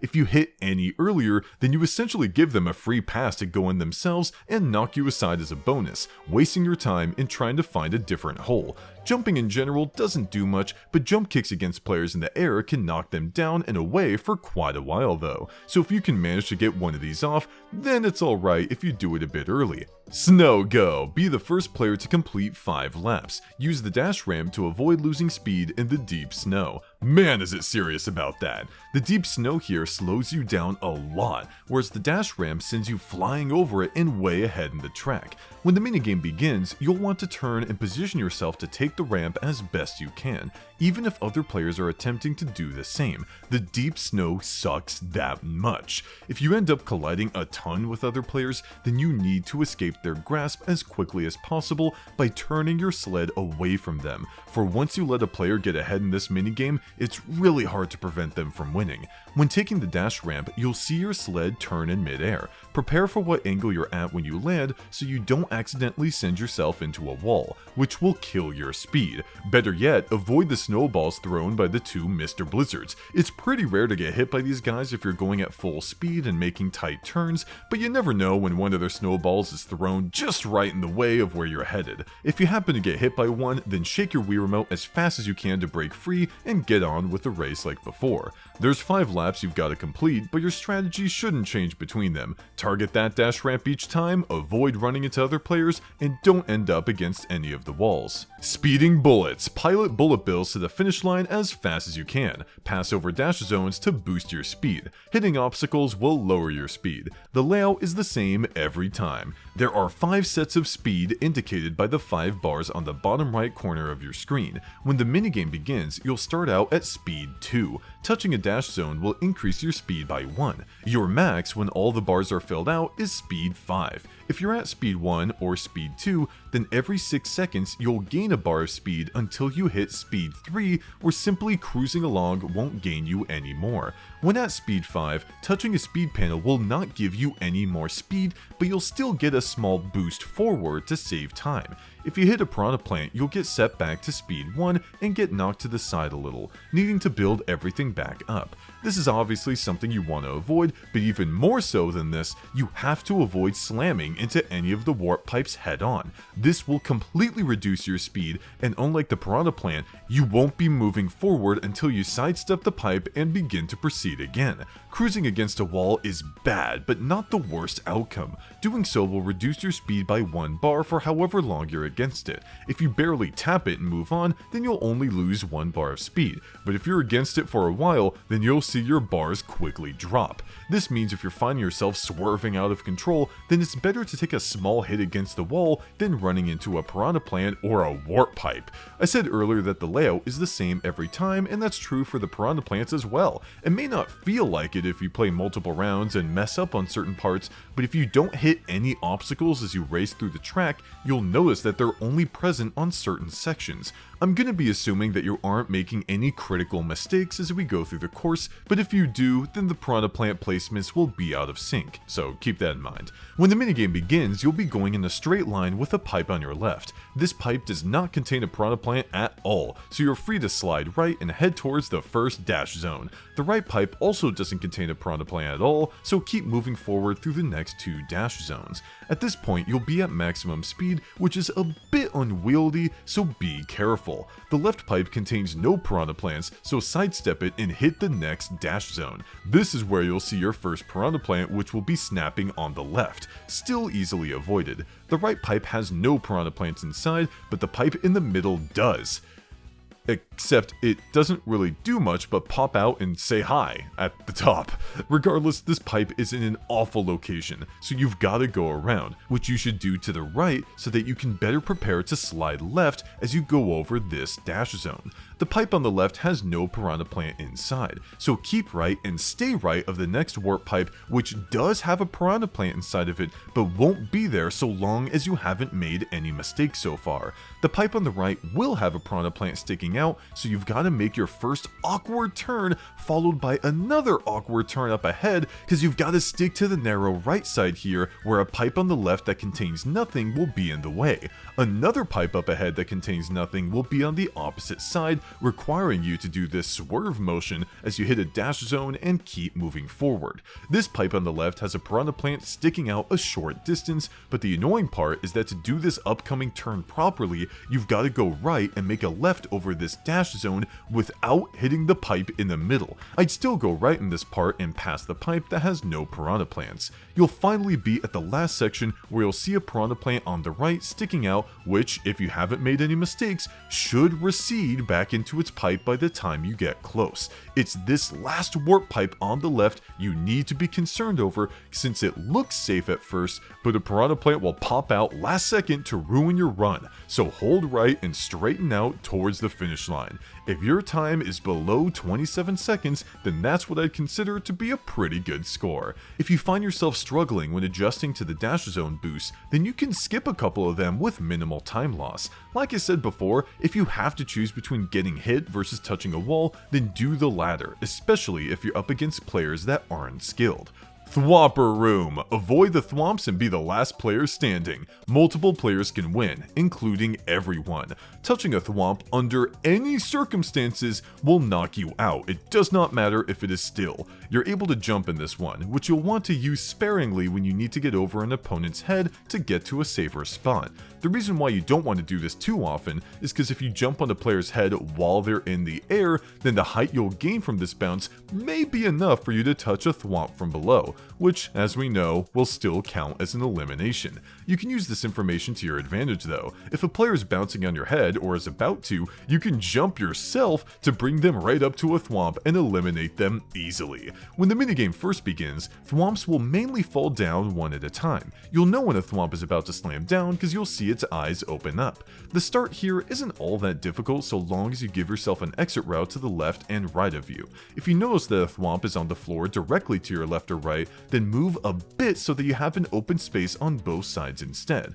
It's when the minigame progresses a little bit that you'll begin to see 2 thwomps begin falling at once. They can do this earlier, but it's a little on the rarer side. These pairs of thwomps sometimes, but not always, fall in patterns that you can predict. For example, if you see the outer 2 thwomps fall, then the 2 thwomps next to them fall, then get out of the middle cause they're next. Near the ending of the minigame, you'll see 3 or more thwomps begin slamming down at once. You're still given enough time to react to them, but it'll depend on whether or not you're doing a good job on keeping your options open. The middle will always be the best spot to be in for this reason. Reverse minigame version. The instant a thwomp near you is about to fall, jump towards it so that you get hit earlier than any players on the ground. There's a sweet spot to be done here, but when you know it, you've got it. You could even jump on another player's head to get hit even earlier. Toad and Go Seek. Remember which house Toad enters, then be the first to pay him a visit. The area's layout is the same every time, and considering it's a really straightforward layout at that, this one's pretty easy. But just in case you wanted to see what the whole place looks like, here it is. Notice how there are very obvious tells as to what side of the area you're on. To the right here, there's a cliff and an ocean. To the bottom, there's a drop-off. To the left, there's a tall cliff. And to the top, there's a fence. There's also a fence in the middle of the area going from left to right. The camera is pretty zoomed out when Toad walks around, so as long as you keep in mind the area's large details, you'll already have a great idea of where Toad is. To narrow it down even further, you've got to look on the paths next to the houses. Now that we know this, when Toad goes to hide at the beginning of the minigame, it becomes really clear where he is from the get-go. If you open a door that doesn't have a Toad, then you'll have to wait a second before moving again. If you just cannot remember or find Toad period, then look at your opponent's screens for where he is if one of them has found him already. Tuber Tug. Pull the vine to pick the vegetables. Move the Wii Remote as fast as you can and fill your basket with the most tubers to win. Hold the Wii Remote vertically. Hold down the A button and B button and shake the Wii Remote up and down. Release A button and B button to pick vegetables off the vine. The timing for doing this is pretty accurate. If you're aiming to get a really high score, then you've got to get good at swinging your Wii Remote left and right super fast while pressing A and B at the same time. Releasing them at the same time, rinse and repeat. Your swings do not have to be large. Keep them small and fierce, just like what the minigame explanation example shows you.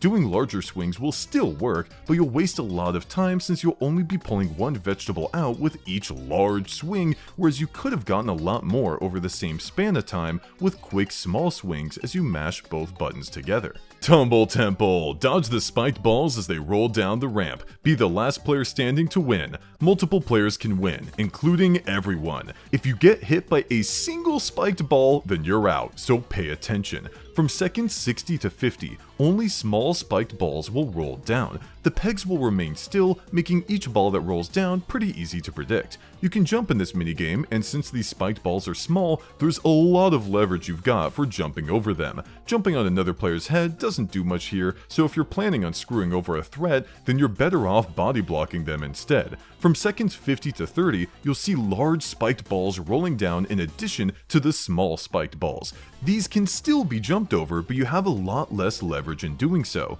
Your jumps gotta be precise, so don't go for it unless you have to. In addition, this is the point in the minigame where the pegs start going down and up at random intervals, which will affect which direction the spiked balls get sent in. These pegs are fast, so you've got to be even faster in recognizing how a spiked ball will be angled with each new formation. Stick to the bottom of the arena near the edge so you give yourself the most amount of time possible to react. Don't worry about the lava below you. There's an invisible wall here that won't let you fall. From seconds 30 to 0, you'll notice that the amount of spiked balls rolling down has increased to be a bit more than at the beginning. You'll also notice that the two large pillars in the back will start spinning as well, which will increase the speed of any spiked balls that roll against them. So get ready to dodge spiked balls that roll faster than the ones you've been used to so far. Dodging in general is fairly easy so long as you're giving yourself ample time to react. I prefer jumping in the direction I dodge in so that I leap over any spiked balls that unexpectedly roll in my direction. Keep away from the other players if you can so that you have more room to dodge the insane amount of spiked balls that cascade down the slope. Reverse minigame version. You can see the spiked balls coming from far away, so move your character according to where the closest spiked ball is and ensure that you're up against the top wall so that you get knocked out first. Twist ending. Unlock the treasure chest by twisting their dials until the marks line up. Be the first to unlock all 3 chests to win. Hold the Wii Remote vertically. Tilt it in the direction of the arrows to turn the dial. The angle of the tilt changes how fast the dial turns. This is all about precision with your Wii Remote. The better you are at controlling your tilts, the better you'll do here. If your mark goes past the indicated mark, then you cannot turn back. You'll have to go all the way around again. The first dial has 8 marks, the second dial has 12 marks,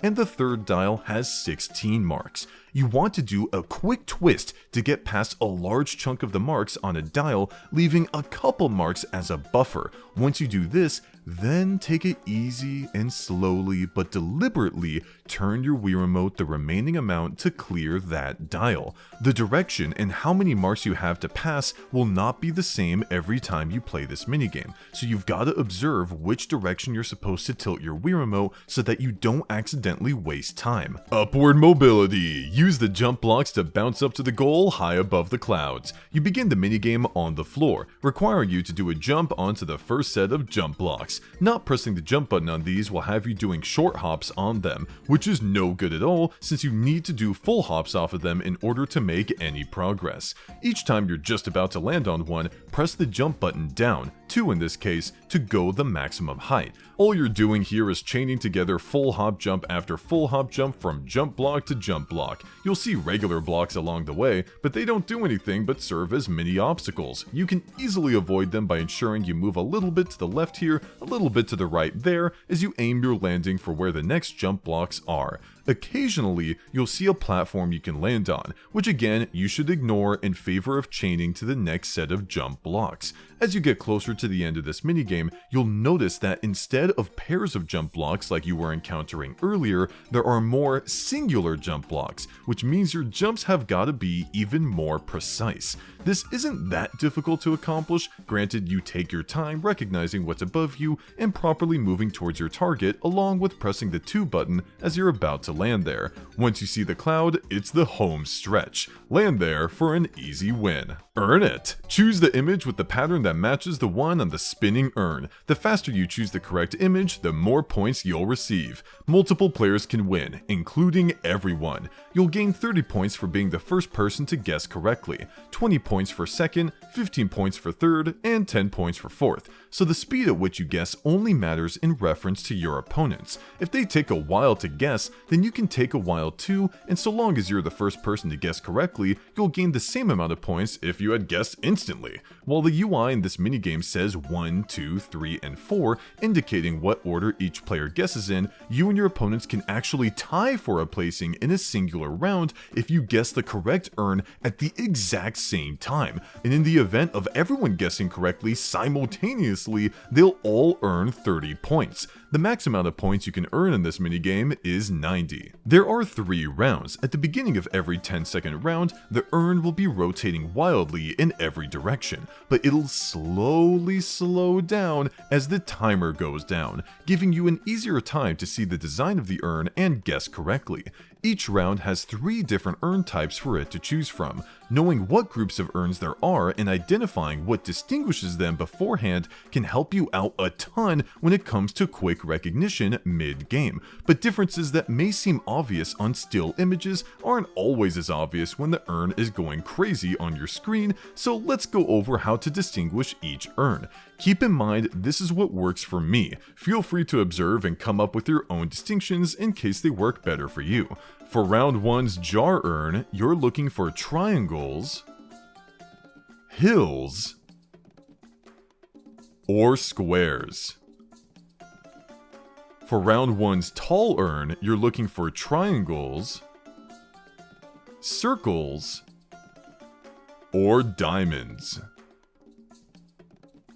For round 1's wide urn, you're looking for what the circle design is. You'll constantly see it flashing by, so the moment you recognize which of the 3 circle designs it is, make your selection.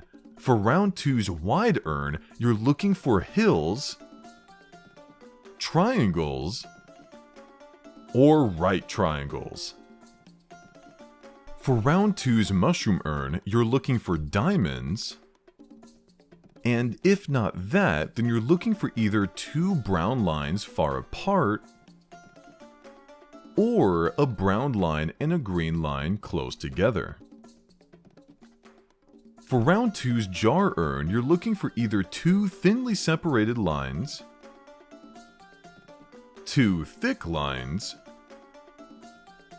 or 2 thin lines right next to one another. For round 3's tall urn, you're looking for a flower with a circle in it.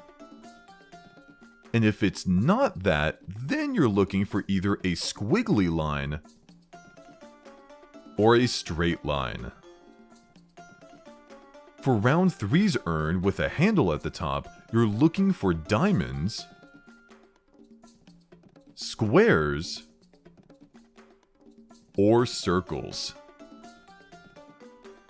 The diamonds and squares can be tough. If you're having trouble, then look at the upper part of the urn and wait until you see the urn turn somewhat upright and check if the spiked triangles are there or not. I say this like the urn is going to be really slow when you check, but in reality it's more like an instant moment of recognition. For round 3's tall and wide urn, look for diamonds, and if you don't see diamonds, then you've got to distinguish between arguably the toughest 2 in the minigame. Like the urn with the handle at the top, you want to zone in on the top part of the urn. Wait until it's upright and see if there are any hills at the top or not.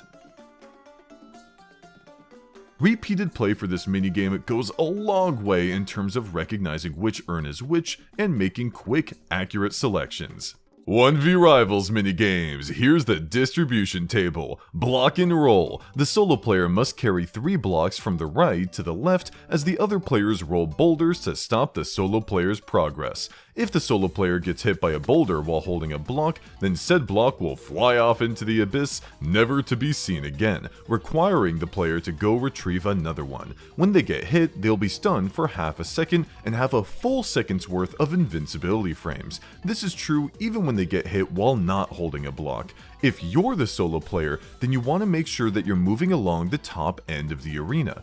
This may seem dangerous as there's a drop-off, but you're actually not in any danger since there's an invisible wall here just for you. Even getting hit while against it doesn't do anything. Staying up here will grant you the most amount of distance between you and the rolling boulders. When you reach the end of one side, your character will automatically move to the middle to perform their action, so you don't even have to move up and down yourself here either. When holding a block, you're a lot slower than when you're not. Pay attention to the team of 3 as they push the boulders down. If any of them push a boulder while they're a little behind you or lined up with you, then you're free to press on. You can tell if the boulder they're pushing is lined up with you by looking at the lines on the ground as a measurement. When a boulder's rolling down the middle, then it's pretty obvious where it's gonna go, yeah, but the ones on the side aren't as clear, so it's good to watch for these lines so you know exactly what to expect.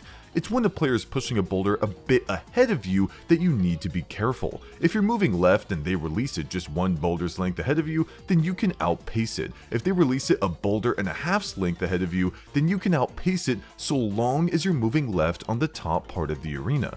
But if they release it 2 boulders length ahead of you, then you'll get hit even if you were moving on the top part of the arena. In this case, you should hold back and let the boulder pass in front of you before proceeding. But if a different player threw a boulder down directly towards you, then holding back may result in you getting hit as well. What you should do here depends on when each player pushed their boulder down. Notice how if they do not do it at the same time, then when the 2 boulders reach your walking area, that there's a gap between them that you can squeeze through without getting hit. This is what you want to aim for when caught in sticky situations. Do not assume that it's hopeless. If, on the other hand though, you see that they push their boulders at pretty close to the same time as one another, then you'll need to backpedal a bit to avoid getting hit. Once the rightmost boulder passes you, immediately head left so that you can make progress. This works because each player on the team has to wait 3 whole seconds before being allowed to push down another boulder, so they can't roll tons of them down at a time. They need to be precise with it. When you reach the left part of the walking path, your character will automatically drop off their block and get ready to head back to the right. You're a lot faster when you're not holding a block, so just head directly right, easily evading any boulders that are rolled down. It's highly unlikely you'll get hit here, and even if you do, you don't have anything to lose other than a little bit of time. Your strategy for this minigame doesn't change when attempting to deliver the first block, the second, or even the third. It's all rinse and repeat. The worst case scenario you need to avoid is the team of 3 getting in sync and collectively deciding to roll their boulders down at the same time over and over. If they do this, then there's really not a good course of action you can take to counter it. Thankfully, getting in sync like this can be difficult for them, especially if you move a little unpredictable to throw off their groove. If you're on the team of 3, get a good handle on which pushing spots will send the boulder where. Again, the lines here are really important for getting the proper angles. It's very important for one of the players on your team to roll boulders a bit ahead of the solo player, since this will prevent them from beelining it to their objective. But once a player secures this position and is about to roll said boulder, you want a different player on the team to roll a boulder directly at the solo player, so they'll have to either commit to running left and inevitably get hit, or back up and waste time. You want you and your teammates to push your boulders in sync with one another so that your opponent doesn't have any gaps for them to squeeze between. Even just you getting in sync with one other teammate is pretty good on its own. If you were to all play optimally, then you'd be pushing all 3 boulders at the same time over and over, preventing the solo player from making any progress, but this can be difficult to sync up on for casual players, and you're probably better off on sticking with one teammate and syncing up with them instead. Hazard hold. Unleash fire, electricity, and wind on your opponents. The solo player must hit all of the other players to win. The fire button causes the blazers on the corners to slow turn 90 degrees to the other side, where they will remain until the fire button is pushed again, turning 90 degrees once more to their original position. This hazard can be sidestepped or jumped over. The electricity button causes the device in the middle to emit a shockwave that slowly moves outward. This hazard can't be sidestepped, but it can be jumped over. The wind button causes the fan on the top of the arena to shoot out a blast of air. This fan turns from left to right over and over, so in order for the air blast to be effective, the solo player's gotta press the wind button when the fan's aiming at some players.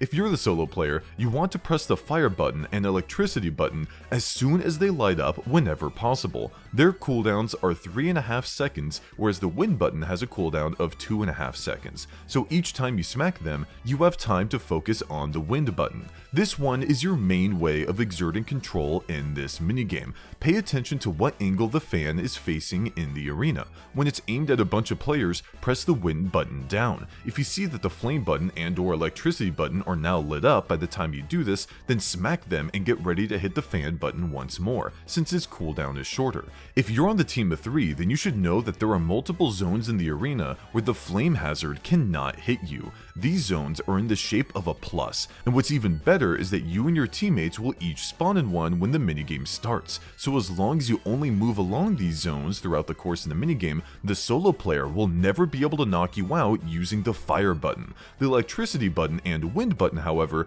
can still hit you. In this case, you want to simply leap over the shockwave without much worry. When it comes to the air blast, you can leap over that too with good timing. The stressful part is if an air blast is coming at you while the shockwave is headed your way too. If you feel like the solo player is about to go for this combo, then you can move towards the middle and jump over the shockwave early so that you can encounter the air blast and the shockwave separately, or just avoid the air blast entirely. While yes, all of these zones avoid the fire hazard, the top one is definitely the worst because you're right up against the fan. You're better off positioning yourself at one of the other 3 zones so that you can put more space between yourself and this hazard. Just don't get in the way of your teammates. Jumping on their heads won't do anything, but body blocking can easily knock them out when they otherwise would have been safe. You could play this minigame without using any of these zones if you want, in which case you'll have to look out for the fire hazard that turns at the corners. They can be cleanly jumped over alone, but combine them with the shockwave and things can get dicey pretty quick. If you're playing it out this way, then do your best to encounter each hazard one at a time. If you've got to avoid them together, then make sure you know where you're going when you make your leap. Hole hogs! The solo player must hammer the other players before they can earn points. The other players earn points by staying above ground without getting hit. The layout of the holes corresponds to the buttons of the Wii Remote held sideways, them being each direction of the D-pad, the 1 button, and the 2 button. Multiple players can pop out of the same hole, but the solo player is also able to bonk multiple players with a single smack. Throughout the minigame, Monty Moles will pop out at random intervals to distract the solo player from the team. They can be bonked just like the team, but offer no reward for doing so. If you're the solo player, then you need to ignore these guys and focus solely on the team. The distance the holes have from one another do matter a lot since your hammer takes time to travel in between each hole. For example, if you hit one D-pad hole and then another D-pad hole, the time it'll take you to switch between them is a lot shorter than going from the left D-pad hole to the 2-button hole. This is why, when facing new players, it's good to mainly focus on the D-pad holes since there's 4 of them as opposed to the numerical buttons at 2 holes. You can react quickly to these D-pad holes, bonking players on the head nice and quick to prevent them from getting any points. Even if a player pops their head out on the opposite side of the screen, you still have enough time to bonk them should you react quickly enough. However, if 2 players pop their heads out at the same time, with one of them at the D-pad hole and one of them at the numbered hole, and they're far enough apart, then you will not be able to bonk each of them in time. In this case, they'll score a point. The team of 3 is bound to score a few points like this here and there, so it's not something to worry about all that much, unless there are players on the team that are aware of this quirk in the minigame and sync up with one another to score point after point like this to win. If you're playing against opponents doing this, then focus hard on the left D-pad hole or the 2-button hole, since these are the holes furthest away from one another, making them the prime candidates for doing this synced up strat. As soon as you see one of the cheeky players pop their heads out of the one you're zoned in on, smack their head and quickly press the button of the hole on the opposite side to smack theirs too.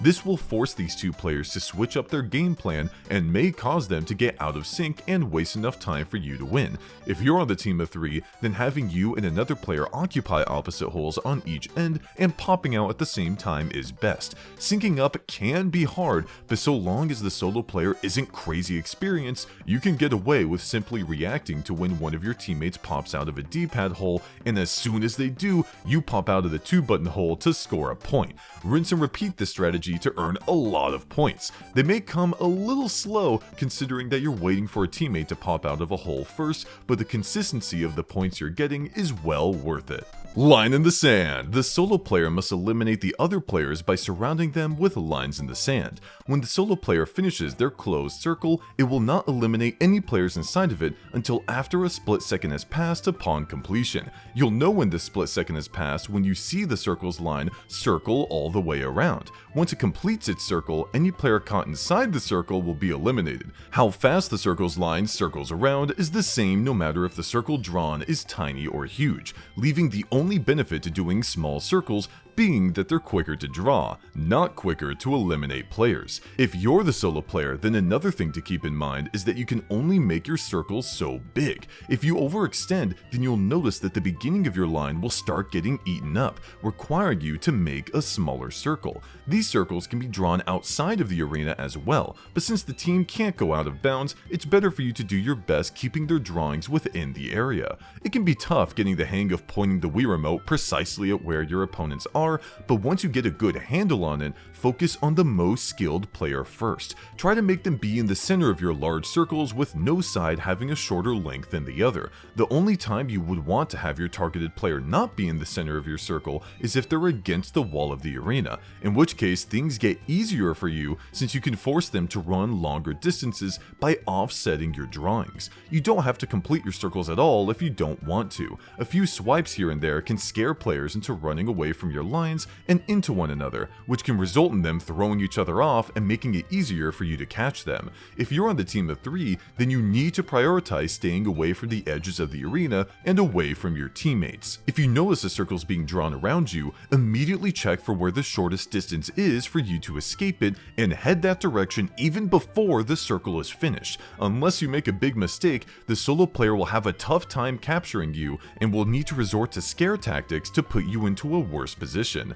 Mob sleds. Keep away from the sleds. The solo player wins by evading the players on sleds until time runs out.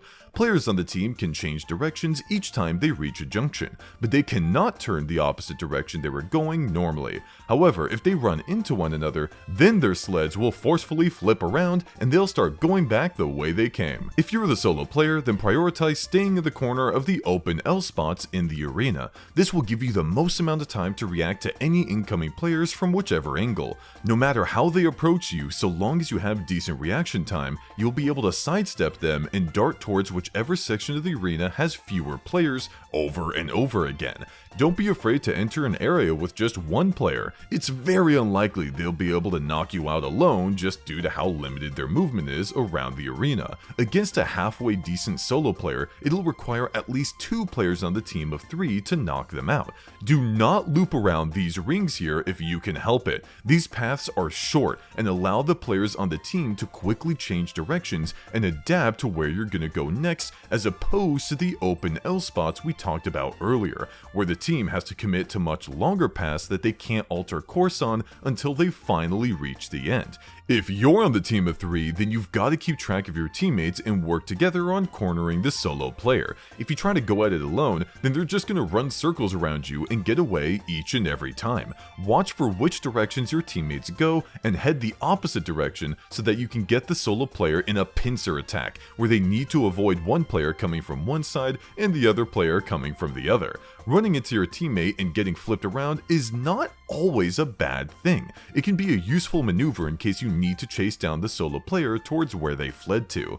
The main takeaway here is that you and your teammates should be a well-oiled machine launching team attacks over and over. If you each treat this as a one-on-one minigame, then you're gonna have a really tough time. Keep up with the pincers, don't be afraid to camp the solo player's exit points, and watch intently for where your teammates are going for the best odds of knocking your opponent out. Pix Fix. Return the picture panels to their correct positions. The first side to complete their image wins. If neither team fixes their pics after 5 minutes pass, it's a tie. The game will choose from one of 5 pictures at random each time you play the minigame. They're all from New Super Mario Bros. Wii. We've got World 1, World 2, World 4, a ghost house, and an athletic level. Searing into your brain exactly what these pictures look like will assist you in completing the minigame faster. That being said, before the minigame begins, you are shown each image before it scrambles, so if you're good at getting a clean snapshot in your head at the intro here, then that works too.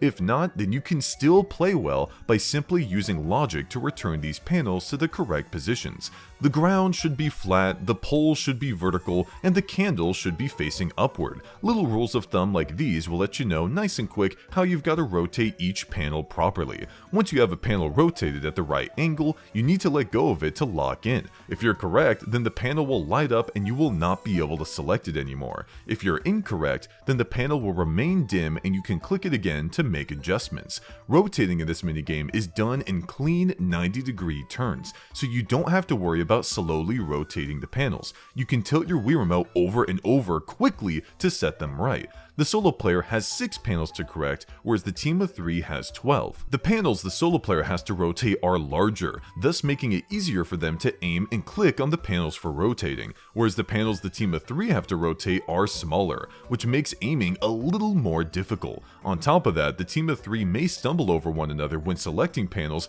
and waste each other's time, so while it may seem pretty unbalanced at first, it can even out with casual players. If you're the solo player, do your best to ignore the communication between the team of 3 and focus on your own image. If you're on the team of 3, then ideally, one player should be in charge of each column so that no one wastes time clicking on panels that another player is already working on, which does nothing by the way. More than one player cannot occupy a panel at a time. Ruins Rumble. The solo player must try to smash into the other players, including Dry Bones, by chasing them around the course. The solo player wins by taking down all of the other players.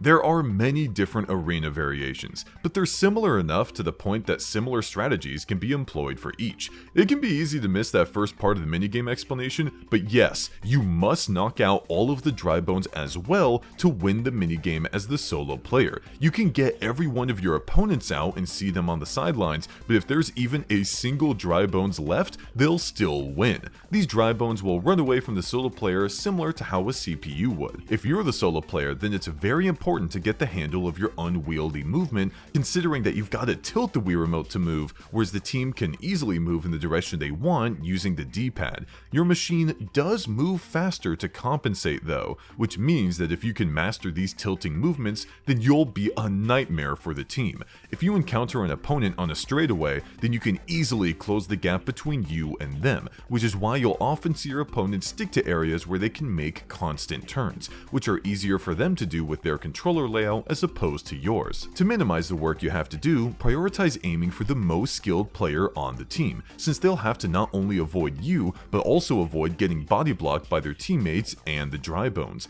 Body blocking isn't as good here as it is in other minigames, since the lanes they walk through are wide enough for 2 players, but nonetheless, it's still better to aim for the more skilled player first, since even a little less room for them to move can make a big difference. Despite everything, what this will mainly come down to is how good you are at making turns with your tilt controls. If you're bad at them, then no matter how good your strategic thinking is, the team will run circles around you. Master your controls and you'll be feeling good. If you're on the team of 3, then stay away from the straightaways. You may feel safe being far away on the other side of the arena from the solo player, but they can close in on you pretty quick like this. Instead, keep to circling around the many different block obstacles, or blocksticles mind you, on the arena. Spike and span. The solo player hits the floor the other players are standing on in order to bounce the spiked ball in their direction. The solo player must hit all of the other players to win.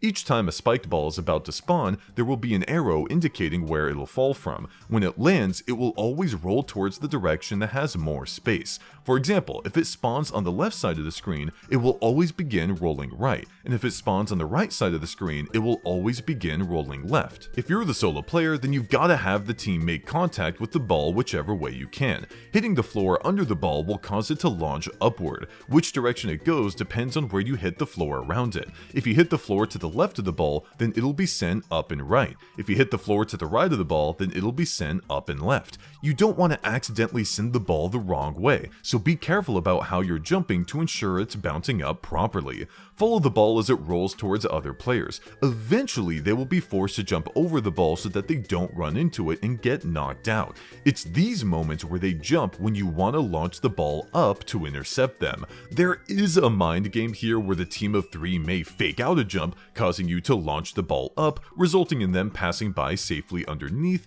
The counter to this is to simply do fake out jumps of your own. With how close the ceiling is to your character's head, it may look like it's not possible to do one, but with a light button press, you'll see yourself doing a small hop that does not make contact with the ceiling. Doing these hops over and over as you follow the spiked ball can make it very difficult for the team to know when you're actually going to commit to launching the ball upward, especially if you're making noises out loud like, oh, I'm gonna do it, over and over again. Usually this is enough to take out most players, but if you're playing up against somebody skilled or you just want to mix things up, then instead of hitting the spiked ball into your opponents, try hitting your opponents into the spiked ball. If you hit the ground near where an opponent is standing the same way you would the spiked ball, then you can knock them to the left or right. This opens up a whole other avenue of possibilities. Where a spiked ball could be rolling towards a player, you do your little fake outs, and instead of hitting the spiked ball towards them, you quickly run under to where they're standing and bonk them into the spiked ball. This unexpected attack will have players jumping to avoid the bonk, which will make it easier to hit them with a knocked spike ball when the time comes.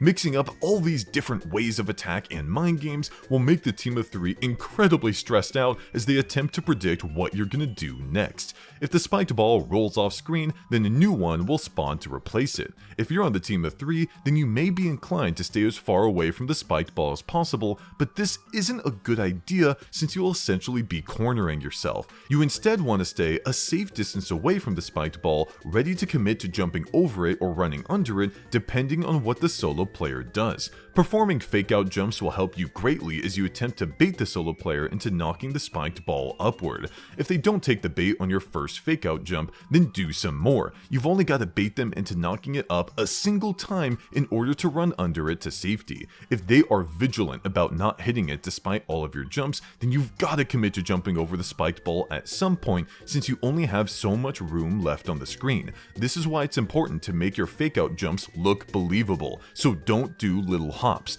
You have more than enough time to reach the ground after a full hop when running under a spiked ball that's been hit upwards. If the solo player enjoys hitting the floor under you, then back off a little bit with some short hops. These won't work forever due to lack of space, but they can help you get a feel for what the solo player's patterns are. When you see them attempt to bonk you, then you'll know that they aren't ready to hit the spiked ball, so at these moments you're free to jump over it. Jumping on your teammates' heads will grant you some height, not enough to leap over a spiked ball flying through the air, but it's still cool. These jumps don't stun or slow down your teammates thankfully, but body blocking can still be a nuisance, so it's better for you to occupy different sides of the screen than your teammates so that you don't get in each other's way. Tackle takedown. The solo player must run for the goal line while avoiding tackles from the other players. The solo player has 3 dashes at their disposal which do not come back when used. The team only needs to tackle the solo player a single time for the minigame to be over. If you're the solo player, then you've got your work cut out for you if you're up against skilled opponents. Your dashes are absolutely crucial. You will not get past even a halfway decent team without any dashes. The key here is openings, openings, openings. Do not force anything. What you're hoping for here is for the players on the team to scurry around as you move left and right, hoping to catch you off guard as you look for a hole in their defense. The moment, and I mean the moment, you see an opportunity to quickly move around them, you need to spam all of your dashes in a row to quickly zip by and reach the goal. Do not attempt to squeeze between your opponents. This might work against less skilled players, but the instant they enter their tackle animation, it counts as a knockout for you. The frame data is not in your favor. Making openings for sidestepping them will be difficult if you're only moving left and right, since smart players will stay where they are instead of getting led around by you, which is why you've got to push up a little bit, threatening to dash past them unless they do something. That something will either be them backing up as well, which is good since that means you gain progress, or them moving towards you, which is still good since any movement from them is an opportunity for you to discover any holes in their defense. The tricky part here is ensuring that when they push back on you, that you run away a little if you notice that they're going to commit for a tackle. If you see this coming, then you can run sideways and towards any openings you see. You may be tempted to only do forward moving dashes, but a sideways dash to start things off can be amazing in giving you more distance from the team as you begin your dashes upward. Triple dashes upward will almost never be what leads you to victory. It'll almost always be juking one direction and then quickly heading up with your remaining dashes as fast as possible. If you're on the team of 3, then the number one thing for you to keep in mind is that you have 2 win conditions. Yes, tackling the solo player is one of them and is great if achieved, but if 30 seconds pass without them reaching the goal, then that counts as a win for your team too. This means that you don't have to commit to as many crazy tackles as you think. Holding the line with your teammates and only tackling when you notice the solo player actually committing to a move is the way to go. You do not want to leave either side of the arena unguarded. There is no reason for all 3 players on your team to favor one side over the other if the solo player is currently there. A single player on the team, or at most 2, is more than enough to prevent the solo player from dashing straight up. One teammate on your team should always be covering potential holes that the solo player can dash through. Weird wheels. Drive your wacky wheeled car to the goal. Press the correct buttons in the order shown on screen to move forward. If both teams reach the end at the exact same time, or if 5 minutes pass without either team reaching the end, it's a tie. The solo player has to perform a 4-button combo involving only the directions on the D-pad. There are no repeat inputs, and if they fail an input, then they'll have to start over the 4-button combo with a new button layout to press. The team needs to collectively perform a 3-button combo involving only the numbered buttons of 1 and 2. A member of the team should only press a button when they see their character's face beside it, and it's their turn to press it. Some button combos won't involve certain players on the team at all. If any players on the team hit a button when they aren't supposed to, then the team simply gets stunned for a quick moment and must continue from where they left off. Regardless of which side you're on, ignore what the opposing side is up to, since that won't tell you much of anything. Just focus on your own inputs. If you're the solo player, then focus on your 4-button combo and quickly recognize where the lit up part of the D-pad is so that you know what to input next. In order for an input to count, it has to be the only button you're pressing down at the moment. If you try to roll your finger on the D-pad to quickly hit each button like that, then your input won't register properly. So make sure you're quickly switching between individual button inputs. Unlike the team, you don't get repeated inputs, so you can rest easy knowing that the moment you press a direction on the D-pad, that you will switch to pressing a different button each and every time. You don't have to wait for the other players to make their inputs. It's an all-you thing, which gives you a speed advantage over the team when both sides play well. But where the balancing comes in is the fact that you're given a larger punishment if you fail, considering you'd have to start over with a new button combo. This is why it's important to stay focused with clean and quick inputs without rushing it. If you're on the team of 3, get ready for when your turn is up. Do not mess around inputting anything when it's not your turn, or you're gonna cost your entire team time. If you see that your turn is up, then get ready to react to your teammate's input going through, and as soon as it does, press your button. If you're playing with skilled players or just realize partway through the minigame that they're quickly and accurately pressing their buttons, then you all can really get moving as you react quickly with your inputs. Bowser Jr. minigames. These involve 2 players teaming up against the Bowser Jr. AI. They're altogether not that difficult, but we'll still be covering the best approaches for each one regardless. Bowser Pop. Use the seesaw to launch you and your teammate into the air and pop all of Bowser Jr.'s balloons. There will always be 8 balloons to pop in varying spots in the air. There are 2 launching heights you can achieve with the seesaw. The lower leap is done by jumping on the seesaw from the ground, which sends the other player a little ways up in the air, allowing them to reach balloons that are positioned a little bit lower.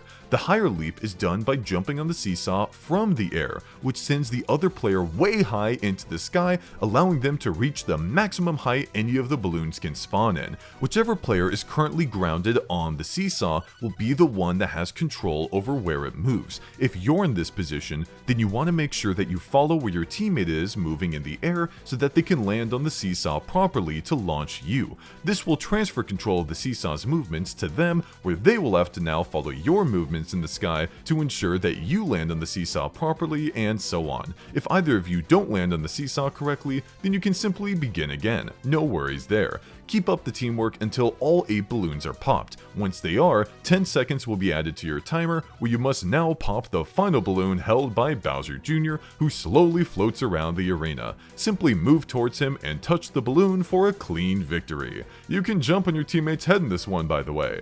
It doesn't really do anything. Throwing this minigame is as easy as refusing to jump at all.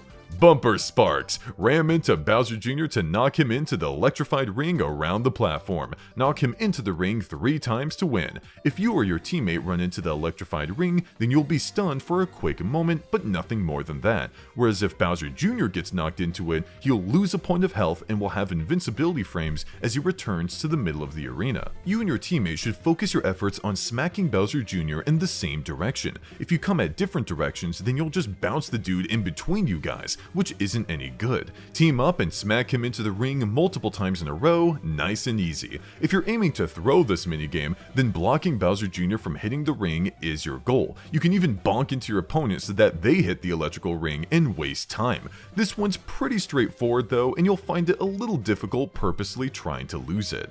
Cage Match. Catch Bowser Jr. as he climbs around the fence. Hit Bowser Jr. from the other side of the fence to temporarily stun him. There are 2 sides of the fence, the front side and the back side. Bowser Jr. will always start the minigame on the back side, and you and your teammate will always start the minigame on the front side. Your goal is to simply make contact with Bowser Jr., but you'll quickly realize that if you chase him around normally with your partner, that this is an incredibly difficult task. That's where punching the fence fence comes in. If you're on the opposite side of where Bowser Jr. is, then he won't get scared and speed up the same way he would if you approached him from the same side of the fence. This makes it easier for you to punch on the opposite side of where he is, which will stun him for a second. Obviously, if both you and your partner are on the opposite side of the fence from Bowser Jr., then this stun is completely meaningless. Only one of you should be on the opposite side, with the other chasing him on the same side. The latter player should push him into moving towards the player on the opposite side of the fence.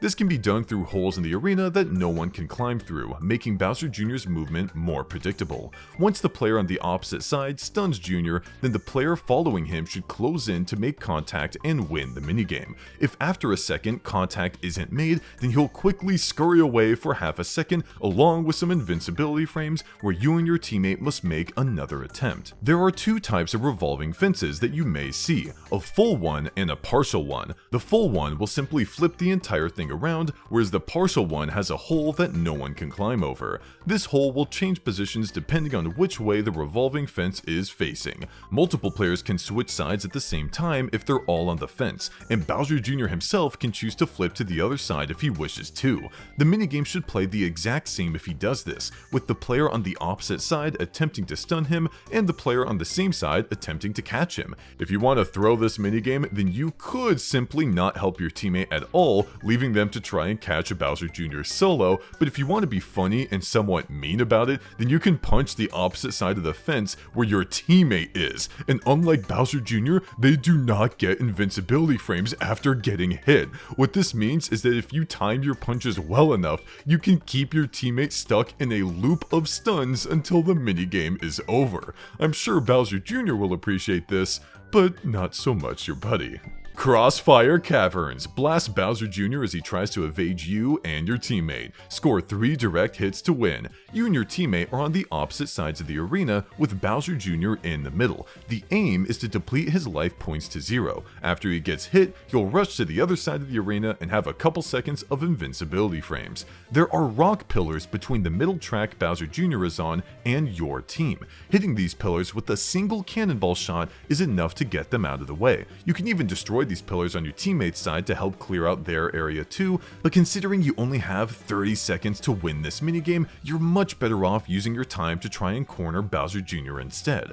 One of you should be closer to the middle of the arena while the other one chases him down. He'll often roll back and forth at the edge of the arena when you do this, not wanting to commit one way or another. This will either let the player shooting at him get a hit in, or Jr. will eventually try to make his way towards the middle where the other player can get a shot off themselves. You could attempt to fire at him without any plan in mind, but this can result in your cannonball hitting your teammate, which won't knock them out of the game or anything, but it will stun them for a second and give them a couple seconds of invincibility frames.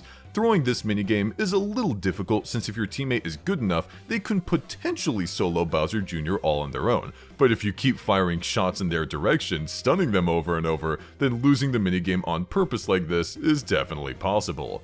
Double Pounder. Ground pound switches of the same color at the same time as your teammate. Ground pound all of the switches before the time runs out to win. The minigame explanation pretty much covers it. This one's pretty simple. You've just got to search for which buttons are colored the same and ground pound each pair at the same time as your teammate. There will always be 4 pairs of buttons to ground pound, and you've got 30 seconds to do it. So feel free to do a countdown with your partner to ensure you're jumping up and ground pounding at the same time. Be careful though, since you need to make it clear whether you're both jumping as high as you can in ground pounding or just spamming A. The latter is a lot easier to do, so just count down and have both you and your teammate mash A to get an easy in-sync ground pound. Throwing this minigame is as simple as playing the minigame itself. Just don't do anything. Your teammate cannot hit 2 buttons at the same time, so stare at them dead in the eyes as you do absolutely nothing. Mecha March. Work with your teammate to operate a 2-legged vehicle in order to chase and catch Bowser Jr. You're only supposed to swing your Wii Remote when it's your turn. If you do it when it's not, then your machine will stumble for a quick moment before letting the proper player be given another chance to swing their Wii Remote. You'll keep alternating inputs until you reach rubble, where you and your teammate teammate must both swing your Wii remotes at the same time to leap. After the leap, one player will lead again, rinse, and repeat.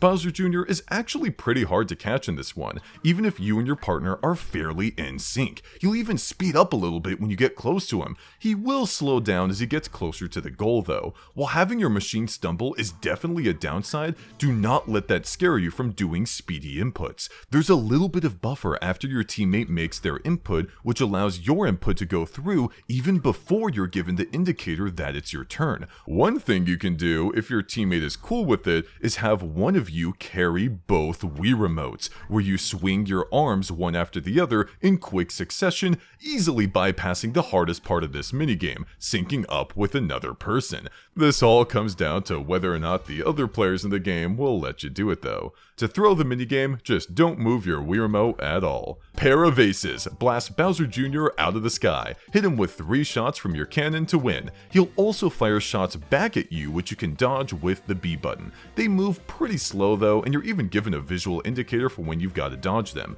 Even if you get hit by one, you'll only get stunned for a moment, ready to enter the fray once again when it's over. Bowser Jr. has a few patterns he chooses from when dodging, such as an infinity symbol, angular lines, or zigzagging. But regardless of which pattern he picks, he'll continue doing that pattern until you hit him. More importantly though, each pattern will have him stopping at one point to fire a shot, and then stopping at a different point to fire a shot. He'll repeatedly stop between these spots over and over, meaning once you've spotted what pattern he's doing, you can just keep your cursor on where you know he's going to stop and fire there for an easy hit. There's no real way to throw this one, as it's pretty easy for even a single person to win all on their own. Pedal to the paddle. Work with your teammate to rotate your wheel by jumping on the platforms that will spin it to the right. Reach the goal before Bowser Jr. to win. This one looks a little more complicated than it is. Simply jump one platform at a time, no more than one, over and over to the right. That's it. Bowser Jr. isn't that fast, so you and your partner can just keep doing these one platform jumps to the right for an easy win. Some neat details here is that you and your partner are not on the same Z-axis, so even though it looks like you might run into one another, you can't. If one of you falls, then that's no problem at all. Even one person can keep the wheel spinning along. The player that fell will come back in a bubble pretty quickly regardless. If you're looking to throw this one, then all you've got to do is stay put on a platform on the left side of the wheel. This will balance out the weight and prevent your teammate from making any progress. Oddly enough, if both you and your teammate stand on one of these platforms on the left, the wheel will not go backwards. Just stay still.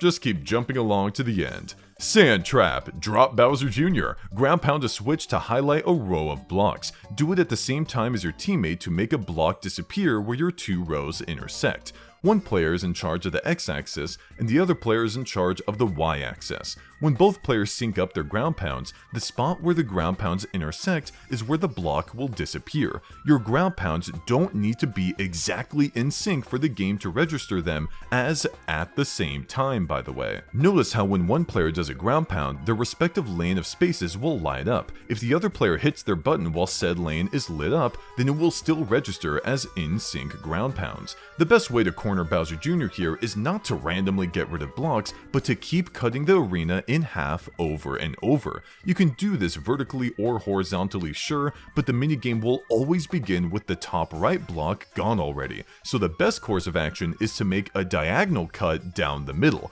Regardless of how you cut the arena in half, go for the next middle blocks and keep it up until Bowser Jr. is down to his last block, where you can then knock him out. If your partner is hitting the wrong blocks and you aren't getting a clean cut of the arena, then that's all good. You can easily adapt by moving to other lanes and getting Bowser Jr. that way. With how much time you have here, so long as you're consistently getting rid of blocks, you can often knock him out with randomness alone. Zoom Room. Work with your teammate to catch Bowser Jr. as he races around the maze. There are a few maze variations here that you can memorize if you want, but this is one that you can definitely win through good maneuvering and paying attention to the layout as you run through it. The camera angle you're given when running is not as nice as the one when the minigame begins. It's closer to the ground, making it difficult to tell where the holes are in the maze. There's a map in the bottom middle part of the screen that tells you where you, your teammate, and Bowser Jr. are, but it doesn't give you the layout of the maze. Each time the minigame begins, you and your teammate will spawn in at the bottom of the maze, whereas Bowser Jr. will be at the top, so you should always begin by having you and your teammate make your way up.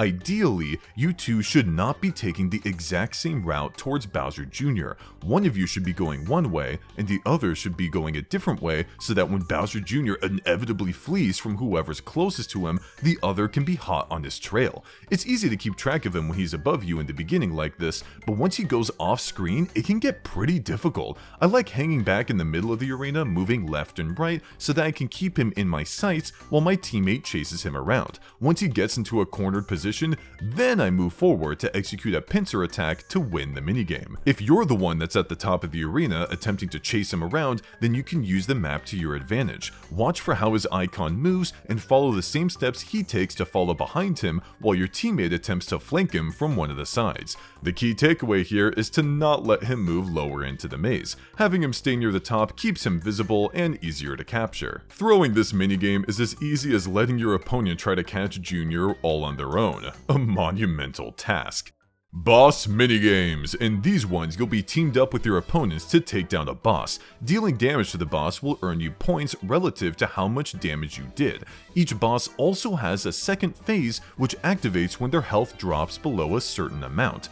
Getting the last hit on a boss will earn you plus 3 points, which is worth it to aim for in some boss minigames, but not so much in others. The boss's health will vary depending on how many players are in the minigame, but since I'm only covering 4-player games, I'll only be including health for that amount. Whoever earns the most points wins. Multiple players can win, including everyone. Here's the distribution table. Blooper Barrage. Blast Blooper with your cannon. Make sure you shoot down any urchins that come flying your way. Blooper has 56 hit points, with the second phase mark beginning at 28 hit points. Keep your cursor on Blooper and shoot relentlessly at it to earn 1 point at a time. Multiple times throughout the minigame, you'll see it dive down into the ocean and the camera will turn, indicating where it'll pop up next. It will either do a flip from one side of the screen to the other, which makes it difficult to hit, but it is possible, or it'll jump up and throw an urchin at one of the players. You'll know which player the urchin is homed in on based on what icon is next to it. If the targeted player shoots the urchin, then it'll randomly target another player and start moving towards them instead. If they shoot it, then the urchin will start moving towards a different player and so on until it eventually hits someone. When it does, that player will lose 1 point. This is an annoying aspect of the minigame you've got to nail down, since having your point total getting lowered over and over is no good. When an urchin is coming with your face on it, make sure you shoot it and immediately bring your cursor back to Blooper to earn more points. Just because it's not aiming at you doesn't mean you shouldn't pay any attention though. It can switch to you last second, giving you minimal time to react, so be aware of that possibility as you're making your shots. You don't have to shoot the urchin exactly in order for you to hit it. So long as your shot goes in its general direction, the hit will still count. This isn't something I think you should bank on, but it's an interesting detail that could prove useful if the urchin and Blooper happen to line up with one another. When Blooper reaches its second phase, its movements will speed up and it'll toss more urchins than before. Most notably though, is that it'll spray out ink onto the screen to obscure everyone's vision. All this is meant to do is distract you, so keep firing your shots at Blooper while deflecting any urchins that head your way. Getting the last hit here for 3 points is pretty useful since you're only getting plus 1 point per shot. Make sure you're blasting the Blooper at the end here so that you have the highest chance at earning it. Bombard King Bob-omb. Lob bombs at King Bob-omb. Bombs are thrown in order from left to right, and bigger bombs do more damage. Be careful, if 2 players or more select the same bomb, neither gets to throw it. King Bob-omb has 26 hit points, with the second phase mark beginning at 13 hit points. There are 3 Bob-omb sizes in this minigame. Small is worth 1 point, medium is worth 2 points, and large is worth 3 points. Each round you'll have a set of 4 Bob-ombs to choose from. It goes without saying that you want to throw the largest Bob-omb so that you can gain the most amount of points each round. But if even one other player selects the same Bob-omb, then you'll bonk heads with them and won't score any points that round, letting the other players who selected a Bob-omb that no one went to score points for themselves and get ahead. If 2 or more players select the same Bob-omb in the second phase, then they'll also lose a point via King Bob-omb throwing a Bob-omb to them. So this minigame's objective ultimately becomes pretty straightforward. You want to select the highest point Bob-omb you can that no one else selects. You've got to know who you're playing with. If you've got an opponent who just goes for whatever they want without thinking about what their opponents may do, then they're likely going to choose the large Bob-omb for the most amount of points. In this case, you could select a large Bob-omb like them to make sure neither of you get any points, or opt in for selecting a medium Bob-omb in hopes that someone else stops them instead. Thankfully, some layouts will have multiple large Bob-ombs, so if everyone gets greedy, then you can bank on them selecting the large Bob-omb that isn't yours. I'd go for whichever Bob-omb is further to the right in this case, just because I feel like people prioritize left selections more often. You could also call out in advance which Bob-omb you're going to select, thereby scaring any other player from making that selection too, so that they don't go around without earning any points. This can be especially effective during the second phase of the game, where choosing the same Bob-omb as another player will reduce their point total. The +3 final hit is pretty useful here, making it well worth keeping in mind that the Bob-ombs are thrown from left to right. So if you can reduce King Bob-omb's HP to 0 by throwing the leftmost Bob-omb, then do it for the +3 points. It won't matter if an opponent selected a large Bob-omb, since they won't get the chance to throw it and earn points due to you finishing King Bob-omb off. It's also worth mentioning that any players that bump heads during the round that has the finishing blow will not lose any points. Bowser Jr. Breakdown. Hit the dice blocks. The number that appears will light up segments of the gauge at the top of the screen. Light specific segments of the gauge to deal damage to Bowser Jr. Bowser Jr. has 36 hit points, with the second phase mark beginning at 18 hit points. Everyone takes turns rolling a dice block numbered 1 through 6. Each player's goal is to roll a number that will light up the shared gauge at the top to the numbered segments. If they successfully roll to a numbered segment, then they'll deal that much damage to Bowser Jr. and earn that many points as well. If they do not roll to a numbered segment, then the next player will do their roll, and so on until one of the players manages to roll onto a numbered segment, or until a player reaches the number 15. This does not mean that a player has to land on the number 15 for it to count. They simply have to roll high enough to reach it. If a player lands on a Bowser Jr. face during the first phase, then he'll roll a die numbered 1 through 2, and whatever it lands on is how many points that player will lose via hammer smacks. Landing on a Bowser Jr. face during either phase will not reset the gauge. What will reset the gauge is any attack a player does to Bowser Jr. During the second phase, Jr. will add 2 more Bowser Jr. faces onto the gauge in random spots, never covering a multiple of 3 or a number lower than 6. If a Bowser Jr. face is landed on during this second phase, then he'll roll 2 dice instead of the usual 1, with the same numbered amounts of 1 to 2 for a maximum of 4 points able to be deducted from a player. When dealing the final hit on Bowser Jr., it doesn't matter if the segmented number you landed on is higher than how many hit points he has left. Your attacks will still go through, and you'll gain exactly as many points as you should despite his health being at 0. Wow, that was a lot of talk for a minigame that's completely luck-based, huh? The minigame explanation says you can shake the Wii remote to increase the speed that the dice block spins, but at the end of the day, you're just hoping to roll the best numbers possible and hoping that your opponents will roll the worst. Good luck. Bowser's Block Battle. Throw the dice. The more pictures of your character that show up on the dice, the more damage you'll do to Bowser. Be careful. If Bowser shows up on the dice, he gets to attack. Bowser has 40 hit points, with the second phase mark beginning at 20 hit points. You want to run up to a die that does not have your face on it and throw it as quickly as possible, moving on to the next closest die and doing the same to get as many dice to be face up with your face. Unfortunately, throwing a die does not guarantee that your face will be the one up. It's random, so you could throw many dice in a row with no luck at all, but that's why you've got to be quick about moving between them and only grabbing ones that don't show you. You'll have 10 seconds each round to do this, and after the 10 seconds is up, all the dice will be locked in, and then it comes time to attack. However many number faces up a player has will determine how much damage and therefore how many points they'll earn with their attack. Whichever player has the highest number of faces up will get to attack first. Players who have the same number of faces up as one another will attack together. After all players have attacked, if there are any dice in the field with a Bowser face up, then Bowser will inhale them and shoot out a trio of fireballs for each face. Getting hit by a fireball will reduce a point. During the second phase, the stage will tilt left and right, making it more difficult to grab the dice blocks and throw them around. You may notice that when Bowser throws these dice, that a suspiciously high amount of them already have landed with his face up, but I'm not going to be the one to call him out on that. Run towards clumps of dice blocks and mash to pick each one up and chuck them as quickly as possible. Now if he gets to do his fireball attack, then the fireballs will be larger and faster, making them more difficult to avoid. In addition, after every attack, regardless of whether or not any Bowser faces are up, he'll throw a spiked die that contains the faces of multiple bosses: Wiggler, King Bob-omb, King Boo, Blooper, Chain Chomp, and Bowser. If you're standing where this spiked die lands, then you can influence which boss is summoned, but this is more likely with more people and is more of a fun fact than an easily employable strategy. Wiggler will walk in from the side of the arena and take up a lot of space before departing.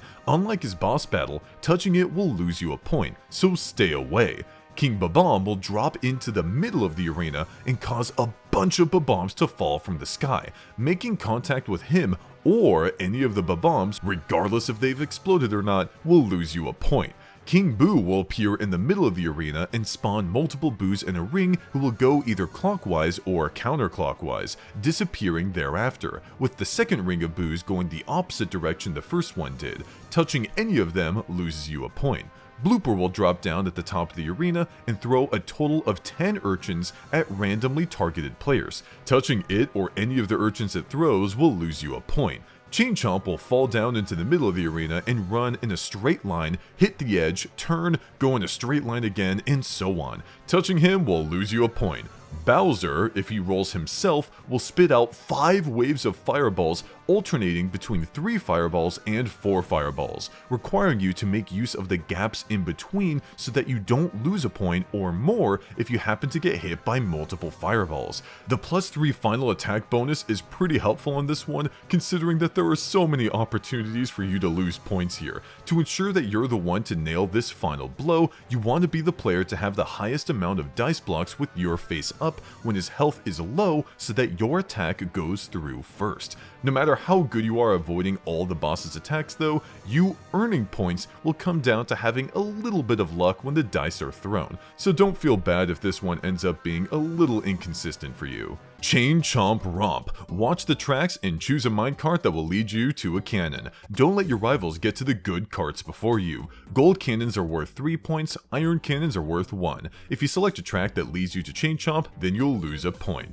Chain Chomp has 20 hit points, with the second phase mark beginning at 10 hit points. At the beginning of each round, the camera will pan down, showing you which tracks lead where. Keep in mind these little horizontal tracks, for if your minecart approaches one, you'll be forced to take it to the other side. After the camera is finished panning, you'll be given the opportunity to select a minecart, but only one can go to each player, so you've gotta be quick. However, the buttons that correspond to each minecart are randomized each round, so do not mash any of the buttons until you know which one will cause you to select what.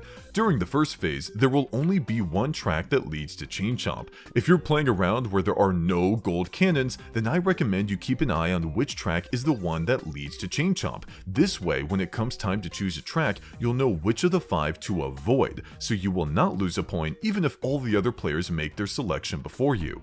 If there is a gold cannon in a round, then watch closely for where its track ends up and be quick to react to what button appears when it's time to make a selection. You could still keep an eye on the Chain Chomp track and continue to choose whichever track isn't that if you're afraid of another player selecting the gold cannon before you, but getting +3 points in this minigame means a lot more than in the other boss minigames, so do your best to watch for this one. On the second phase, there will be 2 tracks that lead to Chain Chomp instead of just the one, so playing it safe by watching for the one Chain Chomp track won't cut it anymore. One of the 4 players will be brought to the Chain Chomp per round at this stage in the minigame. Watch the tracks and be quick with your selections. Gold cannons are still priority, but if you feel like you can get away with winning by selecting one of the lesser cannons for safety purposes, then do it. The cannons will fire from left to right, so when it comes to getting the +3 points on the final hit, take a good look on how much health Chain Chomp has left. His overall health is pretty low, so watch for how much of his health goes down each time he gets hit to figure out which cannon will be the one to knock him out. This is by no means a guaranteed strat, since you won't know for sure if players are going to correctly follow which cannons are on which track, but if the minigame is close, then this can be enough to scrape by with a victory. Cheap Shot. Grab shells and fire them at Cheap as fast as you can while avoiding his attacks. Cheap has 72 hit points with the second phase mark beginning at 36 hit points. The controls for this one are not the best, but that's okay because the green shells you fire at the Cheap are homing. Yeah, they probably should have been red shells to get that point across better,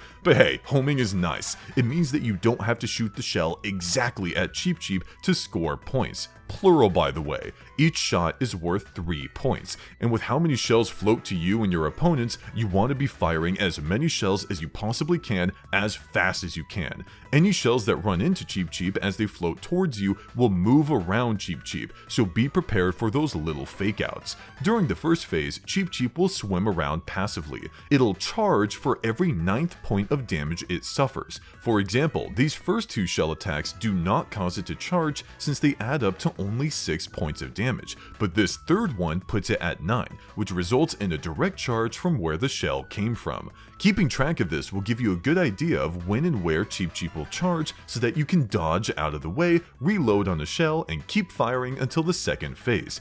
Here, Cheap won't play passive anymore. It'll charge of its own accord, and it even has another attack where it'll leap out of the water and dive down where its shadow shows.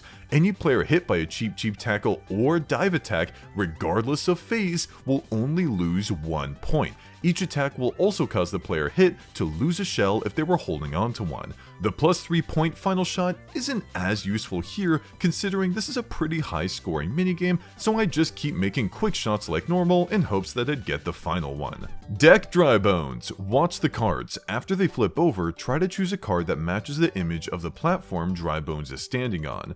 Dry Bones has 33 hit points, with the second phase mark beginning at 17 hit points. Selecting the correct card will earn you 3 points, where selecting the wrong shaped card will earn you nothing. If you select a Dry Bones card, then you'll lose a point. Same thing happens if you don't make a selection at all. Good old memorization is what you've got to rely on here, so let's get into it. At 33 hit points, there will be 8 cards to choose from with only 2 types, the circle and the hexagon. Look for bunches of each so that you'll have a lot to choose from when Dry Bones drops on either of the 2 platforms. At 30 hit points, there will be 12 cards to choose from, and the Dry Bones card makes its debut. Keep looking for patterns and select whichever card Dry Bones drops onto. At 24 hit points, there will be 16 cards to choose from, and a new shape, the triangle, will be added to the mix. Here I like to look for where there's a group of cards that are each a different shape so that I can quickly select whichever card is the correct one. At 18 hit points, there will still be 16 cards to choose from, but the fourth and final shape, the square, will join the party. Keep on the lookout for a group containing all of the options. At 15 hit points, he'll be in his second phase, where upon the cards flipping over, he'll run by and change the positions of a row or column of cards. There will still be 16 cards to choose from though. At 12 hit points is where this minigame will be at its hardest, because now we've got 20 cards on the field. Do your best to nail down the positions each time, again by grouping multiple of them together, so that you can quickly make your selection before the other players. How fast you select a card does not affect how fast your character makes their attack, by the way. Making a quick selection only helps in claiming a card before an opponent does. What this means for the final hit is that multiple players can claim the final hit at the same time. Diddy's Banana Blast. Wait for the right angle and launch out of the swaying barrel cannons to grab as many bananas as you can. Each banana you grab in this minigame is directly proportional to how many bananas you'll gain on the board, so it's very important you play well here. The minigame's layout will be the same every time, with 6 banana bunches forming a ring in the center of the arena and 12 barrels forming a ring on the outer part of the arena. When you're in a barrel, it'll turn left and right with full range to shoot you towards any bananas on screen.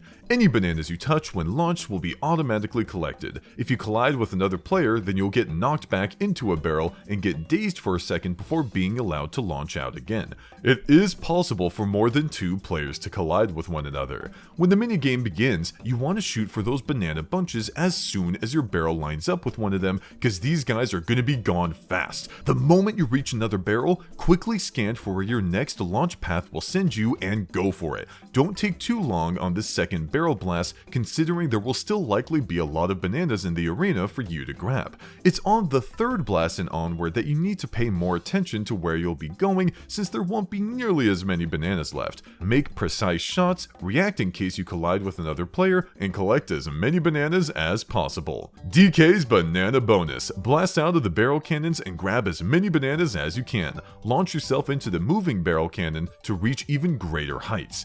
Each banana you grab in this minigame is directly proportional to how many bananas you'll gain on the board, so play well. A banana bunch is worth 3 bananas, whereas the golden banana bunch is worth 10 bananas. When the minigame begins, you'll see multiple rows of bananas moving in alternating directions, which you can collect by launching yourself out of a cannon over and over. If you land on a player who's in a cannon already, then you'll bounce off of their head, wasting time that you could have spent actually going into a cannon and collecting bananas.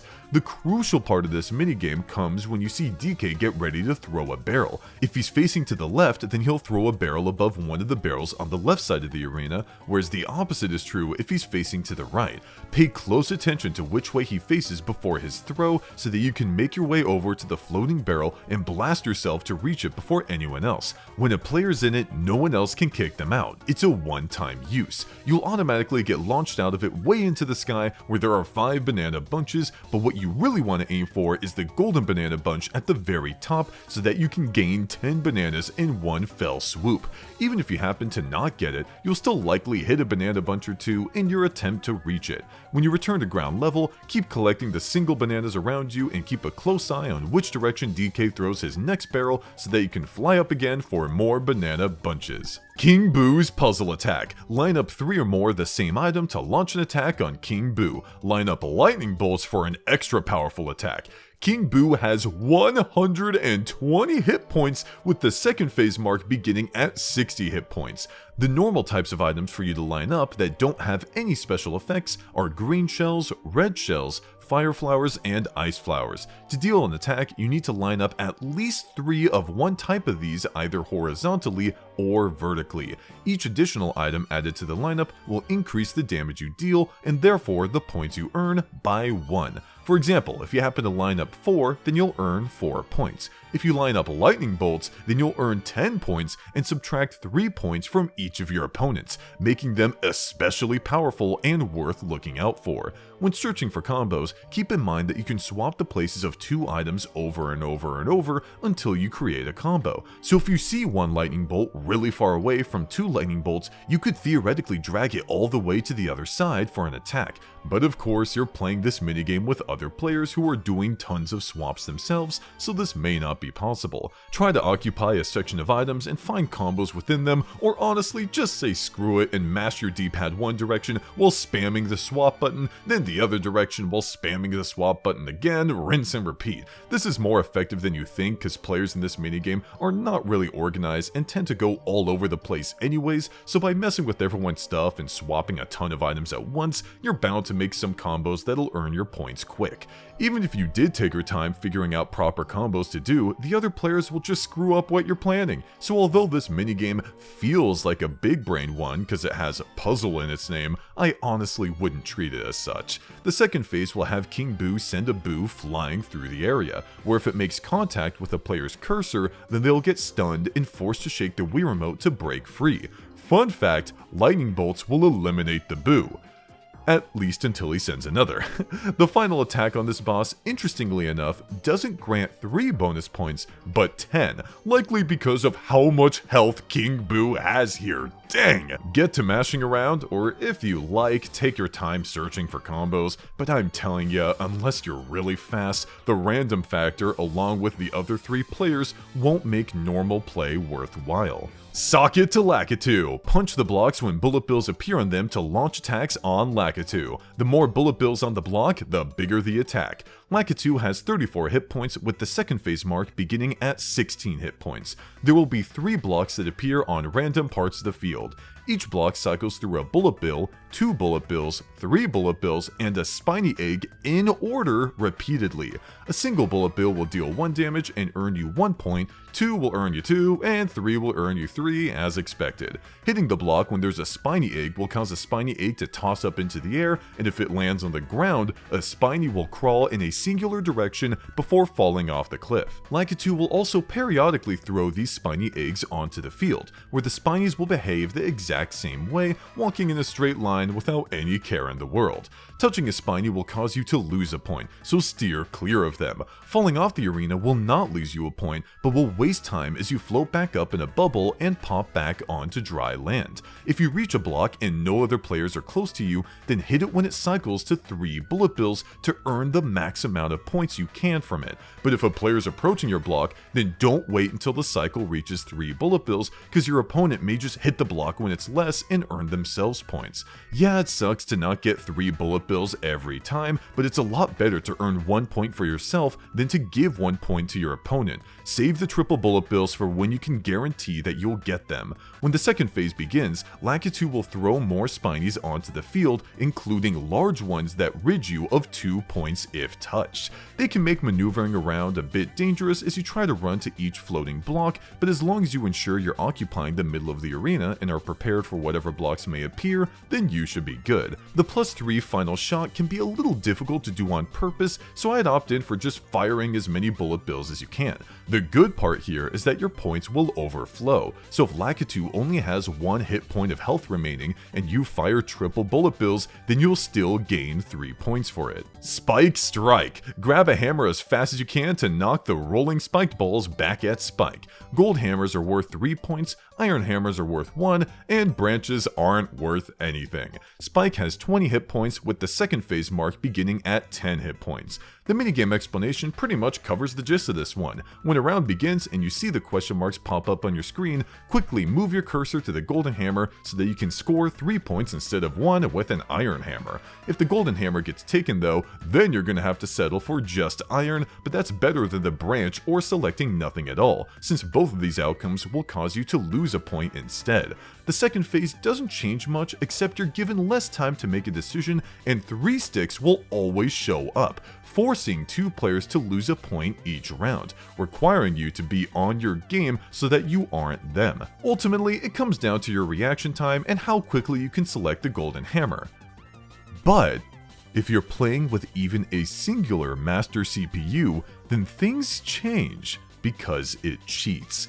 When the puff of smoke occurs that obscures what's what, a human player will have to wait a split second for the smoke to clear before they can make their decision, but a master CPU will begin moving its cursor towards the golden hammer while the smoke is active. Totally unfair, except for the fact that their cursor moves rather slow. What this means is that if you ignore everything else and just watch the master CPU's cursor and follow what its path was going to be, then you can select the golden hammer faster than players who are still waiting for the smoke to clear. The advantage you gain in reaction time here is a split second, but that's huge for a minigame like this one. Very hard CPUs will often, but not always, go for the golden hammer, and when you drop the difficulty even easier, then this strategy starts becoming unreliable. The final hit will be shared amongst all the players that attack Spike on that round, even players that deal less damage. Whomp Stomp! Players either choose 0 or 1 turns of the platform. Try picking a number that keeps you from winding up under Whomp. Players left standing can ground pound Whomp for points. Whomp has 96 hit points with the second phase mark beginning at 48 hit points. If you get hit by Whomp, then you'll lose a point. When you make a selection, you are now locked in. You cannot switch. While your options each round are just selecting 0 or 1, that can mean the difference between you scoring a lot of points or none at all, so you've gotta think carefully about it. So carefully, in fact, that we've got a table depicting all possible combinations of choices that all 4 players can make in this minigame, along with which position will get hit by the Whomp once the numbers are added up. For example, if the top player selects 1, the right player selects 0, the bottom player selects 0, and the left player selects 0, then the total number is 1 and the right player will get squished. Take a long enough look at this table and you'll realize that not every position is made equal. The top player's position is the best to be in because there are only 2 out of 16 possible combinations that will result in them getting squished. All players selecting 0 and all players selecting 1. The bottom player's position, on the other hand, is the worst to be in because 6 out of 16 combinations will result in them being crushed. All of these. These are the probabilities of each position being squished if everyone, including you, are making your decisions at random. But if you are instead choosing the optimal number for your given position, then you can reduce the odds of you being squished. Let's look over each one. If you're in the top position, then it does not make a difference whether you select 0 or 1 because, as we said before, it's either all or nothing for whether or not this position gets squished or saved. The right position is when it starts getting interesting though. If you're in this position and select 0, then there are 3 combinations that the other players can do to get you squished. Only top selects 1, only bottom selects 1, or only left selects 1. Everything else keeps you safe. This ultimately gives you a 3 out of 8 or a 37.5% chance of getting squished. But if you select 1 instead, then there is only 1 combination that the other players can do to get you squished. All of them press 0. Every other combination they can do will keep you safe. This ultimately gives you a 1 out of 8 or a 12.5% chance of getting squished, which is a lot better than the 37.5% chance of getting squished that selecting 0 gives you. So if you're in the right position, you should select 1 so your odds of being squished are only 12.5%. The bottom position is not so fun. If you're in this position and select 0, then there are these 3 combinations that the other players can do to get you squished. This ultimately gives you a 3 out of 8 or a 37.5% chance of getting squished. Unfortunately, the same is true if you select 1, because then these 3 other player combinations get you squished, resulting in the same 3 out of 8 or 37.5% chance of getting squished. Of all the positions that could have used some help, this was the one. Unfortunate. How about the left position? If you're in this position and select 0, then there's only 1 combination that the other players can do to get you squished. All of them select 1. Every other combination they can do will keep you safe. This ultimately gives you a 1 out of 8 or a 12.5% chance of getting squished. If you press 1 instead, then there are now 3 combinations that the other players can do to get you squished. Top and right select 1, right and bottom select 1, or top and bottom select 1. This ultimately gives you a 3 out of 8 or a 37.5% chance of getting squished, meaning that for maximum safety, you should select 0. These are the probabilities of you getting squished in each position when playing the optimal number against people playing at random. It's a lot nicer than the original table where you're playing random as well, huh? Overall, it doesn't matter what you select in the top position, 1 is the better move for the right position, it doesn't matter what you select in the bottom position, and 0 is the better move for the left position. But what about when Whomp reaches half health? It'll jump in the middle of the arena and increase the counter by a random amount. So what then? Well, it's pretty simple actually. Look at what number is in the middle and in your head, spin your character that many times around to know which position you're actually in and therefore which number you should select. For example, I'm currently in the bottom position. Now normally it wouldn't matter which number I chose. My odds of getting squished are the same. But wait, the number in the middle of the arena is 1, which I need to account for by moving my character in my head around 1/4 counterclockwise, landing me in the right position. And as we know, the right position should select 1 for better odds at not getting squished. This is all assuming that your opponents are making their selection positions at random, which may not always be the case. The player in the top position may very well be more likely to press 1 just because human nature is telling them that they're in danger due to the Whomp being right behind them, even if they technically have the best odds at being safe. You might be playing with someone who shows off what their selection is or claims they'll select a certain number. While these factors can definitely mix things up in some cases, I find that overall, random is typically what's experienced, and sticking with the guidelines is a surefire way to help you out. That being said, if you're in the top position and you know that one player is committing to a number that they've revealed, then simply select the opposite number of them to guarantee that you stay safe. When it comes to ground pounding the Whomp for points, mash as quickly as possible. What's interesting about the ground pounding section here is that you're allowed to begin ground pounding as soon as you get onto the Whomp. This matters mainly if you're the player in the right position, where you can get there so early that if you're mashing fast, you can get an extra ground pound off, whereas the bottom position and left position players can.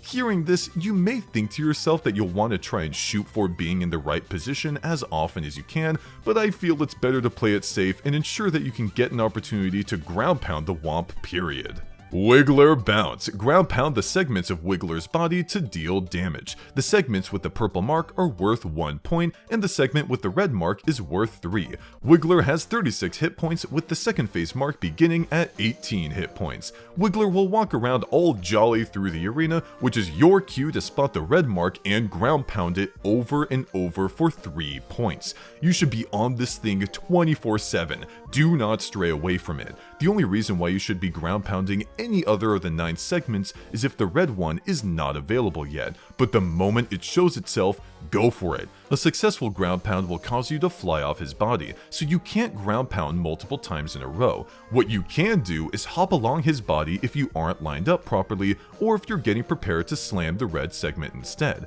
Said red segment won't always be in the same place, by the way. When Wiggler exits the arena and goes into the woods, then when he reappears, you may notice that the mark is in a different spot, so don't be thrown off by that. Wiggler himself won't get rid of your points, but multiple piranha plants will sprout up around the field, getting rid of one of your points if you happen to touch one.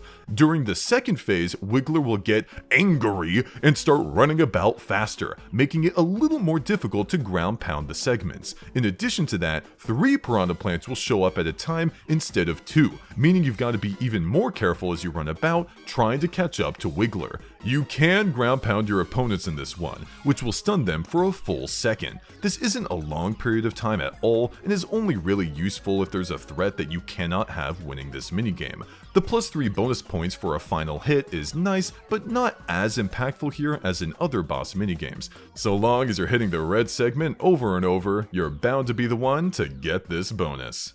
Finish!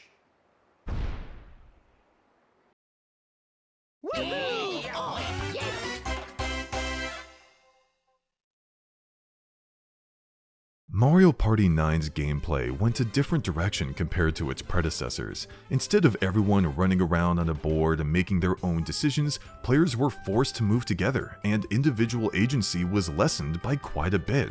While I fully understand why this approach gets the flack it does, I just cannot dislike a game that has this much passion poured into it. There are so many boards, spaces, boss battles, and wacky events thrown in here that I'm sure the devs had a lot of fun designing. Not to mention that the game itself looks really pretty with a great soundtrack to boot. If sticking to the original formula the entire time would have meant that I didn't get to experience this vision in its entirety, then I'm glad we took a detour.